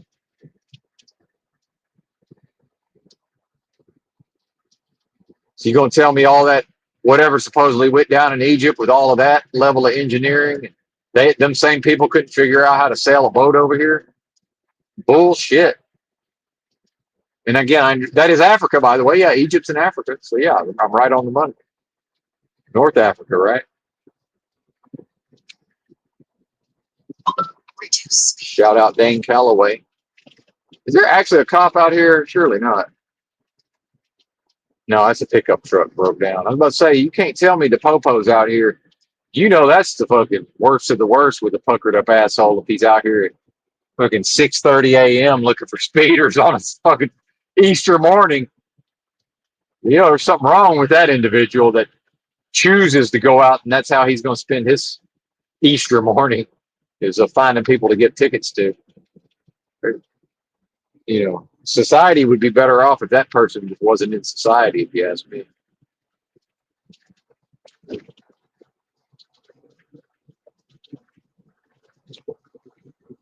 I wasn't speeding anyway.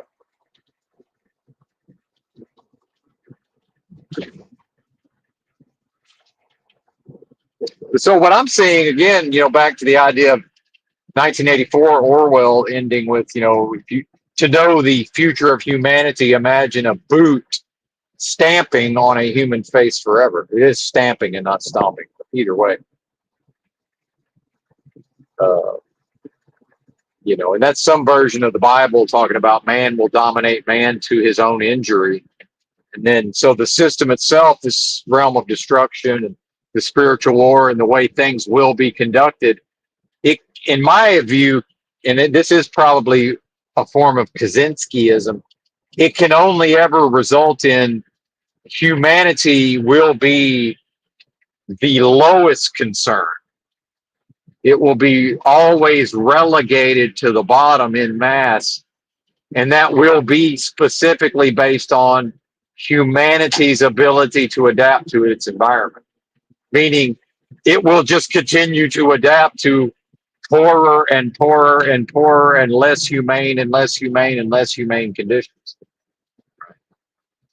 And I don't know if I went the right way or the wrong way, but I'm the way I thought I was going. This is not it. So this was just I've made a perhaps just made an error, which does happen because now it's 45 miles an hour, and I know I've been through here before, but not recently.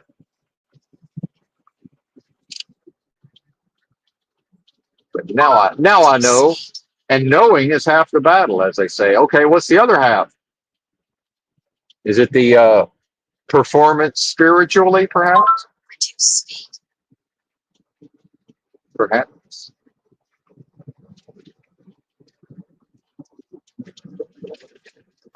Reduce speed.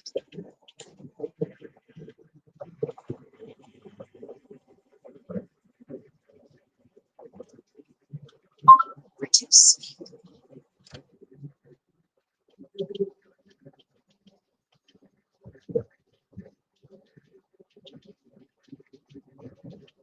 Looks like a town Jesco White might live in. The wild and wonderful whites of West Virginia.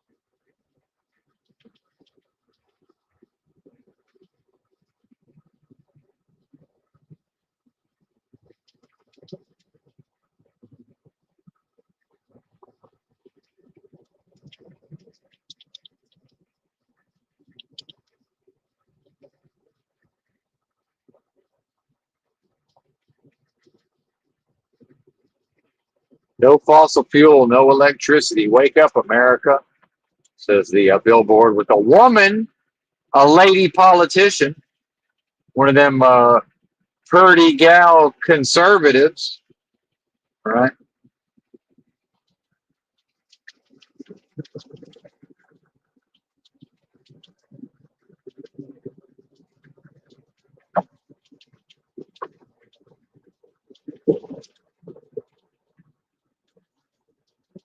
Probably the governor. I don't know who's the governor of West Virginia. I don't even know.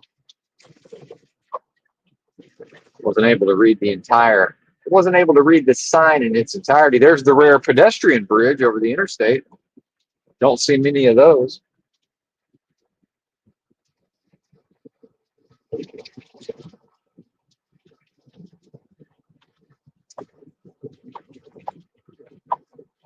Those are typically associated with crime and poverty. Not always, but typically. Pedestrian bridges. I've always been a fan. Loving to, a lover of walking. There's a Walmart and it's open, but I did not see it early enough. Looks like I could just drive right on in, but oh shit. This is another reason to stay away from the semis. They might want to change a lane. It might start to change lane while you're in their blind spot. That's also an option. So why be there? One doesn't have to be there. But since we're good drivers, we saw it. Might have gave them a little scare. But yeah, that might have been a good Walmart to go to. Get some chocolate. Probably wait till the day is done, though.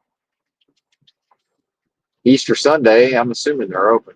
And hell, they won't be busy later than on account of the holiday.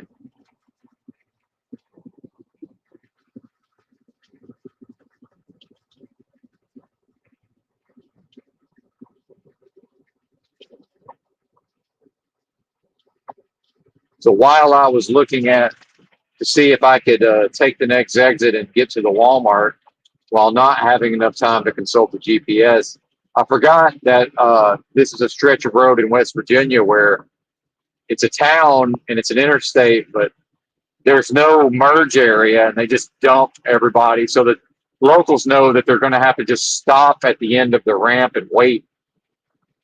So that made me try to, as soon as I saw them, I wanted to change lanes. Since I was distracted with other things, I did not realize somebody had snuck up into my blind spot. So I started to move that way, double checking to make sure it was clear. I'm like, oh, that's right. There's some bozo in my blind spot for no fucking reason.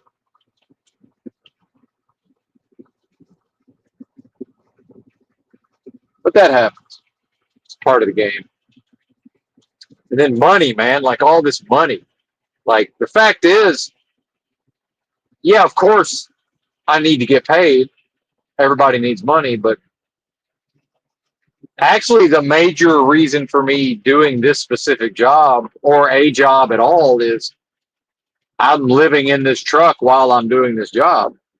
And I know I've talked about that a lot, but that is a key point that, I'm not, do I even fully understand it? But then, I'm not sure that the listeners are even meant to, but that's a game changer right there.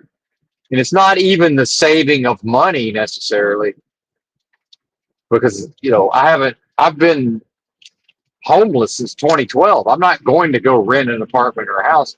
maybe if I had some sort of lucrative job that involved me staying in, I'd be like rent a room or find a cheap motel kind of thing, right? I'm not trying to get involved in first months, last month's security deposit, check my credit. Uh, now I got permanent neighbors, at least as long as I live in this place, right? It's like, yeah, in the motel, $700 a month motel room. Yeah, maybe the neighbors are real loud, but they're probably not going to last that long. You know, they're going to get arrested or get kicked out, or you know, uh, the chances of them coming up with the money next month are quite low. And then, did I ever tell this story of when I stayed in the motel? I don't know if I did or not, but so right before I moved out of the motel, one of the times I stayed there twice by the month. Might have been the first time I moved out, and I'm going to assume that I went back to truck driving with ART. I guess that's probably when I'm assuming that would have had to be when it was. And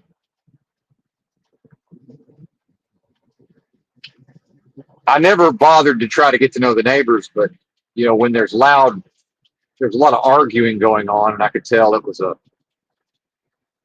younger white girl, and then like a giant black man, and maybe a kid somewhere, probably her kid, but not his. I'm assuming. But I don't. Again, none of my business. Don't even care.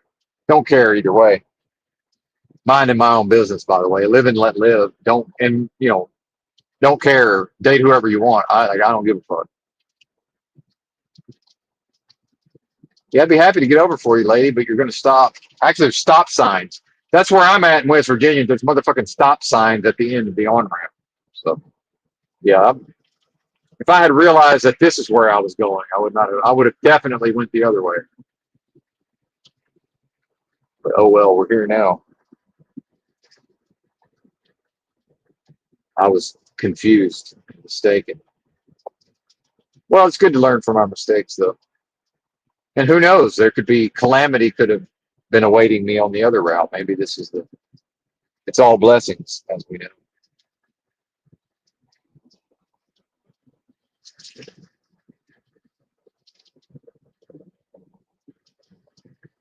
Maybe the signal's better this way.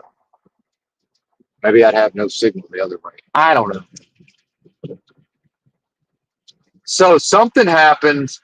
It was really bizarre. Spiritually, this must have been, there had to have been something to all of this, right? And so I never had any dealings with the chickie or the dude, but I think I occasionally, like, their door would be open or like something would be going on, and they were, near my room. And I guess he was working and she wasn't. And again, I'm trying to mind. I am minding my own business, so I don't know the particulars. But at a certain point, I think I went to pay my rent, and she was down in the office, like calling the police on him, and on the phone with the police, and he's abusing me and all of this kind of stuff. Whatever that may be. And it was funny though, because when I was moving out and putting everything in the vehicle in my car, she tried to, I guess she kicked him out. Maybe it was her room and not his. And like as he's leaving or whatever, and I'm very much understanding of these dynamics, then she tried to approach me. And meanwhile, this is like 4 a.m. Y'all know I'm an early bird on a lot of stuff. So I'm getting the fuck out of there, packing all my stuff in the car to go back to truck driving. And she's like trying to come up to me and like almost like rope me into like this, her drama of her life or whatever. And as a man, I'm very sensitive, maybe even more so than other men, only experiencing life as a man, but, in some way sensitive to the plight of the female. you know, able to relate to some extent to at least some of the depictions of females, like in movies and fiction and such. And I can kind of tell when she's just sort of assuming that she can come at me with a certain type of sort of seductive, womanly, somewhat attractive, although not really, but just solely based on I'm older and she has a certain shape to her and all of this, you know, uh, you know, however good she's going to look, she's not that far away from that. She's still fairly much, she's still like 22, I guess, probably somewhat attractive. And, I just completely refuse to have anything to do with it. But then as a man, I'm actually realizing that part of all of this is her kind of, rubbing his nose in it that, well, here's this person who's here. He's going to take my side in this thing. So I actually but then, I'm also, like, I'm treating her very formally and like, more or less like, what do you need? Basically, like, yeah, perhaps there's something I will help you with depending on what it is. But like, we're going to skip all this weird seductive energy you're coming at me with, and you're going to basically state your motherfucking business. And by the way, it's 4 a.m. Like it's goddamn middle of the night from some perspectives, even though I've had a good night's sleep. They've been up all night, certainly. Although I think he was off to work. Maybe he was trying to sleep amidst the arguing, right? Gigantic black dude too, leaving with whatever little bit of belongings he could carry. And by the way, this is the spirit of this woman that she's, otherwise supposedly in this romantic relationship, and then, regardless of the dynamic, painting him as an abuser, but then, sucking him back into whatever she's got going on, and he's not able to resist, or whatever. We can pretty well guess what he's in it for, you know. And it's Fort Smith, Arkansas, where I criticize Dayton, Ohio, for a lot of these really, really evil true crime stories. And Fort Smith has had a few come out of there also. Just these really heinous type of crimes, heinous, callous, evil type of crimes. And life is cheap type of crimes. So I just went up to him and started treating him with respect. And basically identified, because I'm a man. And also I'm a man who, if I decide to have a piece of pussy in my life, I know how to go get my own piece of pussy. I don't wait around till it's having a domestic dispute in the $700 a month motel parking lot at 4 a.m. when I'm going back to truck driving, packing my car up, which is the only reason I'm even physically present for this fucking. And I think she might have tried to talk to me near my room at one point. I think I just totally ignored her and just kept it moving. I want to say that I'm pretty sure she had her door open and like peeked her head out one time and tried to talk to me. And I'm almost certain I just looked at her and like kept it moving. And at that point, with the fellow around, it's like, I'm so old school, I would want to go talk to him. So if I was going to talk to her, it'd be some version of, well, where's your fella? Get him out here. Oh, he's asleep or whatever. Okay, yeah, nope. Hell, she might have even said something like, such and such is asleep, and then it's like, what, why, what? I'm pretty sure I just ignored her and kept it moving. And, again, I'm tapped into all the feminine wiles, I don't fall for this bullshit, right? I've never in my life, I've known a lot of women. I've never gotten to know any of them via this means. This is I don't creep in through the fucking side door. This is fucking weird. And then, as much as women have this notion of, this idea of it's not the woman that came up with the idea of the simp, but this idea of, oh, he's just my friend, or he's a nice guy, or this and that. They know what they're doing when they So part of it is, these guys think they're going to be her friend and then eventually get a piece. But it's like the woman, a lot of these women also sort of invite them in through those means, right? It's like you can't get, maybe she could have me in her life, maybe, but not via this mechanism. And again, even if I'm interested, I'm not interested because I'm retired. Excuse me. I hope I don't get married for the third time, like I like to say. I hope I don't.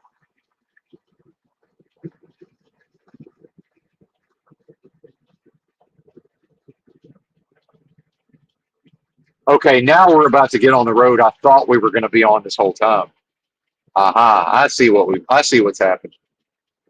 I see now. Okay, the mysteries. It's coming into focus.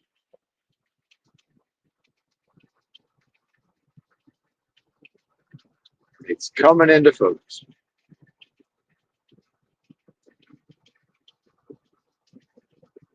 And I could tell, like man to man, that he appreciated, because it's like in that moment in the parking lot, it's sort of it's almost like if she can get somebody else to validate her poor treatment of him, right? It's sort of you know, further dehumanization of, and by the way, of a person of color,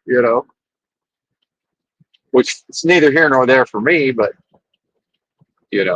and I don't have sympathy for him. It's just like, hey, lady, if you're going to demand that I take a side in this, it's not going to be yours. I hate to break it to you. I'm taking his side of it. Meanwhile, I'm not on it. I'm on my side, by the way, which I think is probably what I told her when she first tried to talk to me and bless me into this bullshit, curse me into this bullshit. I think I was just like, I'm packing up to go back to truck driving. I think I just said that. Like, I don't know what you're talking about. I'm just here because I'm packing that car and I'm driving. I'm moving the fuck out of here and going back to truck driving. So, like, I don't even, like, what even is this, lady?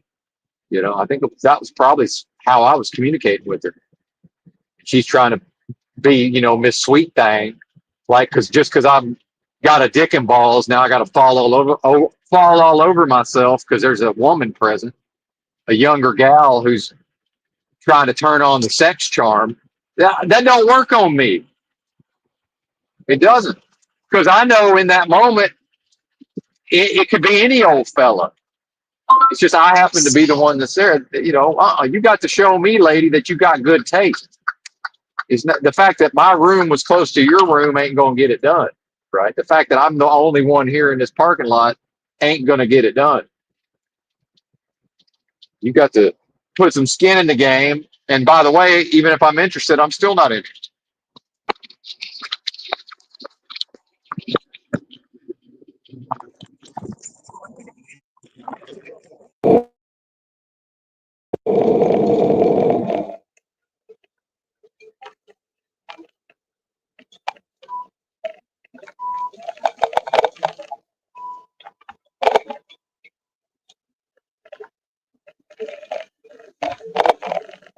Well, I don't know if you can hear me or not, but the earbuds are finally dying, and I don't know where my other pair is. I noticed my fanny pack was open earlier, and there's always a chance that they finally managed to escape. But here's a toll booth, so I'm going to take the opportunity to pull over and check real quick.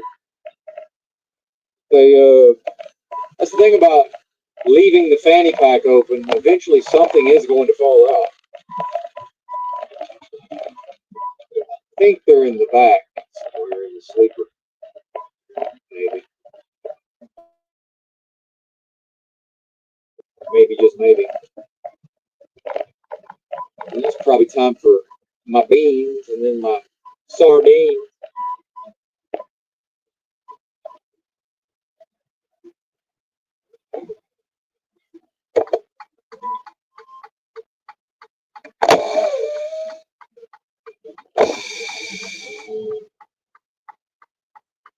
Then I think some of that story, if y'all are even hearing me, is that the popo? I think that is the popo. No? Hello? Yeah, I guess y'all can hear me on the phone mic. And then I think some of that is just, well, I'm here. I'm a human. she's here, she's a human, and then there's one person who's here, but he's being treated like he might not, in fact, be a human. So, some of what I learned out on the West Coast was, I'm gonna make sure he's treated like a human if nobody else does. And not because he's black, because he's a person. But anyway, I'm starting to think maybe the earbuds are gone. That'd be a shame, especially when I could have ordered a new set on Amazon if I had known, but maybe not. They might be on the floor somewhere.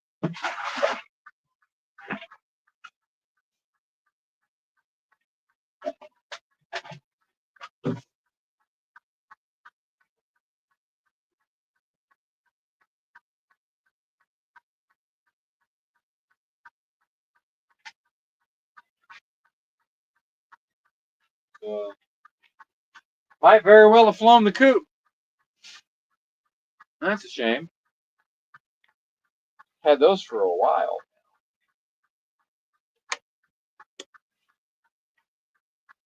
In fact, they're the ones I can actually hear going down the road. The other ones ain't quite weird. Yep. Unless I put them in the wrong. I put them in the wrong pocket. The fanny pack has 2 pockets. Aha. Aha.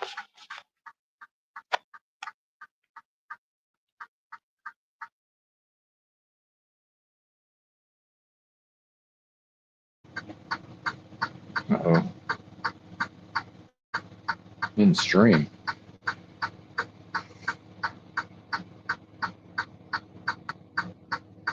Thought I was already in the stream.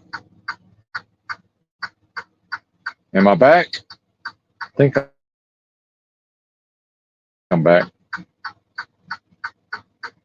Hello, hello.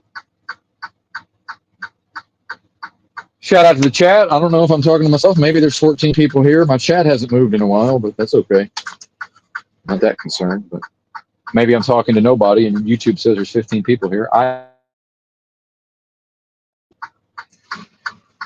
In the final analysis. All right, let's grab the beans. The beans and the sardines. Drain them into the trash.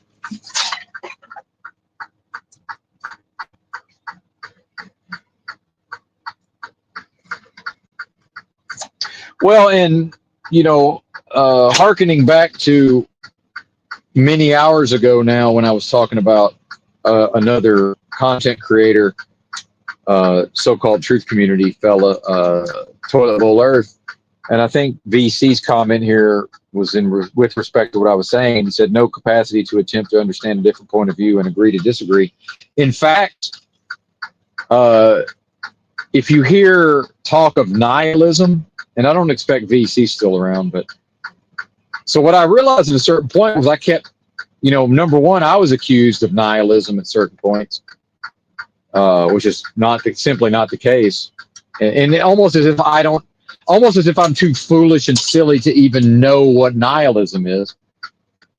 So it's like, yeah, okay, but then okay, let me go read the definition because I'm, that autistic, and sort of thinking of nihilism in a more formalized sense, I'm realizing, oh, okay, so the idea of a belief in nothing, right?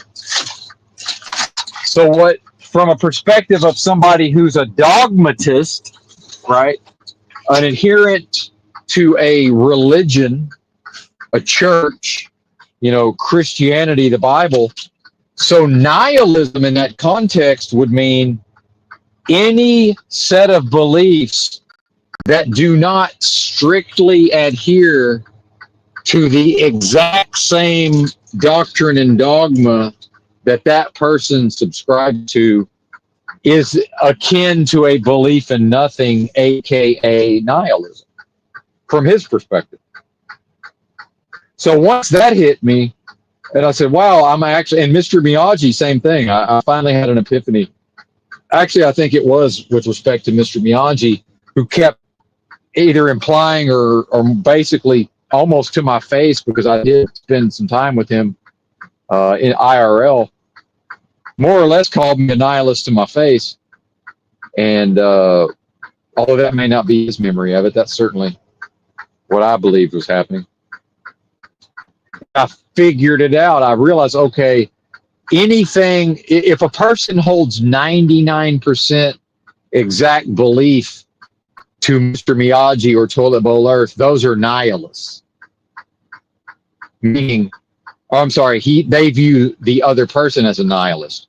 Because anything that does not manifest as 100% perfect, strict adherence to the exact same ideology and doctrine and dogma to which they subscribe is, in their mind, equates to a belief in nothing, which is, if you think about the concept of truth and the people who are so confused, as to possibly believe it possible to permanently possess truth, which is not possible, by the way, and to then, now that they've been able to identify with a strong authority via, in the case of a Christian church, right, this succession of meat suits that supposedly goes all the way back to the man himself, right, Jesus, then that's like, it's an attempt to affirm, right, but it's a backwards inverse that serves this realm, because it's to say it's actually defining itself in reverse, if that makes sense. What it's saying is, this particular dogma and doctrine is validated by proving itself. It proves itself valid based on the fact that everything that isn't it is nothing or nihilist. But based upon what? The appearance, how we dress it up, how we refer to it, and also the legalese, right? Which gets into the idea of the Pharisees and the Sadducees and how they interacted with Jesus in the Bible. Same exact thing. These constant attempts to catch Jesus slipping and to be able to hem him up on some legalese, right? And via the same means to be able to say, we are the ones that are the keepers and the holders of the true belief, and everything that does not align with our practice and understanding is correctly nothing, right? And what, by the way, like, just imagine, like, that, again, this is my basis of compassion towards these individuals, and TBE in particular, because that would be fucking miserable. It would be fucking miserable to live life that way, right? So there's never a point where, as humans, there's a coming together. Now, there is in the short term, but it can never last, I should say, because at some point, TDE will not be able, and Mr. Miyagi to some extent, cannot tolerate within themselves, number one, but certainly within other people, internalization versus an externalization. So it's probably actually some acknowledgement of their own inability and ineffectiveness and refusal to transform their internal space via the continuously renewing of their spirit. How? By properly identifying within themselves with their own true nature. The kingdom of God is within them, by reaching and achieving knowledge of self and discovering, oh, in fact, and again, I can only speak for me, but as I've discovered, that is my essence or nature, is one with the highest levels of vibration possible. Right. So their own inability, refusal, whatever's keeping them from that, right? Now they are relegated to attempting to justify their own belief of themselves, not their knowledge of themselves, their own belief of themselves and what they would want themselves to be and what they are attempting to choose to identify with, this authority, right, of a particular type of sky daddy, right? That looks a certain type of way, that thinks a certain type of way, right? Which, by the way, this can never be the most super intelligent force of love possible. Cannot ever lead to what we're speaking of now. It cannot. It proves itself to not be the thing that it's in fact claims to be. Like, isn't that fascinating? But anyway, I got to go eat. Let me see what time it is here. I still got 3 hours though. I don't know, man. I don't know what to do. I got to take a 30-minute break, so I guess we'll. Shit. I guess I got to get out of here. Anyway, appreciate y'all watching and listening, and I might be back later. Who knows? But bye.